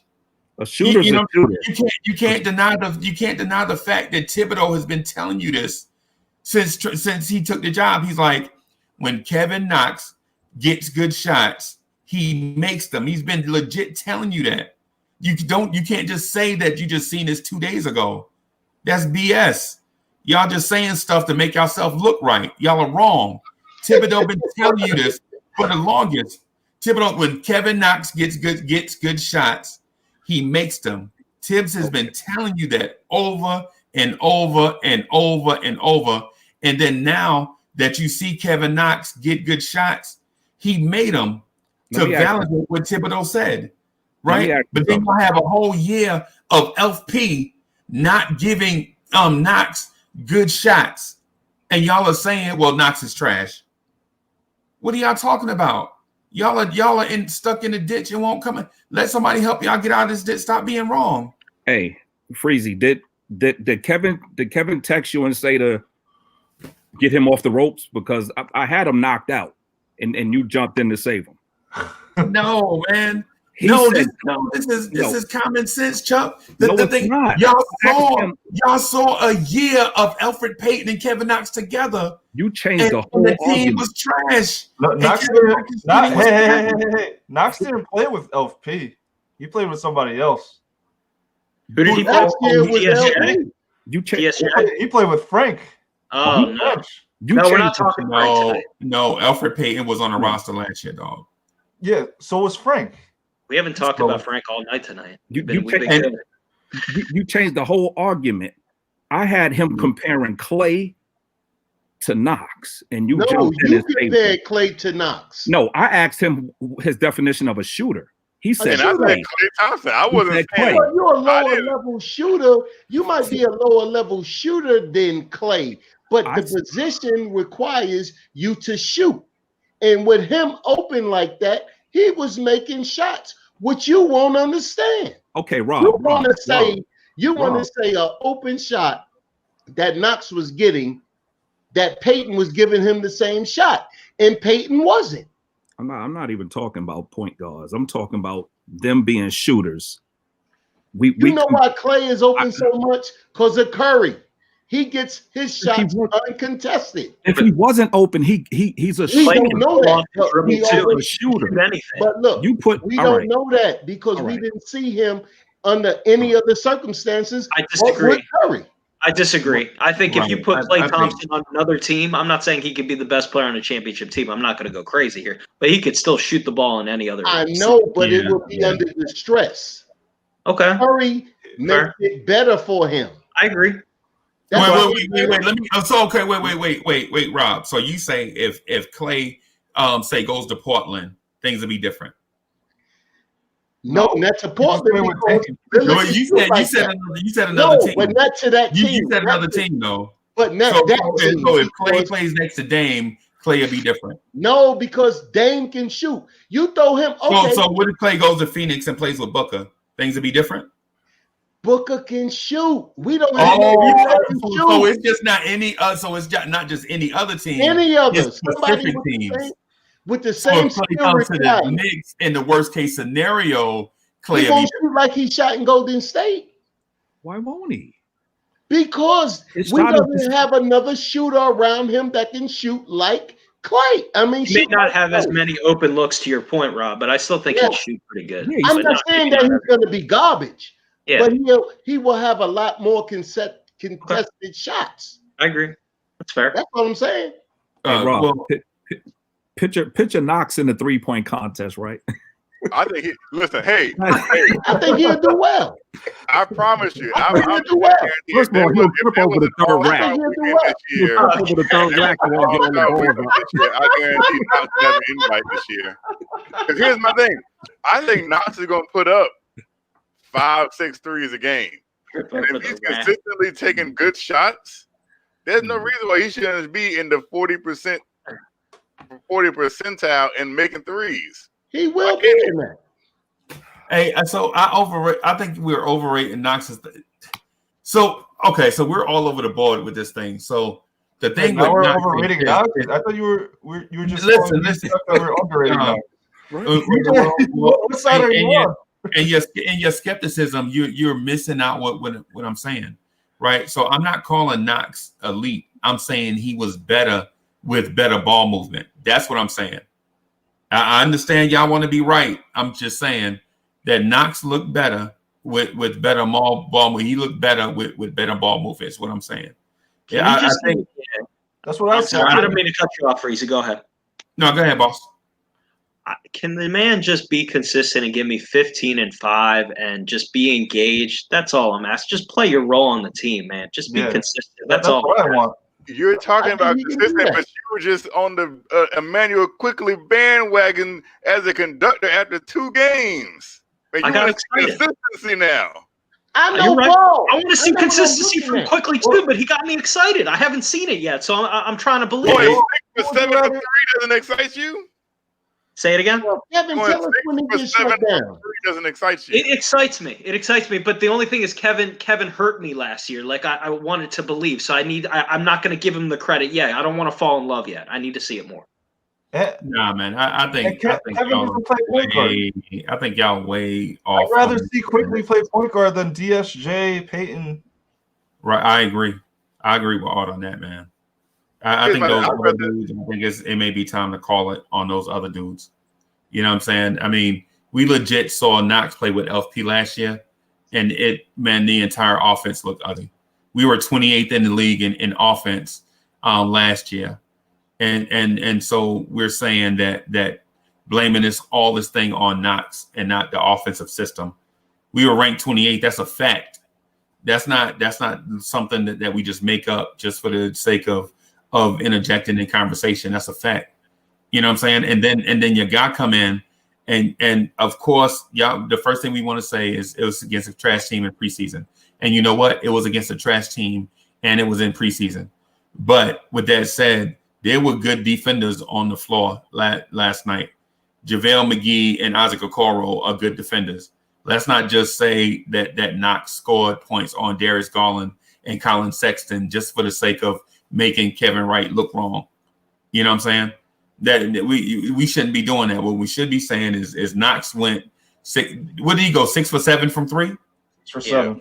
Right. How many times have you seen an NBA player go 6 for 7 from 3? In the preseason, nobody pays attention. But we are. Hey, Chuck, stay wrong. Chuck, I'm trying to pull you out of this ditch. You talking about nobody pay attention? Then why was it on TV? Why was the game played? Oh God. Because they made money off of it. Oh my! You paid attention. You watched the game. You paid attention to it. We had to prepare for the show. I had to watch it. Yeah, basically. So let me ask you a question. if Knox against Indiana on Wednesday goes 5 for 9, Get 20. Get 20. Just say he get 20. You'll be like, oh well, you know. I will come on the show and give you credit, Kevin, and then say, you know what, Knox is the man. I will turn it. If he can give me that first game, I always go for the opening win. I may come on here. I'll say I good may come game, on here Kevin. and preach like quickly and give quickly the love. I may come on and do the same thing to your boy Knox. Give me 20 on opening night. Maybe I'll turn a new leaf on Mr. Knox. Here's my thing. I think he'll have a good I game don't know why against people Indiana. can't follow. Maybe we need to simplify. Because I mean, Trav said I'm flip flopping. I don't understand why. I mean, yeah. Well, yeah. Y'all need. Do we need to simplify? We need to go back to baby food. Freezy's been consistent with what he's saying. No, what I'm saying is this: how can you flip flop when I said Knox played an entire season last year with Elfrid Payton and looked bad? He played a couple games with a new point guard and looked good, and y'all call that flip flopping? I don't understand it. Do we need to do a baby Knicks channel? We need to do baby Knicks. Knox played last year and looked bad with Elf Payton and poor point guard play. He played. Don't forget the other two names. Don't forget the other two names that played point guard last year. It wasn't just freaking Payton. Okay. All right. So that's okay. And so I didn't want to bring Frank up, man. To be honest with you, because as soon as we say Frank's name, it turns into the Frank at Night podcast. Yep. You know what I'm saying? But you're right. You're right though. He played with more than LP. He did play with that one guy from France and DSJ, and he looked bad. Everybody, yeah. Okay, yeah. He was 0 for 3 the first game. He was 0 for 2 the second game from 3. Who are you talking about? Knox. Okay. Yeah. Here's the thing. Maybe like any shooter, you might need shots to get into a rhythm. If Knox has a good game, if Knox has a good first game, I'll be like, good job, Knox. Keep it up. That's all I could do. So here was my observation in the first game when Knox struggled. Now I remember. I remember what I said. Those were rush shots where he had to create on his own. He wasn't playing with Quickly in that first game, or they didn't play. Quickly didn't even play at all. Quickly didn't even play. It was all Knox rushing shots. Some of them were open, to be fair, but some of them were premature shots where he just took some crazy shots and he missed. I'm telling you, man, that was the difference. But anyway, hey Freezy, can you repeat one more time what Tom Thibodeau said about Kevin Knox, just in case they didn't get it? I don't think they understand. I don't think they understand. Even Legion of Knicks podcast is in the virtual chat wrong as hell. He's trolling now. He just mad. He just mad. What it is Chuck offered him like a little piece off the olive branch because Chuck was cutting his ass for so long that Chuck offered him a piece of the olive branch, and now he want to side with Chuck. You know what I'm saying? like Chuck, please stop cutting my ass, Mr. Chuck. You know what I'm saying? So now Legion of Knicks podcast. He's holding and Chuck wrong for that, because what he do is sometimes, and this is not the Chuck at Night show, but sometimes when Chuck get on the opponent, he shake him in his mouth like a rag doll, like how you like the pit bull puppy, like you give him the roll, you just shake him and won't turn him loose. And then when people get loose, they try to side with Chuck for some reason. I don't know what it is, but I mean, with us, we ain't scared of Chuck. You know what I'm saying? Like right now, Chuck wrong as hell, and he know it. You know what I'm saying? But he feel like if he stay wrong, his minions will come help him. If DSJ did what Quickly did tonight, Chuck would be on a different level. No, I wouldn't. I want Kevin Knox to have the career. We ain't seen you in a week. When your boy was even when he had a so-so game, we didn't see you. We thought you may pop up, but your boy sucked so much you wouldn't even come on just to stick your head in for 5 minutes. Stay true to the game, bro. Pause. Yo, Danny Granger. Danny Granger. You remember that guy, Danny Granger? I made a comparison about Kevin Knox the other night. Okay, I didn't hear that. I'm sorry. I missed a few shows. I apologize. Even though I love this channel, I was on. I literally compared. I said every time That's I what he want said. to That's close what my Kevin eyes said. Okay, and that see if he could be Danny Danny Granger, Granger without the injuries, I'll take that. That's because what like he's. Danny Granger was on the All-Star team. He made an All-Star team. Okay, that's what I want to see. even the Godfather Sims said, and you people want to take elements out of Kevin Knox. Kevin Knox has a really high basketball IQ when Yes, it's he does. clicking for him.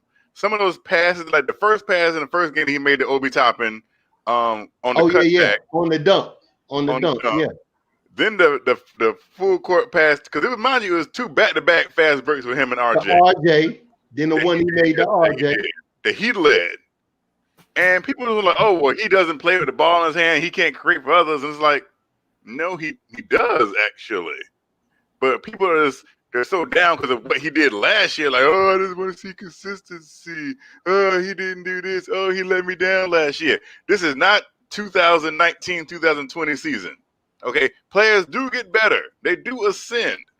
I hope so. I'll be the first one to say, Kevin, you were Tyler right. Perry I'm seeing the light on Tyler Kevin Perry Knox. said- Kevin, Tyler nobody Perry said- other than yourself will be happier. I promise you this. Nobody will be happier than me if Kevin Knox can do it. I will say, Kevin, you were right, but I need to see it. That's all I got. All right, now listen to this, Sweetwell. Look, Kyler Perry said 2 things. He said, first thing he said when we drafted Kev was he need about 3 years. This is the 3rd year. And then when we drafted quickly, he said we got one. So okay, let's go with that. And now we've seen as though we got one, whether we can accept it or reject it. This is what this man said. So therefore, he's been on point. We seen something out of Quickly that we didn't see. He didn't say Quickly was going to take 3 years. He said we got one now. He said Knox will take 3 years. It's the 3rd year. You're right. I do remember that. He did say that. You're right. Okay, so let's roll with that. We're gonna give him a chance. I'm gonna give him a chance, man. I want him to do well. I'm not trying to hate. Yeah, so the thing with Knox is this, man. Knox had a couple of good games in preseason against a team that's known for being trash without LeBron James, right? But he elevated his game.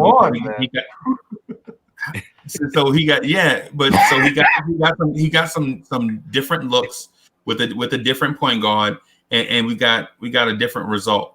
So that should be our expectation from Knox. Like maybe he can be something more than just the bust that we saw. Seeing flashes from Knox to me is a good sign that he's actually dialed in and is doing the stuff that Tom Thibodeau had been saying for like the last 2 months or so, or however long they've been together. I wanted to talk about though the kid quickly just a little bit. Because when we drafted him, myself, me, a bunch of people, me included, said, "What in the world are we doing drafting this kid where we drafted him at?" Right. So we would do. A lot of people were down on him. I have no experience with someone that believed in Emmanuel Quickly the day when we drafted him in real time. I hadn't heard I don't recall anybody saying that was an excellent draft choice right there by the new front office. You know, most of the stuff I heard was like, what are we doing? We could have taken Terrell Terry or Malachi Flynn or something like that is what I heard. Freezy, they said that about Porzingis too. When we drafted him, they was the same talk. Why we drafted him at 4? Same talk. Yeah. Yeah. No, but the difference is we could have still had him. We still could have got him later. That's the difference. Yeah. Maybe. No. Maybe. We don't know that. The point I was getting to though is none of us had Emmanuel Quickly on our mock draft radar, whatever it was. Because when I saw mock drafts, I didn't see Emmanuel Quickly that high. We even did one, and we didn't have Emmanuel Quickly that high. We were like, if we needed a shooter in that spot, if we had to take somebody, we would like reach for guys like Jamias Ramsey or somebody like that. So the reason why I bring this up, because I want to bring up a topic that I brought up before, and I may be wrong, and I may not be, but I want to get y'all's opinion on it. So my my overall offseason grade for the front office was low because I felt like we had a glaring need at point guard, and I felt like the front office didn't address it like they should have. I felt like they should have gone out and drafted a young point guard and then brought in a high-level veteran and have him groom that high level. I mean, that young point guard. Like, say, for instance, if we had drafted a Kira Lewis, I wanted us to go out and get a guy like maybe a Rondo to mentor him and, you know, bring him along or whatever. Right. The front office takes this guy, Emmanuel Quickly. And I'm like, I don't know what we have. He's like the mystery man to me, because at Kentucky, Calipari doesn't necessarily play guys to their personal strengths. He plays guys to the team's, you know, whatever's best for the team, basically. Unlike at other schools where you know, high level coaches will let you know the high level guys eat. So I didn't know. I thought at the time, based on hype, that the other guy, what's the young kid that came out of Kentucky, the combo guard, Tyrese Maxey. Yeah. So I thought Maxey was probably the best out of that group. And I thought Ashton Hagans was in a bad situation, but if he came to a decent situation, he could be a legit player. But Quickly, to me, looked like the dude that had the ball the least amount of times, but he scored the most. But you don't know. You don't know if that translates, because with the defense all focused on Maxey, you're like, maybe this guy is just knocking down shots because he's open. You know what I'm saying? So you don't know how to necessarily do that. It's like, but they hit Booker the same way. They hit Booker the same way at Kentucky. Yeah, until he got into the league. Right. Then But I'm not the 15th pick. Right, but I'm not ready to call Emmanuel Quickly Devin Booker though. No, you couldn't do that until 2 years later down the line. I'm just talking about when he was drafted. Nobody knew about Booker like the way it was.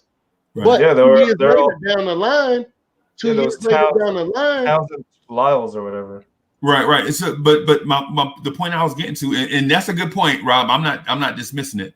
The point I'm getting to is I wanted to ask y'all, do y'all feel like the front office is doing a competent job with the way that they're selecting players? And the reason why I'm asking is because there are a few things that happened. We didn't draft the much hyped point guard prospects. We brought back Elfrid Payton. We drafted Duplicity at power forward position. So there were a lot of things that went into us shaking our heads. But now that the preseason is over, do you felt like they did a decent job of addressing team needs? I feel as though the last 3 years, as far as bringing players in, that they've been doing a great. That's one thing about Perry that I like.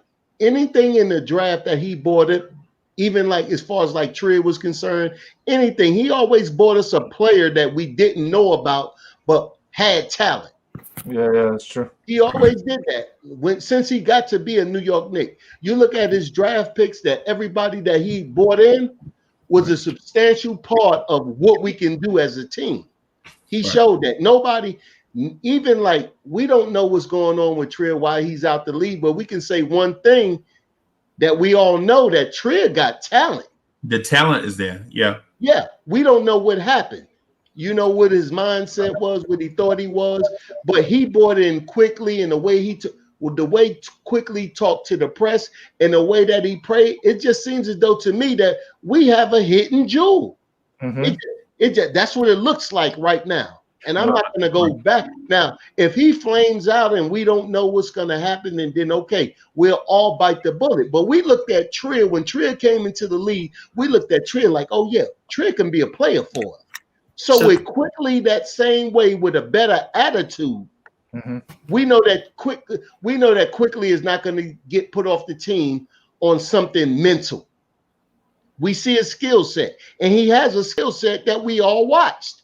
Whether it was against the second, he cooked Sexton in him, and Sexton had a great year last year. So it was in jail too. So they was on the floor. So with that being said, and quickly started the game, and he started rocking as soon as he got the ball in his hands. Mm-hmm. So therefore, we have to take that what we're seeing and say, is it the truth or is it not? Right. I'm saying it's the truth. Whether Okay. he starts or not is another thing. Don't know. Right. You know what I like about Quickly? He knows how to draw fouls. Like he's a rookie and he's doing like 10-year vet moves, like drawing fouls. And let me say this one thing about this here right quick. When Quickly when the first time he got in the game, did you see how he always, even was a couple of calls in his first start that he was like, we thought that he got fouled. You see how his rapport was to the ref? You see, like, look, he talked about it. And then in the second game, you seen it change. He said, Rob, he said in the post game today. He said in the post game today, I'm trying. I know how to do that. That's what I did in college, and I'm gonna try to draw fouls. I can do it at this level, and the refs have to. I'm gonna force the issue for the refs to call it, and if I'm not getting them, I'm gonna keep doing it until they respect me. he reminds me of Lou Williams. He even mentioned Lou Williams. He said he watches Lou Williams on tape. Yeah, he reminds me a lot of Lou Williams. But I don't think that Lou Williams can pass. He's a better passer than Lou Williams. I just want to answer your question, Freezy, just because I think it's a very good question. I think so. The RJ draft. Let's be real here. After Zion and Ja, RJ was the best player available. They took the next best player available, so they got the next best guy. This year's draft, I think Toppin. I'm glad we didn't trade up. We didn't trade any assets because there was rumors that the Knicks were trying to trade up because they wanted to get Toppin at like 6 or whatever. There was a rumor somebody may take. Yeah, with Cleveland. Yeah. So again, the Knicks didn't trade any assets, and I do still think they got the best player available. We'll see. Time will tell if that was the right decision, but I do believe Toppin was the best player available. They think so, so we have to see. I agree though that quickly. For some reason, all the mock drafts had him as a early second round pick type of guy. I don't know why that is. He was small. He was small. They thought he was strong. People thought he could just.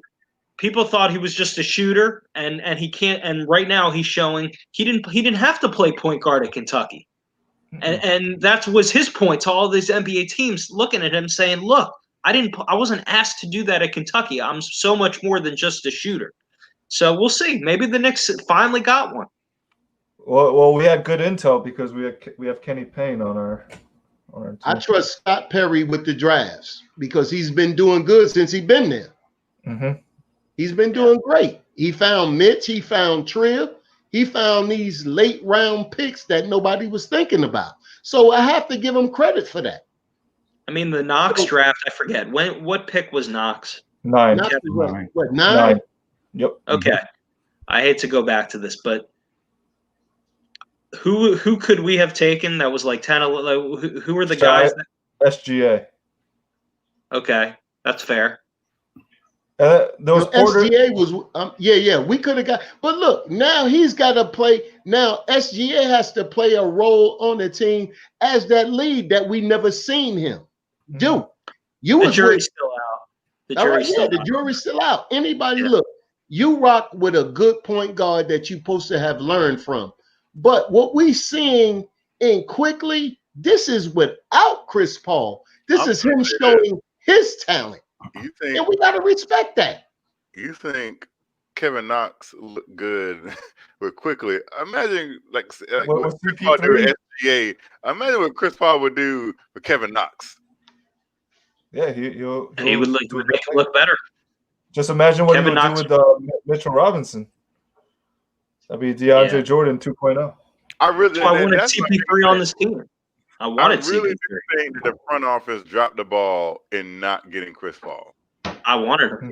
If there's one thing I really think this team did is they dropped the ball on that. I think Leon Rose tried to get him. I think they tried to get him. They would have had to trade Kevin Knox, though. I think they would have had to trade Kevin Knox. I don't know who they had to trade somebody young. Yeah. It could have been Kevin Knox. I think, but they would have had to trade somebody young. maybe they thought like we see something. It could have been, I don't know, but it's one of those things. Like if Chris Paul was on this team, there would be more. There wouldn't be as many question marks, I think, going into the season as there are right now. No, I agree. I mean, the only trade I've ever cried about with the Knicks. Marcus Camby. To answer the guy's comment, I got to scroll up with it. Might have been Parrish or Frequency. One of you guys asked what was the trade that I hated. It was when we traded Latrell for Keith Van Horn, and my mother told me the news, and I actually left school. I left school that day. You know what was worse than that trade, right?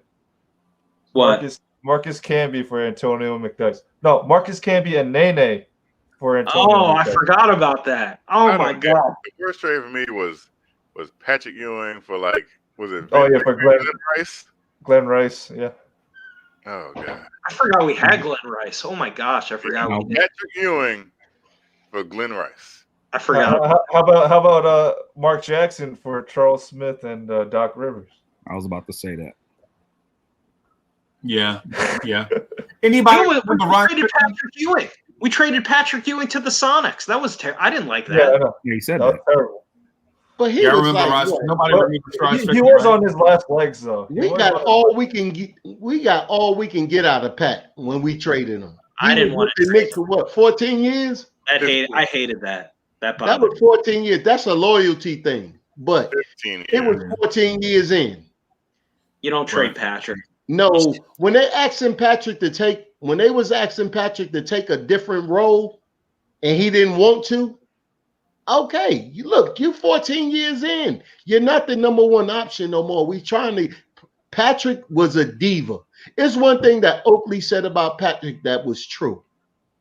You're not Elijah Wan, you're not David Robinson, you don't play on those type of teams. But at year 14, we need you to take a second role, and you didn't want to. But Rob, didn't it hurt you to watch him play for another team? Did it hurt you? Did it bother you? We were still look. He left after we had Cambry Spreewell. Ewing left that next year. We already went to the championship without you because you broke your wrist. If you remember, Patrick Ewing broke his wrist. Oh, he didn't know Andrew Lang broke his wrist. Remember that? Well, yeah. But and look, Andrew, I'm saying it didn't come as if Pat was like working out or something. Andrew Lang flagrant foul Pat Ewing, and we knew it. And he broke. You know what I'm saying? So look, Bernard King knee went out. Hey, look, you went out, and then we went to the championship without Pat. But it's not like we got anything from the Sonics. What did we get? Well, look, no, it was this here. This was the point. We got Spreewell, Camby, and we was on the championship run. We went to the finals. We was the 8th seed. We went to the finals. Pat didn't play one playoff game in that series. In that playoff. Yeah, you're right. Yeah. And we went to the championship. The next year, we was asking him, look, you can back up Camby. We gave him the option. He didn't want it. Pat always no. That's not right. Because we traded Pat. Not in the 2000 season. It was a year later. We traded him after the championship, the 2000 championship. That's that next year we traded him. Yes, 2000 Eastern Conference Finals. So coming back into camp, we asked him, Patrick, look, this is what we need from you. Right. Patrick felt as though that I'm still the number one option, so we had to trade him. I didn't like it. Hold on, I want to be clear. Patrick Ewing spent 15 years in New York. Yes. And people are like, his is Akeem Olajuwon stats in year 15. He was averaging 10 points and 6 rebounds. So don't act like Patrick Ewing slowed down in year 15. Akeem Olajuwon and David Robinson did too. But they won championships. It didn't matter. Hold on. If we would have won a championship with Pat, we would have done it. In fairness to Pat, David Robinson didn't win a championship until Tim Duncan got there. Say what you want about Pat. That's not completely true. The point. That's not completely true. I mean, you could say David Robinson didn't win a championship until R.C. Slocum and Greg Popovich got there. If you want to put it in, There's just certain guys you don't trade, man. Like I get it. The thing with Pat though, is we kind of make a lot of excuses for Pat because Pat laid it all on. We could say Pat was a diva, but nobody aside from Starks, I don't see a player that ever played harder or gave more to the Knicks for what they have. And I know Pat was the number one pick in the draft, right? But so was Olajuwon, and so was David Robinson, right? But if you go pound for pound what these cats legit gave to their cities, I mean, you can't say Pat didn't give more to New York than them other dudes.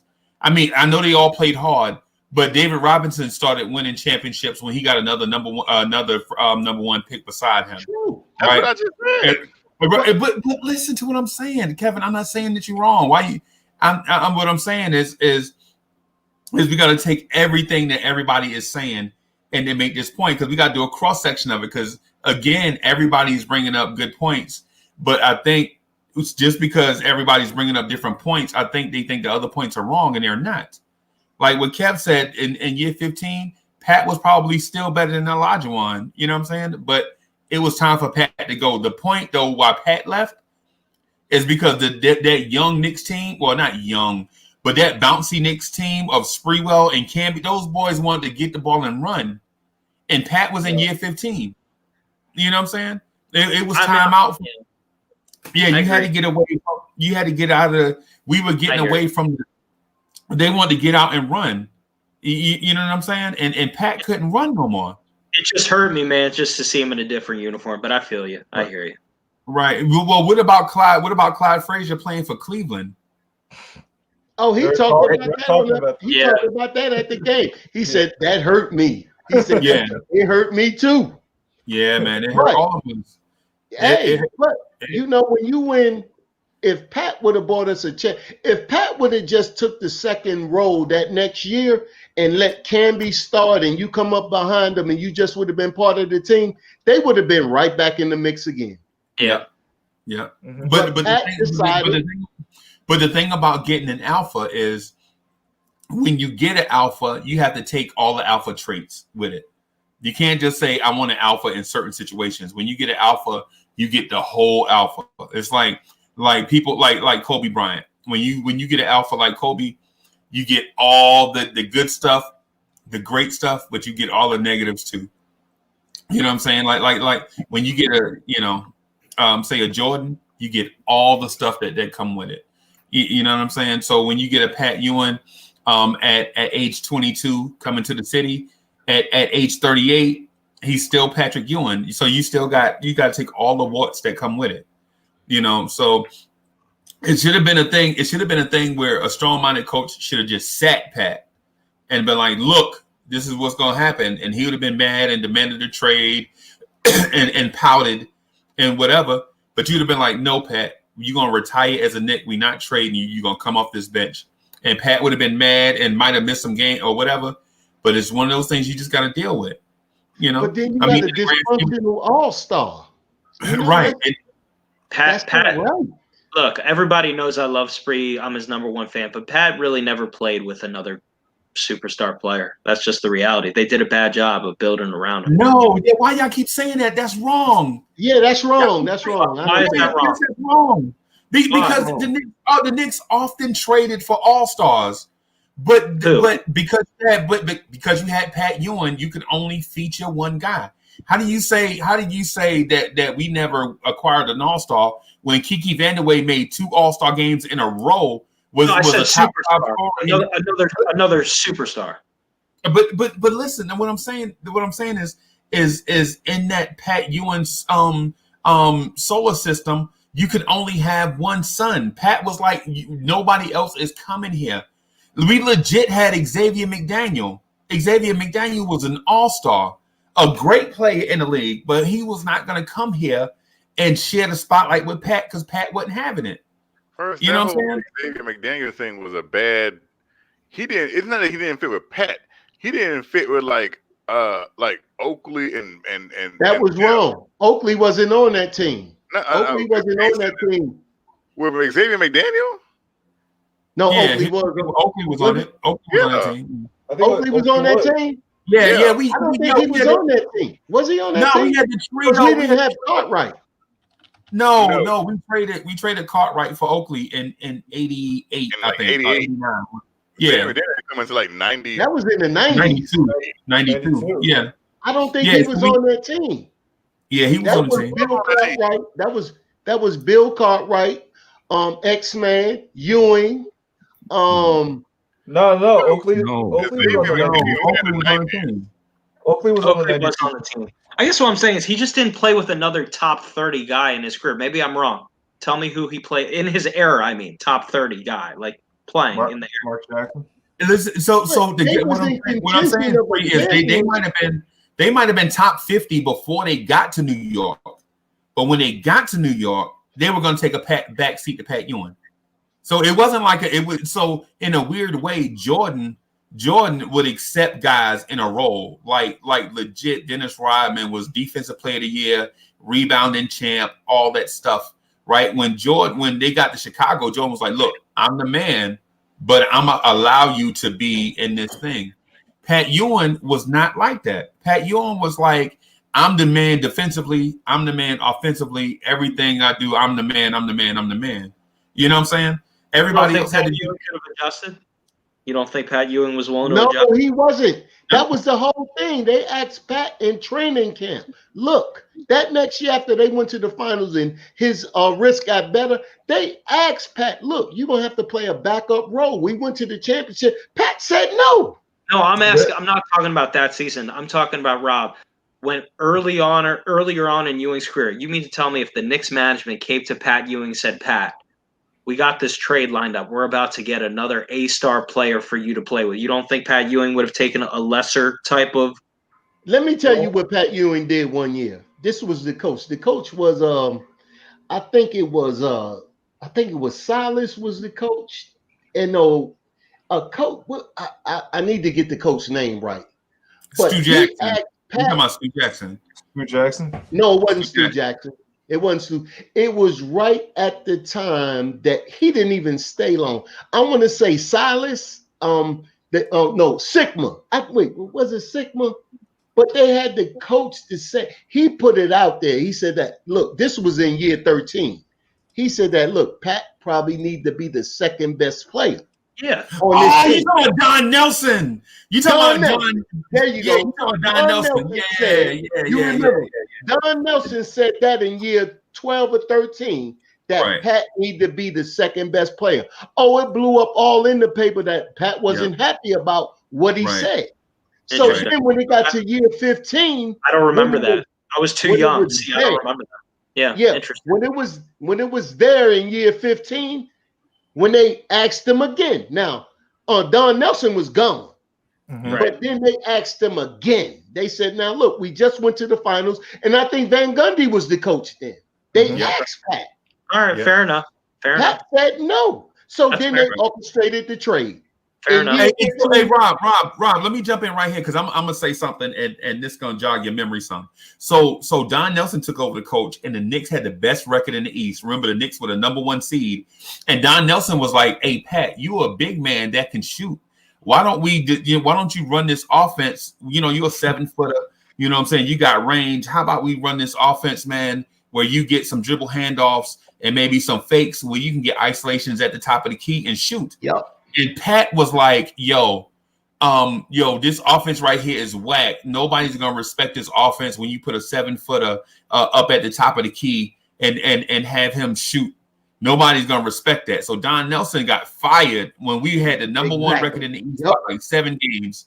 And Don Nelson messed around and went to Dallas. I think Don Nelson messed around and went to Dallas and found a 7-footer. Hey guys, I'm about to jump off. Okay. Have a good night, Kevin. It'll probably be tomorrow. Take everybody. Yeah, I'm about to jump off, you guys. I'll see y'all later.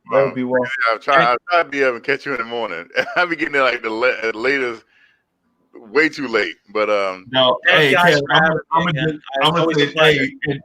hey, Kevin, so I'm gonna say this real quick for y'all jump off. So I'm gonna hang out for probably about another hour, and then me and Miss Mocha gonna go get some breakfast. I'm gonna go eat and then come back. I'm gonna take like a 26-minute nap and then jump on and do the next morning drive. You a fan of this shit now, thank you. Man, I don't know how you do it, man. That's Hey, man. They say that. Hey, but we'll see y'all tomorrow night, man. Stay safe, y'all. All Have a right, good y'all. night. Yeah, I'm gonna Good hang out morning. for a little while, man. I ain't even. So I'm in my bag right now, talking about the Knicks front office and some Pat Ewing. So, but yeah, man, I think the on the history thing that we were talking about, yeah, Pat Ewing, they came to Pat several times with several things, and because Pat didn't want to change. You know what I'm saying? Because he was in his era. He was in the Hard-headed era of the Jamaican. big man. Yeah. Everybody, when just about teams were just looking, when teams were just looking for, the next greatest, big man or whatever, Pat was in his bag. That's why he didn't want to change.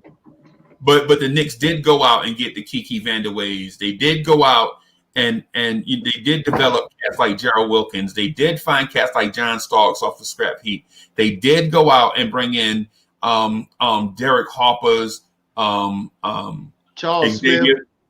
Smith, Xavier McDaniels, Doc Rivers, Allen Houston's, Latrell Sprewell.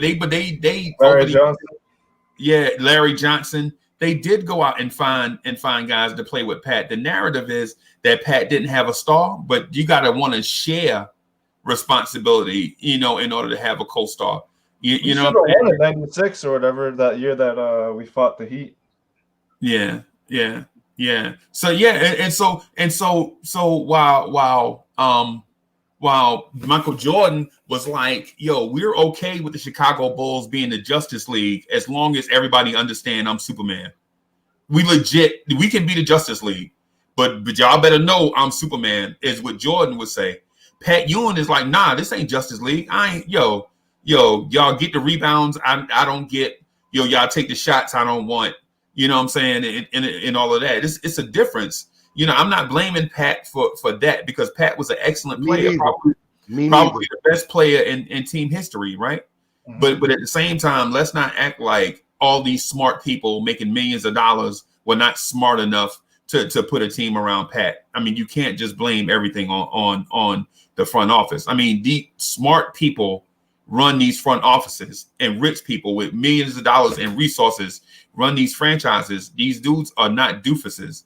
You know what I'm saying? But they have to cater to their star because no franchise wants to be without a star, especially the Knicks. When the Knicks don't have a star, the whole mood in New York is terrible. Yeah. I'm gonna jump off right now. Oh man, I thought you was up for a fight, Chuck. What's good? Hey, look, it's 4:15.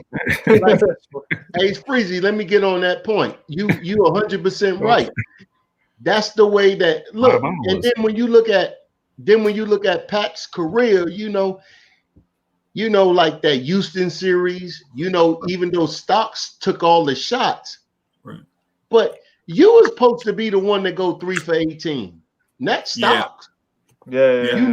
You slid it over. So, and then when you get with the Indiana in the play with the Davis guy, when you should have dunked instead of the finger roll. It's things with Pat that we seen that say, okay, when they got close to the end, Pat, you can bow out gracefully, even though Jordan and them was playing at a high level. Right. Jordan just was something different. You wasn't, but then you wouldn't concede nothing. Right. Look, Camby there that next year, even if he was in the series with Camby, when we played them, we wouldn't have went out 4-1. Nah, we wouldn't have went out no 4-1. But Larry Johnson was hurt too, though. Don't forget Larry Johnson was hurt too. So Pat was hurt, Larry Johnson was hurt, and Kurt Thomas. People forget Kurt Thomas was hurt, so we were all banged up because we gave it everything we had just to get there. Yep. You know what I'm saying? We gave it everything we had just to get there, and then when we got there, all right, boss. All right, later, yo. Yeah. But we get later, Chuck. Hey, look, that plane. We're gonna try to save him now, Chuck. We're gonna try to save him.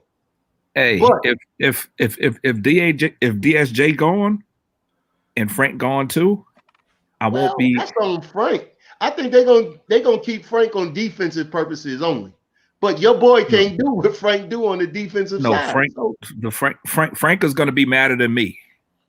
I think, look, this is the wrong time. Hey, look, Freezy, would you agree with this? This was the wrong time for any guard that was in camp to get hurt. Oh, here we go. Right. Oh boy. Hey, but you know what, Rob? I'm gonna say this, man, and people in the chat are gonna roast me, but I'm used to getting roasted, man. So here's the thing. I don't believe they were hurt. I legit believe Tom Thibodeau was like, yo, y'all are not living up to this height. Y'all are not earning these checks. You know what I'm saying? And I'm not going into the regular season not knowing what I have on the bench. I'm gonna give these guys a look. And if they're worse than y'all can have these minutes. But if they better, we gonna start splitting these minutes up because we're gonna put the best product out on the floor. Hey, you know who's chewing their thumbs right now?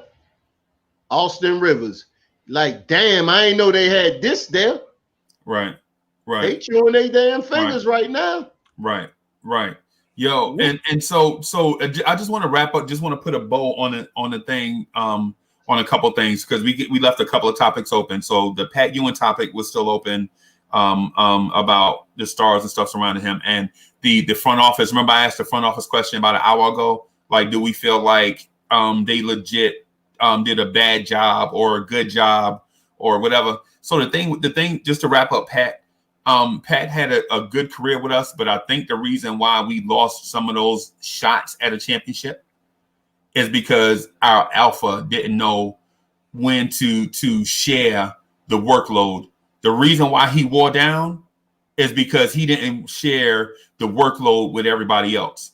If he did, Anthony Mason was a great player in limited responsibility. Mm-hmm. As soon as he leaves us, he makes the Heat on his third team. He made the All-Star team with the Miami Heat or the Milwaukee Bucks. Sixth man in Charlotte too, or something. Yeah. So you saw all these things come out of Mason when he got more responsibility. You know what I'm saying? When Mace was an older player, right? Mm-hmm. Why couldn't we give Mace that responsibility when he was a young player? You know what I'm saying? Mm-hmm. So it's one of those deals where Freezy, let me say this. It was one thing about Patrick Ewing. It was one thing about Patrick Ewing that I noticed. You remember when Villanova beat them in the championship. Yeah, Ed Pinckney. And at the end of the game, I remember this like it was yesterday. When Villanova beat them in the championship game, when it came down was that to Villanova trophies, or North Carolina? You say what? Was that Villanova or North Carolina? It was Villanova. When they lost to Villanova. Okay. When they lost to they already lost to Carolina that year. The next year when they got back in they lost to Carolina that first year. That second time they went against Villanova. Okay. Villanova played them in the Big East like the game went into overtime. Villanova pulled it out. So when it went to the championship game, when they lost that championship game, right, the players tried to walk away. John Thompson said, no, sit your asses down right here. Right. They had all the chairs lined it up. They sitting over there nonchalant. They lost. Right. They sitting over there nonchalant. John Thompson said, nah, respect the champions. Right. They beat y'all. So when I seen how Ewing effectiveness on the rest of that team, they were sitting down there like nonchalant. They like hands closed, like we still those dudes. Right. But you're not because you lost. Because you lost, right. So then once John Thompson said that, so he said, nah, you straighten up. You watching champions. That next year, when they came back, they beat Houston. That was the only ring. John Thompson's teams was supposed to at least get 2 rings. At least 3. They was the joint. They lost to Jordan that year. And then when he came back, they lost to Villanova, and then they beat Houston. Once they beat Houston, then that's when it was time for Pat to leave. Right. But at that time, right then and there, you seen the attitude of an alpha dog. And I thought that it would change when he got to the pros. But he was always in company with Jordan. You see how they always played on separate teams, but they was always friends. But who was the leader of the pack of the friendship was Jordan. Jordan, right. You know, like Barkley said, he said when I played Jordan in the finals, he bought me a $20,000 carrot when he gave it to me on the golf course. Right. Jordan was playing mind games, so you don't check me hard when I'm getting ready to put this thing up in you. Yeah. But they never could figure it out. They never look. Ewing never figured it out until it was too late. Yep. You're not gonna get this man done retired. We still didn't beat you, and we should have beat Houston, but we didn't. And it was karma to me that we lost to Houston, who Patrick Ewing beat in college. Right. Wow. Right. You know, it's like, yo, there's a lot of great things about Ewing.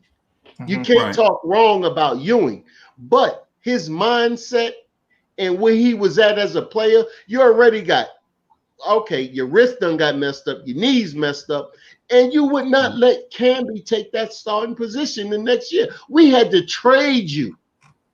Right. And we didn't want to. Right. And then we still took you back in. We made you coach of the Westchester Knicks. Was the first coach was Patrick Ewing. And everybody was saying, why can't Patrick be the coach? Why they did this, that, there, and the third? Right. Your mindset. Right. You know, you have to have a championship mentality at all times. I think, ironically, I think he has that now, right? Like I think he has the team concept mentality now, but he didn't have that as a player, right? And I'll tell you, give you another example. So we drafted Mark Jackson in '87, right? And so we had Mark Jackson, Gerald Wilkins, Johnny Newman, and so we ran this offense that's similar to what Golden State's runs right now, right? I mean, I think it may be the forerunner of what Golden State runs or ran during their championship years, except we had Pat Ewing, right? And Pat Ewing was eating in that offense, right? Those were his legit MVP years, right? But the offense was not focused on Pat. It was focused on perimeter guys getting open 3-point looks, right? And we were knocking down the three. We were killing the NBA with the 3-pointer.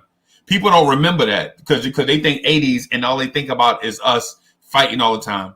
But in the 80s, we had this offense, man, where we would just flat out, man, running the floor, getting open looks from three and all this stuff. Pat Ewing was eating, but he wasn't getting the shot attempts, right? Pat Ewing had a hissy fit, right? About not getting the ball. He's like, I don't get to touch the ball as much as Olajuwon and David Robinson and Brad Daugherty and all these other guys that were in the league, right? Because he kept finishing like fourth in the MVP. He's like finished fourth, third, fifth, whatever in the MVP vote, and he wanted to be the man. So he messed around and got Rick Pitino run out of town. And so the Knicks hired Pat Riley, right? And so what happened is that we went from a team that shared the ball and played great team offense and defense to basically a one-man show on offense and defense. You know what I'm saying? Oakley and Stark shared on the defense and stuff too. But basically Pat was like a shot blocking machine and doing all these defensive rotations and all that stuff that we didn't know about back then. Like back then, we never heard of defensive rotations. All we heard is blocks and steals was our only measure. You know what I'm saying, of who plays good defense and who don't. And so, ironically, you know, we started beating teams and going deeper into the playoffs, and Pat stopped sharing the response. So what I'm getting at it is, and I'm trying to put a bow on the Pat thing so I can get back to the front office thing. But the thing is if Pat would have just accepted the fact that other players on the team were good too, then I think we'd have been okay. You know what I'm saying? But you can't legit say you want to do all the heavy lifting, you know what I'm saying, all the time, and then you get mad when you get criticism. Like when the paper criticized Pat Ewing, he act like everybody was betraying him. I think that he probably should have just did what Jordan did. Like, yo, we can be the Justice League. We don't have to be Batman and Robin. It don't have to be, alpha and a bunch of betas. It can be a bunch of alpha, but one lead alpha. You know what I'm saying? That I think that's the thing that killed Pat's career and our chance at championships. But back to the front office thing, though. I want to hear Art's take on it because I missed it. Art, do you feel like the front office? So how do you feel like the front office did building this team this offseason? I would have wanted a better point guard than Alfred, but like Teague didn't even want to come here. Like Teague was the guy who I wanted, but right, he didn't want to come here. So, but I like the Burks move. I like the Noel move. Rivers, and then the draft. It looks like we, hit it out the park. Because if Quickly's a starter, we're gonna. That's like really good at a 25 spot, Right. Especially in a quote unquote weak draft. Like that's pretty good. You mean like a diamond in a rough type situation? Yeah, like we basically found like this year's Kuzma or something, like right, or this year's Siakam or something. But okay, let's see. Like I like what I'm seeing from Quickly. Like he's fearless and he knows what he wants to do with the ball, but when he gets it. All right. So I know it's early. I know it's early in the on the timeline. On this year's timeline, I know it's super early, right? But I feel like I have two things running parallel to each other, and it's making me uncomfortable, right? So the fact that the front office doesn't necessarily say anything to anybody about anything, just let you read the tea leaves, to me is frustrating. I don't like that. Some people like it. I'm not a fan of that. My preference is you want me to buy your stuff, you want me to spend money and invest in this team, you need to tell me what you're doing. I don't want to speculate about certain stuff. You know what I'm saying? I need to know the direction of the team. Don't try to play this like this is The Sopranos. The Sopranos are fiction. You know what I'm saying? This is real life. Even though it's a sport, you know what I'm saying? I legit spend money in it. You know what I mean? Like I go buy Knicks stuff often. You know what I'm saying? You got that new gear that came out today? Yeah. I see the city jersey, and I'm thinking about getting it. I'm gonna get that city jersey though. I'm gonna get that city jersey. That shit is hot. Yeah. I got the snapback. Like I don't even wear snapbacks, but I think that looks pretty nice. The beanie, and I got the zip up hoodie. Oh, okay. I just like the NYC with the Nike check on it. Yeah, that's fire. Yeah, that's and then the city that never sleeps. I think that's what we are. Yeah, no, we're not sleeping. We're taking this till 8 a.m. Shit. I gotta take the missus to go get something to eat for breakfast. I can miss the 26-minute nap. You know what I'm saying? But I can take the breakfast though. Hey, Freezy, let me ask you a question. What's good? When you seen those young boys, like everybody that was drafted on the Knicks that was on the floor, how did you feel? Yo, I felt like it was about time. And they was balling. Right. They were balling. And you know the reason why I say it's about time? Because in 2000, the Knicks should have blew it up. You know what I'm saying? That's what because Sprewell was already beefing about money. Allen Houston was already missing games. You know what I'm saying? Pat Ewing was old. You didn't know how much he was going to get left out of Larry Johnson, and then a couple years later he retired. He retired early.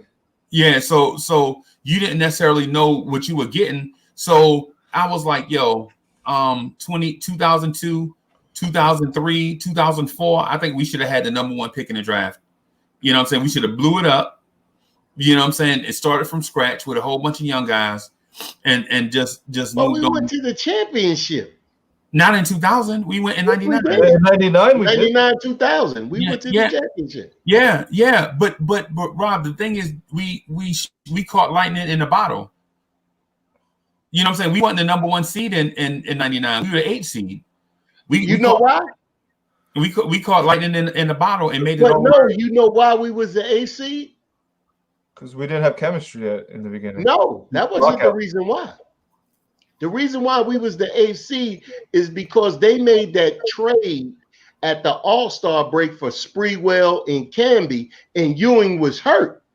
Right. Once the dynamics of the team looked different at that time after the All-Star break. When Ewing was hurt and we got Camby and Sprewell coming in, is the dynamic of the team.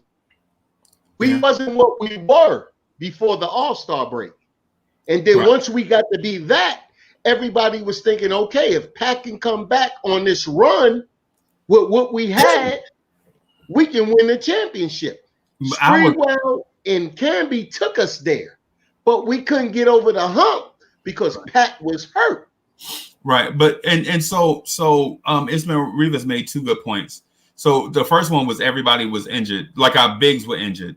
Our bigs were injured except Camby, and I think Camby got hurt, but he played through and got healthy for the playoffs. But my point was you can kind of see the air coming out of the balloon, right? So even if you didn't rebuild in 2000, you could have rebuilt in 2001 or 2002 when the new GM took over. The cat from Utah took over and brought in all the Utah Jazz and was trying to trade for Mutombo. You knew right then that we should have been rebuilding. You know what I'm saying? Instead of trying to revamp for a run with a bunch of journeymen, what we should have did was stop where we were, traded away all those pieces for first round picks, and rebuilt through the draft. So we would have got, say for instance, if we would have got a Lamar Odom and an Elton Brand to, you know what I'm saying, to start our rebuild, then we would have had at least decent pieces going forward. You know what I mean? And so we could have just I'm not saying that we would have got LeBron in a 2003 draft. You know what I'm saying? But what I am saying is that we would have got somebody out of that class, whether it's LeBron, the kid that went to Detroit, Carmelo, Chris Bosh, D Wade. We'd have got somebody decent out of that draft. The future of our franchise would have looked vastly different if we drafted Carmelo out of Syracuse. Can I say this?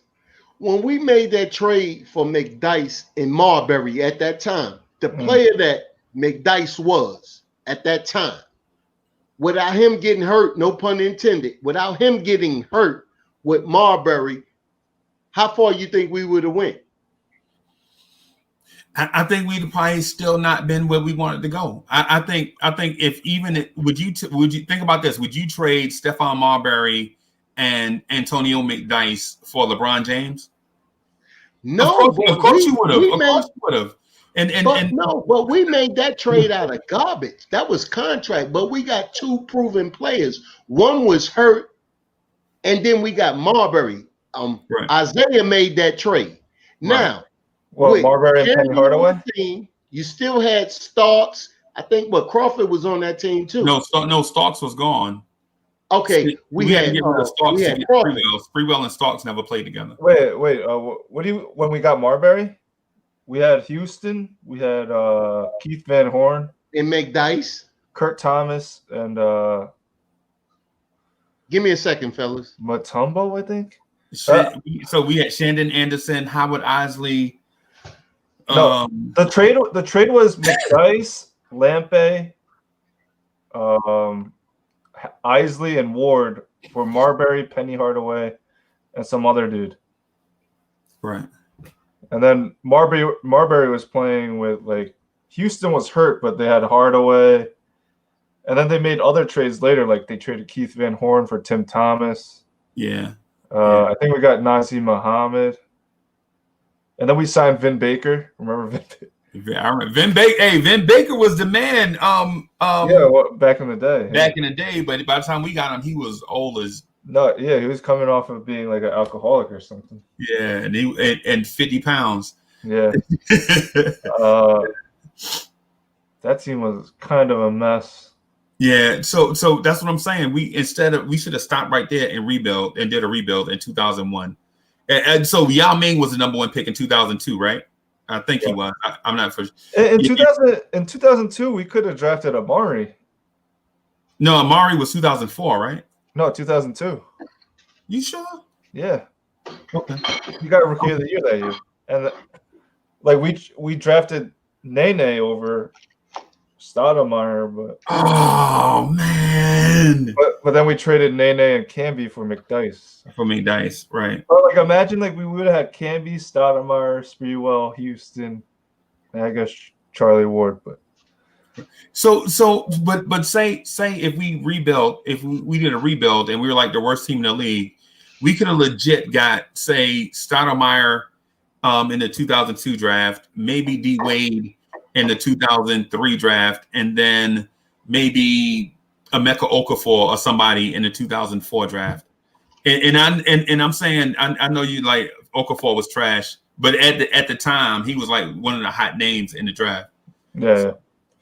So I mean, so even if we'd have hit, say if we'd have got, say, Amari, D Wade, and Dwight Howard in back-to-back drafts, I think it would have set our franchise up nicely going forward. You know what I'm saying? I mean, we did get a nice pick. I think we got Gallinari on that pick in 2008. Yeah. Yeah, we got a nice pick. 2008. Yeah. 2008. Yeah. But the thing is not the picks themselves, because all we can do is imagine what we could have did. But what we should have done though is did a hard rebuild and not try to retool on the fly. We did do a hard rebuild though. We did when Walsh got there. We did do a hard rebuild. That's when we got David Lee, Nate Robinson, and Wilson Chandler. That was Isaiah. We added Amari. That was Isaiah. We had a good core, but then we traded away what we built. We did rebuild. In 2011? We traded everything for Carmelo? Yeah. I think what 10 or 11? 2010. We had Gallinari, Gallinari, David Lee, Felton we picked up, and then we also had Wilson Chandler, and then we got Amari. And then once we got Amari, the bad decision that we didn't make was not letting Carmelo wait to the end of the year. We traded away, and that was the dysfunctional of what happened. Yeah. Because we would have wound up with two people. We would have either winded up, okay, if Melo didn't come, he would have been a Brooklyn Net, and then he would have got to be a free agent in 2 years. But with that core, we would have probably picked up Darren Williams. Darren Williams. We would have probably got him. It was either or. We'd have probably picked up him without all of the trading or left it as is. I believe we'd have got Chris Paul a year later. I believe we did.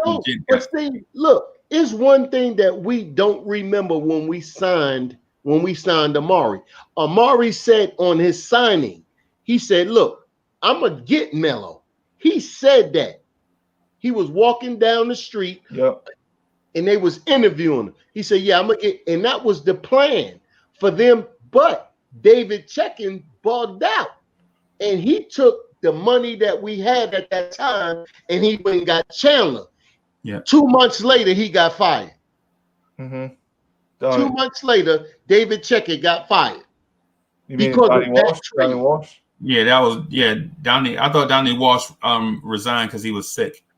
No, but David Checkett was over the Madison Square Garden. He was over the whole thing. He was the one Dave Dolan let sign the checks for that. Right. And when he picked up Chandler, and then word got out that Chris Paul was coming, because Chris Paul made a toast at his wedding to the next big three. It was Amari, Chris Paul, and Melo. And he messed it up, and he got fired. Yep. It's crazy. Hey, so subscribe to the channel.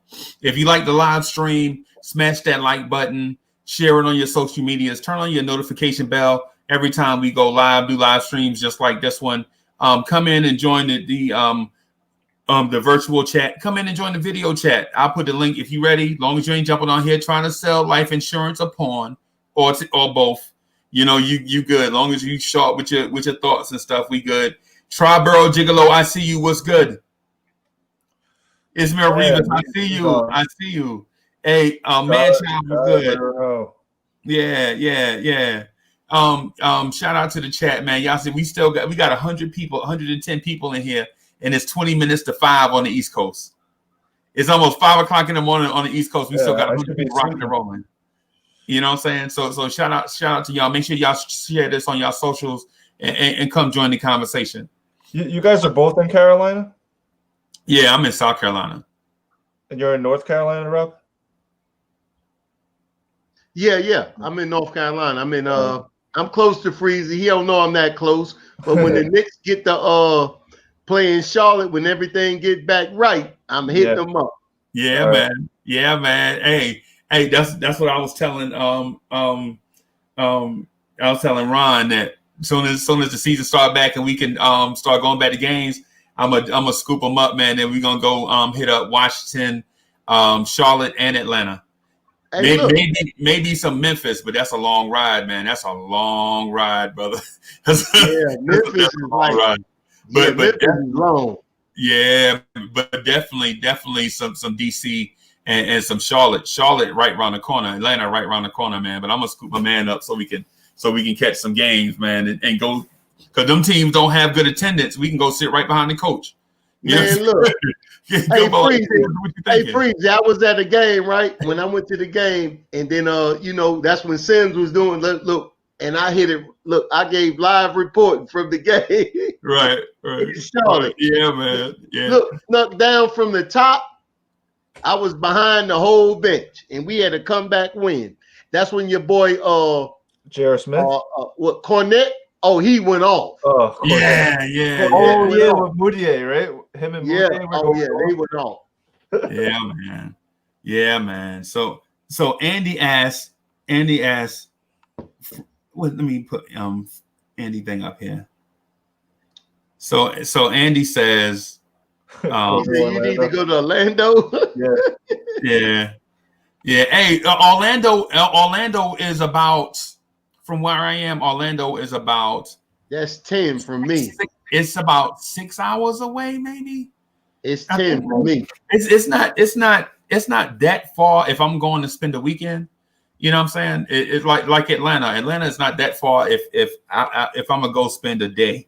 If I'm gonna go spend a day, Atlanta's not that far away. But Orlando, if I'm legit going to see like 2 games, if I'm going to go see the Knicks on a Friday night and maybe Brooklyn on the following Sunday night, I can go check that out or whatever.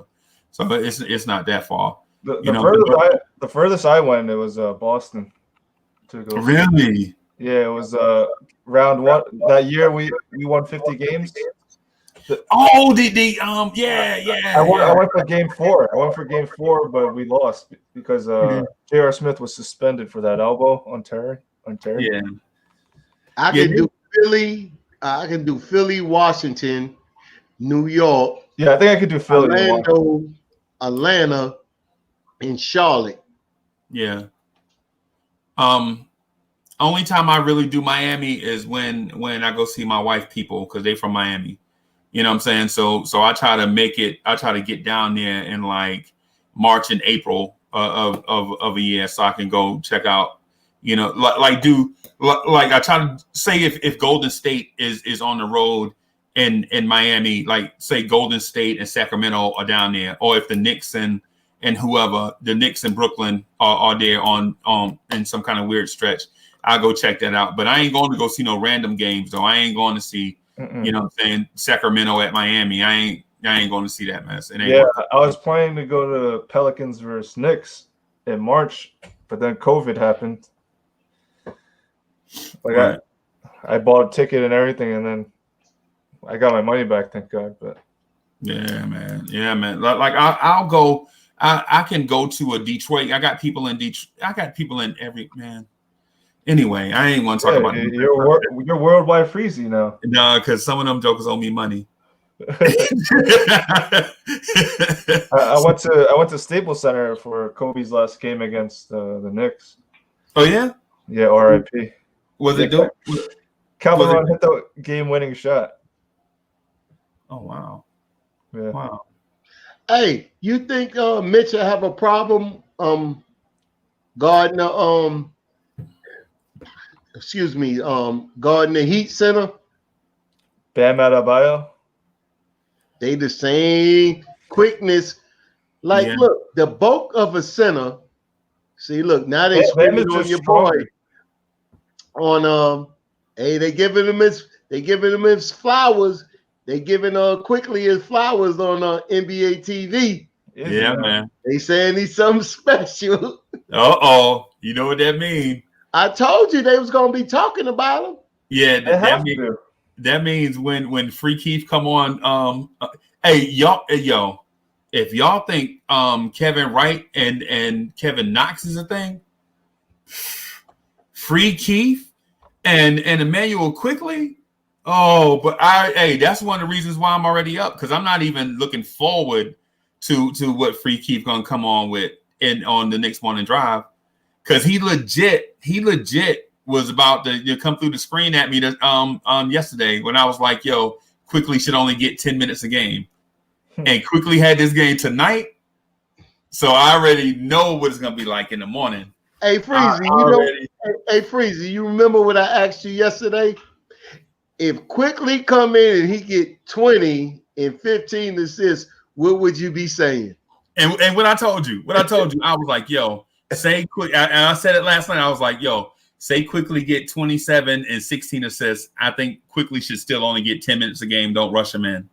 Right. That's what I said last night when me and you had this conversation. And so I carried that over to the morning. I was like, nah, man, I don't care what Quickly does. Don't rush him into the thing. It was kind of like what Art was saying a few hours ago. Like why we rushing? You know what I'm saying?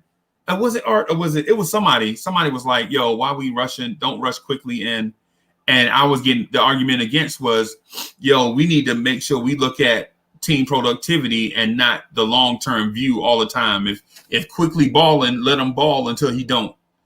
Is basically the feedback I was getting. But the thing I like about Quickly, he might not be a better quote unquote point guard than Alfred, but he gives you that threat that he can hit the three. Like, right. And that threat is deadly. It opens up so much. It looked like the Knicks was out there when they had the ball in their hands going against the other team like it was a picket fence because the floor had the spread. Mm-hmm. He shot 3 for 11. And they made a conscious effort the first game to keep him from shooting. Mm-hmm. But he affected the game so much that when the shot get going, man, oh my God. Right. It wasn't because of their defense. It wasn't because of their defense. His shot just didn't go. Yeah. Exactly. 3 for 11. It wasn't. Right. Yeah, it wasn't because they locked him down. Yeah. You know, as a matter of fact, they have to respect him. Like if Alfred Payton's on the floor, you know that he's not gonna hit freaking threes. You don't even have to try to defend it. Yeah, that's why they just go to the zone. Right. But if teams going up now with Knox and Quickly, bro, man, it's gonna be crazy. I'm looking at it like this until my eyes tell me something different. We have something special right there, and we need to cultivate it. Like the way I'm gonna trust Tibbs to play him the way that he wants to play him. Mm-hmm. But if what Coach was saying from the beginning, hey, he can shoot with anybody. His defense is good. That's 7. Look, that 6'11" wingspan that helps him with his small frame, right? Because he can put his arm there before the pick. So therefore, that's something too. Right, it reverses you the other way. Hey, and so the other thing too is that we didn't get to talk about, and I hate that it happened this way. So I'm not really critiquing the show; I'm critiquing the conversation. The what we didn't talk about is his defense, right? Because we held a 20-point scorer to 6 points, and they're starting backcourt to 5 of 20 from the floor, right? And so Colin Sexton is a 20-point per game scorer, right? On high efficiency from 3. 47% from the field, 40 from 3. Yes. Right. And so we held that backcourt, him and Garland, to 5 for 20, right? And so while that sounds like nothing in the preseason, right? Our defense doesn't do that for guards. Guards play the Knicks at the Garden and come to eat. Like a 20-point scorer legit circles MSG on his calendar because he knows that's the day he gonna come and maybe get his highest output of the season. That's the game he gonna come and try to score 50 points. You know what I'm saying? Other players on other teams say they love playing at the Garden for a reason, and it's not just because the roses smell good. You know what I'm saying? They want to legit get on that big stage and show out. You know what I'm saying? And Garland scored 6 points. And I mean, I'm sorry, Sexton scored 6 points and Garland scored 2 points. No, I'm sorry, 8 points. So yeah, we held their starting backcourt to an average of 7 points between the two. Oh, but did you see what Tibbs did this game? He said, okay, he let RJ run with him in the fourth quarter.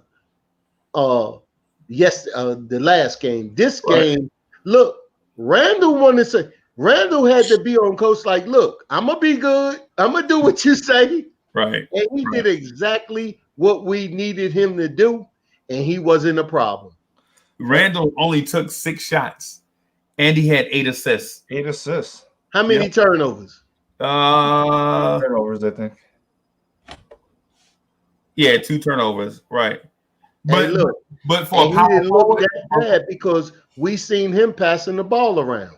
Right. He was watchable. He was watchable tonight. Like because he had was plus 46. Yeah. So we can say that now. Look, whatever they exploit on us going into the season, we gonna fix. Yep. We gonna fix it. But look, this is another stat that Freezy, nobody talks about. In all of our 4 games, win, lose, or draw, when the 3-pointer was bad, we still shot 45% from the field. Right. Today, we just hit the 3 and we stretched it. So we can shoot 45% from the field from 2, and then we was messing up at the 3. We was still in the game because of our defense. So now we're hitting the 3. I think that equals wins. Yeah, I think so. I think so. I don't know how many wins, but I think so. I want to ask y'all something too. So what do y'all think about excuse me, Iggy and Miles Powell? And I'll just say this real quick. I think I'm down on both. I don't know what y'all thought. I'm not down on them, but look, that's why we have our G League. Yeah. I'm not down on them. Hey, look, we can carry 15 active members plus two on the roster. They passed that Friday. Yeah. We need 15 active players. So therefore, if Iggy won a spot, it used to be like 12 and then you handle 3. Now they're giving you the 3 plus 2 on the reverse contract. Right. So with that being said, y'all got to make the team because what's on the team and what we're doing now, you got to break the lineup, but you can still be up. Right. I just don't think man, Iggy to me, man, looked lost out there. And I know good passes though. Now Iggy done a lot of good things out there today. Yeah. No. He didn't score. He didn't even look to score actually. But when he first, what I'm saying is when he first got on the floor, man, he looked lost, man. And then as he ramped up, he got better. But if you Iggy, man, you don't get that many minutes, man. You can't afford every second you get. You got to be super sharp, and I know that's hard to do. Man. But man, Iggy, with roster spots being so valuable, man, with them wanting to keep Michael Kidd-Gilchrist, you got to come out there and be sharp, man. And I'm a fan of Iggy. I want Iggy to be on the roster. But you got to keep Gilchrist? Huh? You think they want to keep Michael Kidd? Yeah, I think they brought him in to take somebody's spot. No, I think he's gone. You think? Yeah. Yeah, I think he's gone too. I think You he haven't and Clyde played said yet. that. Why are we keeping you on this team? We haven't seen anything from you. You have to give. This is the wrong time to get hurt with the New York Knicks. Right. This is the wrong time to be hurt. Yeah. I was surprised Spellman was quote unquote hurt. Oh, Pillsbury Doughboy. Yeah. You talking about Doughboy? Yeah, man. Like he played what 3 minutes and he was hurt. Yeah, I think his feelings are about to be hurt. I think he might be. I think he's the one who's going to get cut. Yeah, I think because you can't legit after 9 months come in camp out of shape. After all off season, everybody is saying come in great shape. That's the one thing. That's the one thing they have been preaching. The organization had been preaching the whole time. Like, listen, come into camp in great shape, and this dude came in bad shape. In bad shape. Yeah. He looked like once I saw him like walking onto the court, I was like, this guy's fat. Yeah. Right away. Yeah. He was not nice for himself coming into shape that way. Yeah, he should coming be in the camp. Excuse me, that way. Yeah, he is one that has like these skills that if he ever get his rump in shape, you can take advantage of it, of his decent. He's the one big man that can shoot. Yeah, he can move, he can shoot, he can pass, he can dribble a little bit, man. He can, but when you out of shape, you can't do it because you always winded. Yeah, you know what I'm saying? Out of shape. Yeah, man. I don't see Noel's taking Mitch's job. I just don't see it. No, like after Mitch got his 5 fouls in the third game, he's been good ever since. That was impressive. Yeah, that was impressive. When he got those 5 fouls and he stayed in the game, that means his mind took over. I can't do it. So now he took that into the second game and didn't get no fouls. Right. In the second game against Detroit, he had 5 fouls too. No, we're talking about this game. No, I know, but like he didn't foul out in that game either. Yeah. In game two. He's learning something. Yeah, like his mentality is you have to make pretend you have 5 fouls. That's what he has to do every game. Right. He has to value those fouls. He looking at Noel like, you fool. You can't do nothing with me. Right. I can cover 3-point shooters better than anybody in the league. And that's what people don't understand. Yeah, you might be able to, but Mitch is 250. Maybe he's going to get stronger. But look, okay, you may have to take that abuse down there, but you're the center. Mitch is not a 4. Why people want him to shoot threes? He's not a 4. Tell me how many 5s besides the Denver Nuggets center that can shoot threes. Right. He's the only one. Right. Like we don't even need that from him. Like if we have Quickly, we don't need scoring from our center.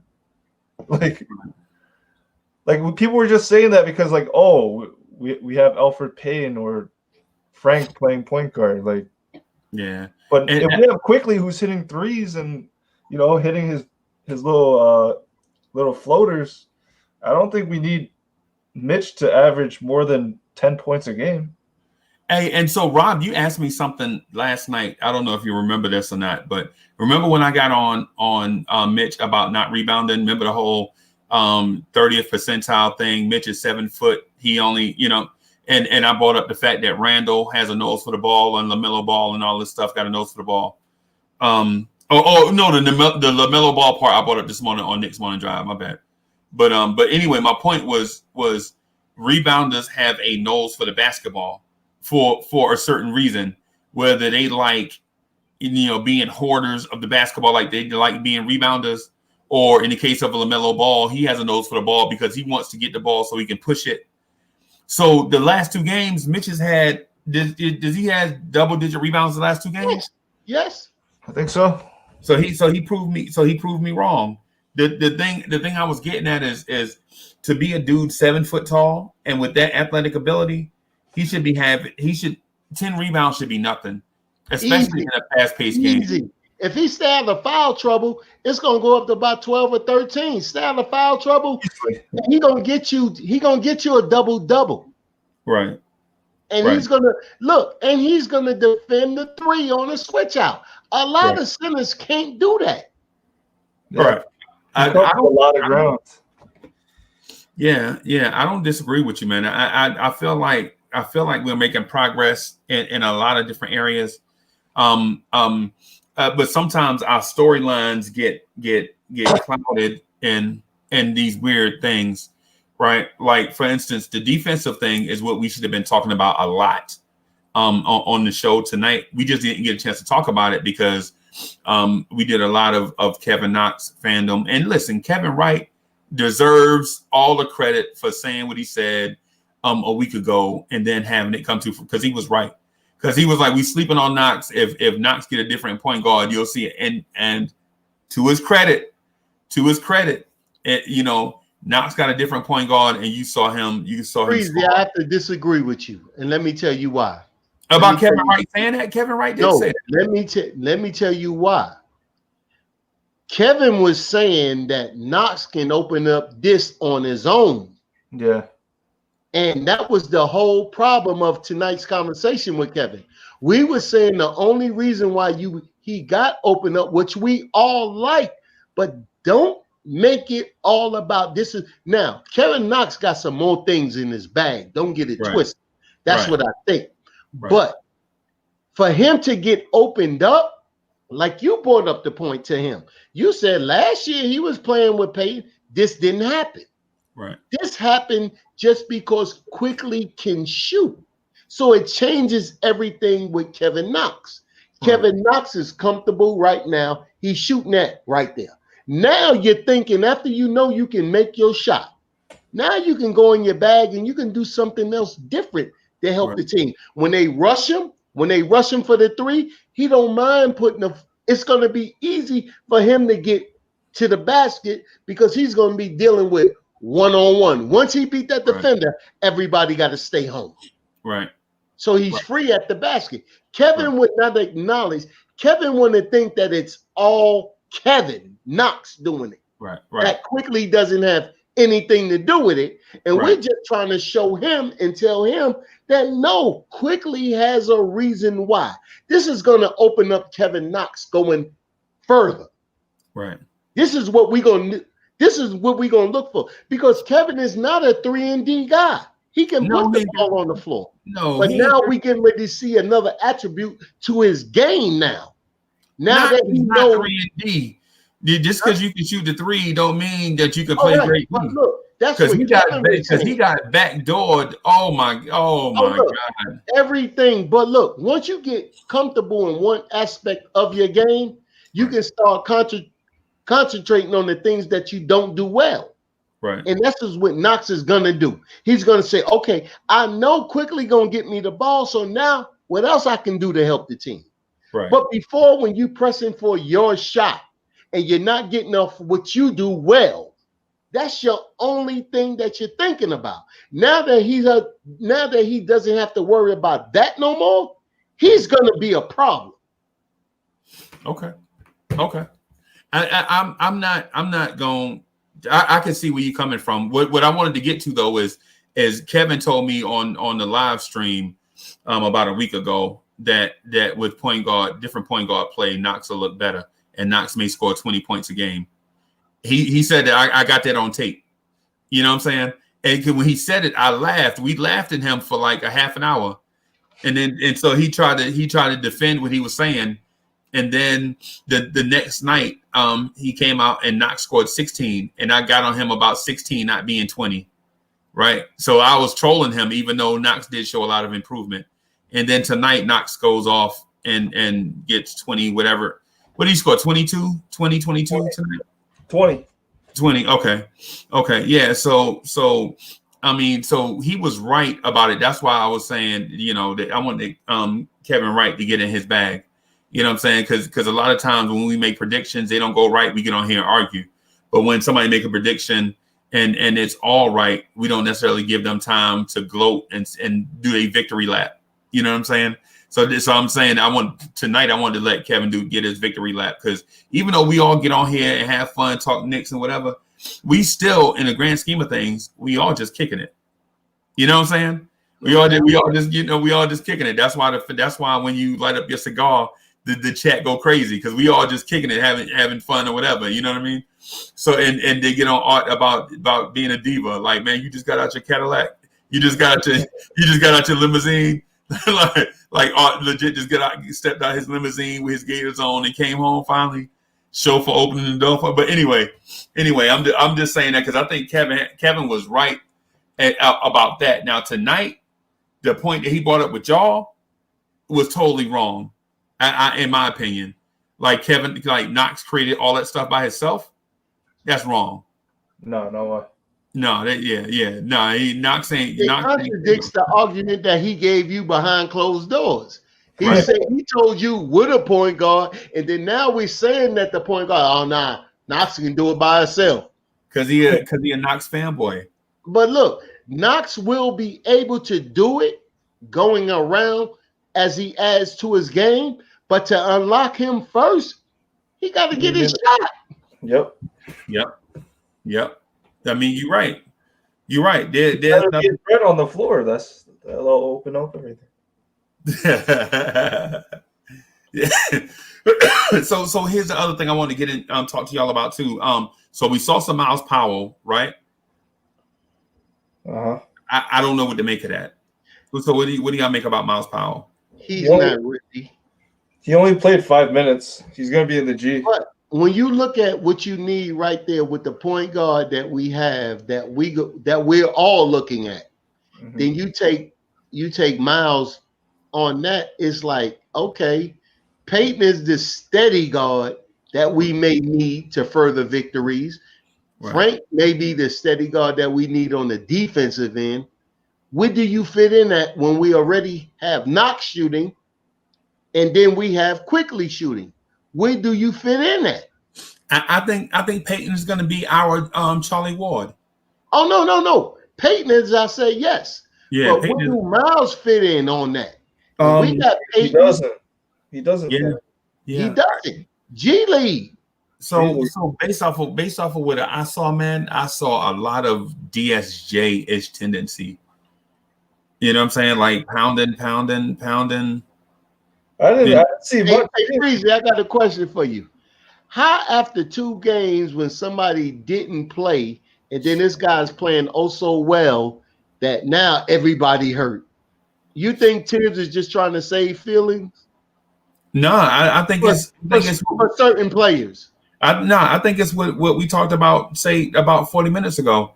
I think Thibodeau is legit putting these dudes on the line. Like, hey, I'm holding y'all. Y'all have been ineffective, including you, Frank. Y'all have been ineffective. I'm gonna let these young guys play, and instead of benching y'all, like what I should do, I'm gonna just say that y'all have injuries. I'm gonna let these guys play, and y'all, if these guys come eat in the same roles that y'all were playing, then y'all gonna have to compete for y'all minutes with them young guys. You know what I'm saying? That's what I think. I think it's a save face thing. You know what I'm saying? Because who do you think took over, the young guys, or what are you looking at on the team on the floor in 25 games with the progress that you see that the young guys are making? What would be your starting lineup if they keep on making these steps? Yo, I'm gonna tell you this. I think Tibbs all along wanted to showcase Quickly, right? I think the organization really likes Quickly, and how I can prove that is how high they drafted him based on his projection. They are really high on him, and they really wanted to get him on the floor, right? But so he was going to cut into those guys' minutes anyway. But I think the sneaky thing though is this Harper kid didn't show any fear. Like he legit stepped on the floor too and was like, "Yo, I'm getting crumbs at the table too." You know what I'm saying? So now you like, well, damn, the crumbs on the table was gonna be for Frank and DSJ. You know what I'm saying? If Harper is in the mix also, now because quickly kick down the door, and when you kick down the door, you don't have to. It ain't just about the first person through. It's everybody else that come through that door too. You know what I'm saying? Like when the riot come, the first person break down the door, you don't have to worry about what. It ain't just the first person. You worried about everybody. Now you got Harper too. You know what I'm saying? You like, oh my God. So now when we were hanging on to the possibility of maybe Frank figures it out at point guard, no, that's totally out of the equation now with Quickly here. You know what I'm saying? Because Quickly didn't, when Frank was a rookie or a second year player, he got in and he played a little timid. This dude here is a complete opposite. He feels like this is his team. He belongs, right? But Harper was like, if they ever get Quickly off the floor and if I ever get me some minutes, I'm gonna eat too. You know what I'm saying? And so I feel like the incumbents are losing valuable minutes and roles to these two young guys as we speak. I think it's legit. Probably give the vets, you know how it is on opening day. You let the vets, shine for a little bit, get out there, get their glory. But then after a while, you see their minutes get cut less and less and less till you see them transition to the young guys. I won't be surprised if Quickly is the opening day starter. But at the same time, I would almost, how to put it, I don't want to ruin Quickly and Harper. But if they're outplaying, I don't want Free Keith to see this and then say I'm flip-flopping or backtracking, but Quickly impressed me tonight. And I'm not jumping over the moon for him. But what I'm saying is compared to what we saw the previous game with LP and DSJ, bro. Dude, I was done with LP after he took those 3 threes in a row. And Brick, talking about the bricks? Oh, my God. Broke the rim. Oh, my God. Yeah, and then you saw Quickly come in. He took a step back. I was like, what are you doing, man? You can't even make a spot up 3. Hey, he's legit. He's going to take a legit step back from that starting guard spot. No, I want the lineup to be Quickly, Burks, RJ. I would like it to be Obi, but Randall's probably going to start, and then Mitch. That's my starting lineup after preseason. Right. What I would like to see Quickly, RJ, Knox, Randall, and Mitch. Mm-hmm. Wow. You say Quickly, RJ, Knox, Mitch, and Randall. Wow. You throwing these vets away. No love for Austin Rivers? Nobody? Anybody love for Austin Rivers? Look, he hurt right now. He hurt. Like Thibodeau said, he has to earn because he's behind. So I can't put him there yet. Oh, wow. You have to show that anybody that's playing on the New York Knicks right now has to show that they can take minutes from Quickly.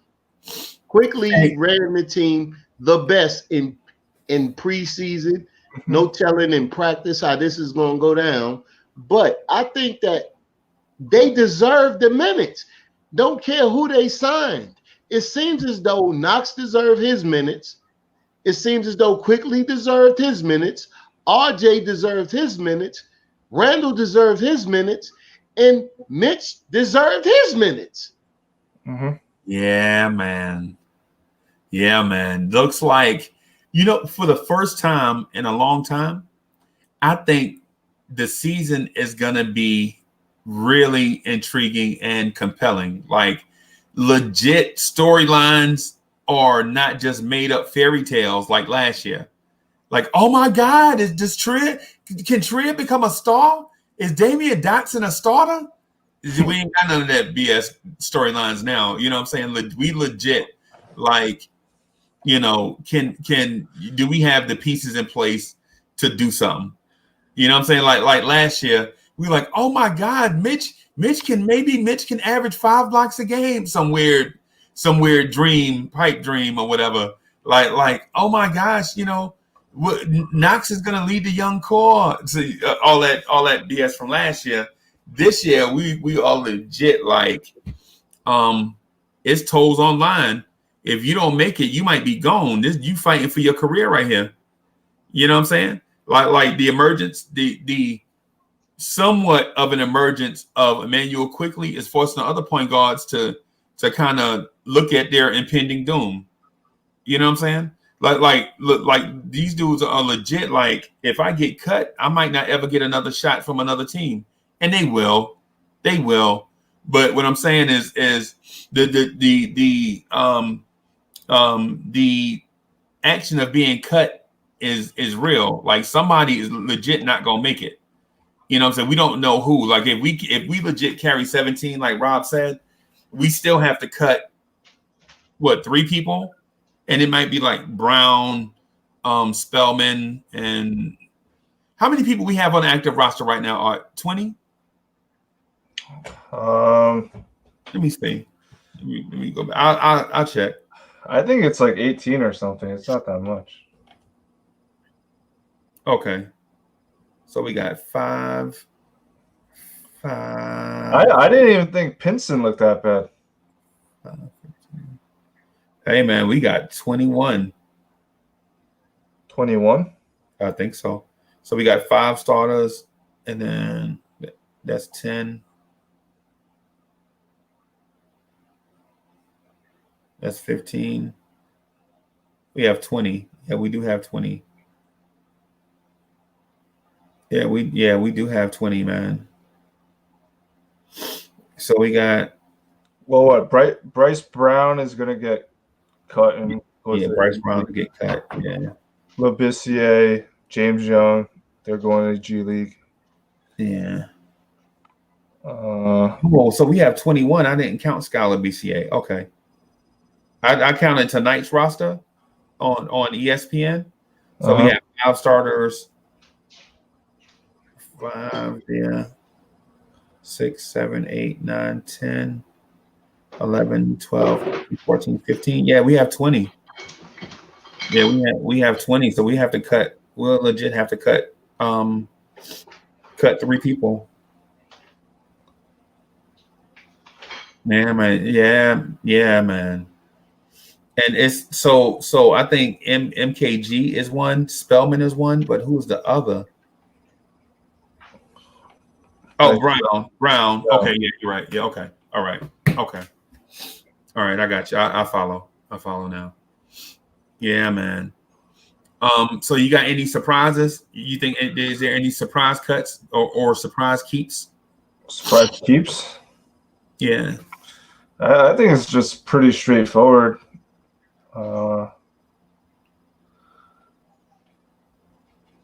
Like the only big surprise would be like if they waived DSJ. Yeah. But I don't think they will. I don't think so either.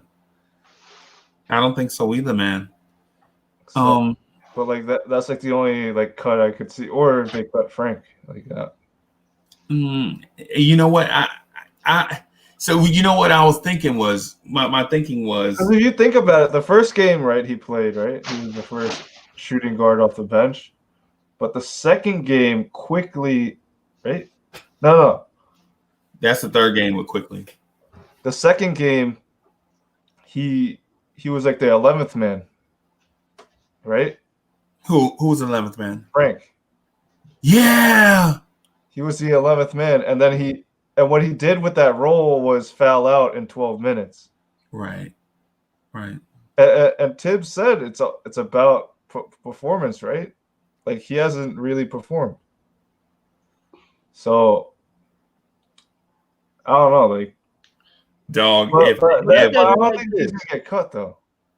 But look at it like this: when Tibbs said, when it was going through the little news that Frank was not happy not playing the point. Yeah. Maybe that was the reason why Tibbs went to him on film alone and said, look, I need you to play the 2. He already gave Frank his role. Out of anybody else, that's the only thing that went to the news, was that, okay, Frank was unhappy because now the point guard thing is being taken from him. But it seems as though, okay, yeah, Frank bought in. So if you got to play that defensive two, is not going to be. I'm going to love to see how Frank play with quickly.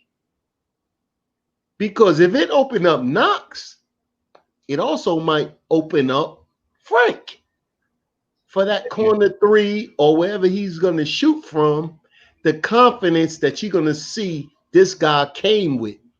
And it may rub off on Frank because it rubbed off on the whole team. The whole team looked different when Quickly's in the game. And that's not like, I don't care like how he's shooting. I know that people need to come and check him because of the way he shoot. Mm-hmm. And when you want to look, he beat Cleveland the first game without shooting well. Yeah, he beat them anyway because he made the right passes to everybody to get them involved. Okay, if you're gonna hold me, I'm gonna unleash everybody else on you, and you're gonna have Randall is gonna be a problem in that offense because Randall whole thing today, it looked like he bought it. He looked like a different player. Yeah. No, Randall looked totally like different. A different player. 8 assists. He looked totally like he brought in. You seen him at the high screen. You seen him passing. The ball moved with Randall on the floor. We never seen that. The ball was moving. So what he done for everybody that's working, that's not hurt. That's not hurt. Mm-hmm. He worked for he worked with RJ. RJ looked like just the vet on the floor. He said, yeah, I'm liking everything that's going on. I'm going to still do me. I'm going to still. Mm-hmm. And he's bought in 100%. This is what the offense should look like. When you have I like they run the floor more. So with them shooting like that, it's like, it's monumental to what we used to see from the Knicks. So for us to be like, okay, we all saying it, the chat saying it, Freezy saying it, like, yo, we might have something special right here. Right. What makes us wrong that we're looking at it? Does he need more time? Is LaMelo Ball getting more time? We're looking at where we drafted him at. Okay, maybe he need more time because we depressed Nick. We got Nick fans that's like the depressed Nick fans that look for like the cup half empty than full. Right. So we have to deal with them too. So, but they within their right to look at it like that. Mm-hmm. We can't say that. No, but look, we rejuvenated. We like our players. We look at each and I don't have a favorite player. Right. I'm on that emblem.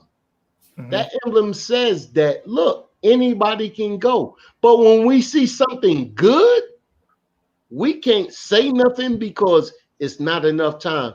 But even, look, Malachi Flint, he getting his minutes. LaMelo Ball, he getting his minutes.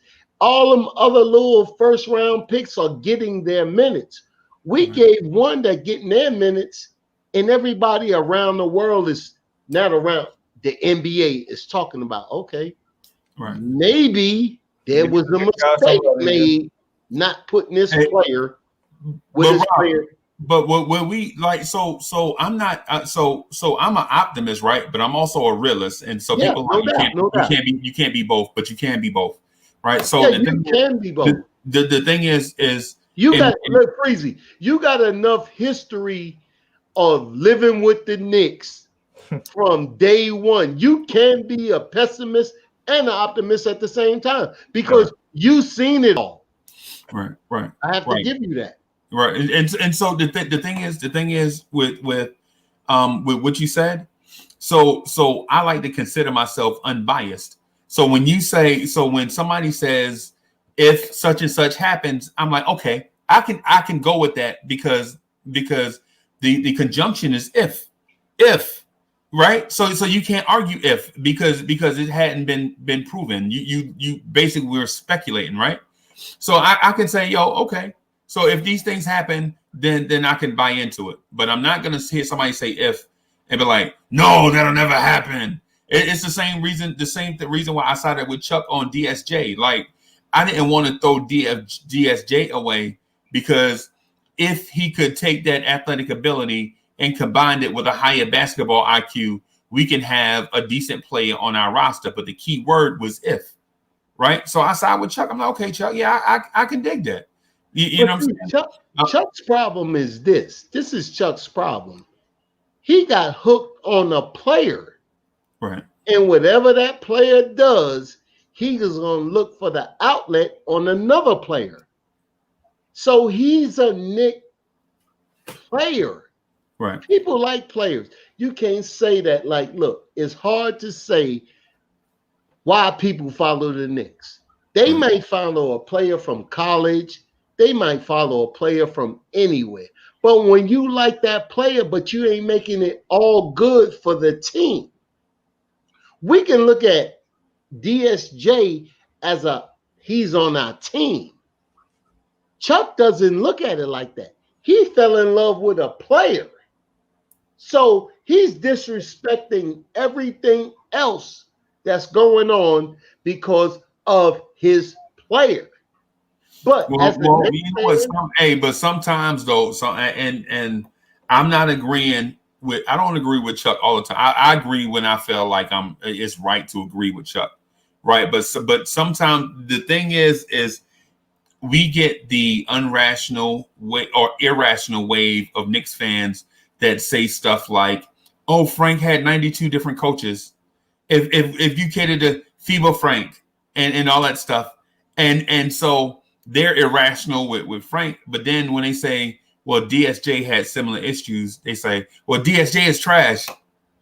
And so then you're like, okay, so these are the Frankers talking, right? So the Frankers are going to have they're going to lay every Knick player down at the altar and sacrifice them so that Frank can get more blessings, right? And that's the reason why I troll him a lot with the Frank Ntilikina is a 6'4" Tree Rollins, because sometimes we be irrational in our stuff. Crazy, they love a player, right? But what you just said is Chuck love a player, right? Yes. And so what I'm saying is why is it okay for Frankus to love a player and Chuck not to love a player is what I'm getting at.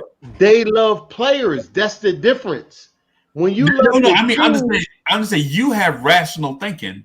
You have rational thinking. What I'm saying because I'm a Knick fan. I'm not a player fan. Right. I understand that. I'm not arguing that. I'm saying what I'm saying is Chuck and others get hit with an irrational wave of Frankers and Knoxers that say theirs. Yeah.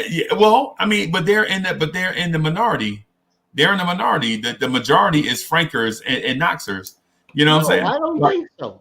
Look, let me tell you what I told Sims when you had him on the podcast yesterday. Me and Sims, this is what I told Sims. And Sims is the first one to put me on to this. I looked for Knick content and I found Sims first. Right. So when I found Tim's like a year and a half ago, this is the first thing that I told, and he remembered it. He laughed. When you look at your other the podcast, the one before, this is what I told him. Look, it's age numbers that represent the Knicks. If you're an old school Knick cat, you know what happened. Right. When you're a young New York Knicks fan, you want something quick. Yes. So when they want something quick, when they talking to you, Uncle Freezy, they call you Uncle Freezy because you see more than them. Right. And then when you stay true to what you're talking about, what you know about the Knicks, because like now it's 5 o'clock in the morning, so now we talking real Knick. Right. So they love this content right here. Yeah. So now when you look at it like this is the way. We've been through the muck and the mire, halfway championships, everything. So we know what a rebuild look like. Right. We know what drafting we know what free agency look like, bringing it. They don't. Right. They don't know what it looks like. But then when you want to raise a young team, we know what it looked like. It looks like this. Right. This is what it looks like. So therefore, when it looks like this, it's hurtful. Nobody like it. It's crazy. But guess what? When those same people seen 5 people that we drafted on the floor and we blow a team out by 30. That's what it looks like. A rebuild is crazy. Yeah, Look, ups and look, downs. look. It's gonna have Look. its ups and downs. Hey, look, let me say this. When you're looking at like Phoenix, nah, we ain't looking at Phoenix team. When they play a good game on TV, first thing we say, look at the shiny star, Devin Booker. We need him. Right. But we got that in our own backyard. Kyler Perry said 2 things that we roll in this next regime with. He said Knox is going to be 3 years. He said quickly ready. Yep. So Knox in his 3rd year, we seen what he's doing in pre-camp right now. But now he has that guard that he already knew. It's not by chance that you see Kenny Payne. It's not by chance you see all of these players. Look, it's for a reason. Kyler Perry said, this is what it looks like. Look, Devin Booker was under cuff in Phoenix. 2 years, nobody knew. When he blew out on the national scene, when they got the next #1 pick, everybody was like, oh, that's what we need. We got this in our backyard, bro. Right. This is in our backyard. We got quickly from the same program. Look, look at Trey. Look at Trey. Trey playing good ball now. Right. He was under the radar. Everybody that was on topic. Right. You had Julius Randle on topic. You ran and you left. Okay. So now you had to do your battles in the NBA. We got a 2-year player, 21 years old, that can look at you and say, yo, I know how to play this game. Right. And we disrespect, not you, but certain players, certain people are disrespecting what he's going to bring because we didn't get him at #3. Right. Right. This man is playing better than anybody right now. Right. I say he. I ain't gonna say better. I say he comparable. Look, not better. Not better. Look, I take that back. But he's playing with the ones that was drafted 1, 2, 3, 4. Right. Right. Right. And we got him late. Right. And maybe it was someone. So you didn't say. Let me say this. But listen. So you didn't say this. So he played against Isaac Okoro tonight or last night, who was picked. What was he picked 5th? So he played against Isaac Okoro. That was picked 5th, and he was picked 20 something. Yo, I'm telling you. Look, your boy was saying, well, that's playing with the best player on the Clippers, Kawhi Leonard. Kawhi Leonard, yeah. Round. Right. You can find gems. Look, Kyler Perry Kenny Payne know this player. He knows Kevin Knox. He said, yo, them two can work together. Give me a job, I'll do this. Right. And that's what they doing right now. Leon was sitting there at the game, the Godfather. He just sitting there with Kenny Payne. They were just chilling. And they both watched what the fruit of their labor showed up today. Now, your boy said, Tim said, look, been loving him. He loved 2 players that he said he loved. He said he loved quickly. He said he loved quickly and Obi. Right. He said, yo, this is something. And then now you got RJ. The rest of the league really need to watch out with defense. What we gonna put with what we have. Mitch, shut the fuck up, play your position. Rob with the cussing. Oh, I'm sorry. Yeah, hey, look. Be quiet, play your position. Yeah. And guess what he did? He shut down, played his position, and this is what we're going to have to give to the New York fans. Hard defense, win or lose. Wherever we fall in the draft, that's where we fall. We got a coach that's not going to tank. That's the best thing. Dolan, out the way, never was in the way as far as I'm concerned, but we're looking at something special. Right. Right. But we got to let it grow though, man. Let's not get things head over heels. Let's not get over our skis. Yeah, let's just let it be organic, man. Let's not hype this thing. You think that I would say what I'm saying if I wasn't on the podcast with the Knicks? I'm quiet around town. I'm talking to y'all. But this your joint, I'm gonna sneak up on those folks. Hey, Freezy, I'm gonna sneak up on those folks and I'm gonna be like, look, told you. But now I'm quiet around my town. But I'm talking to my Knick brothers. Right. So now this is what we talk about. Maybe it worked. They ain't gonna say I'm saying that Q is gonna be the dude. Nah, I'm gonna say that to us. Right. So if it fails, it's just us. Right. No doubt. Now I can dig that.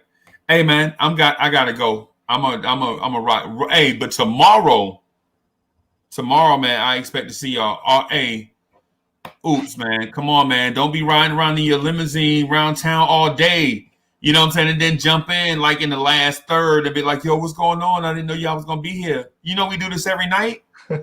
We do this every night. Rob, we do this every night, right? He be scared. Scared. I'm not scared of anything. No.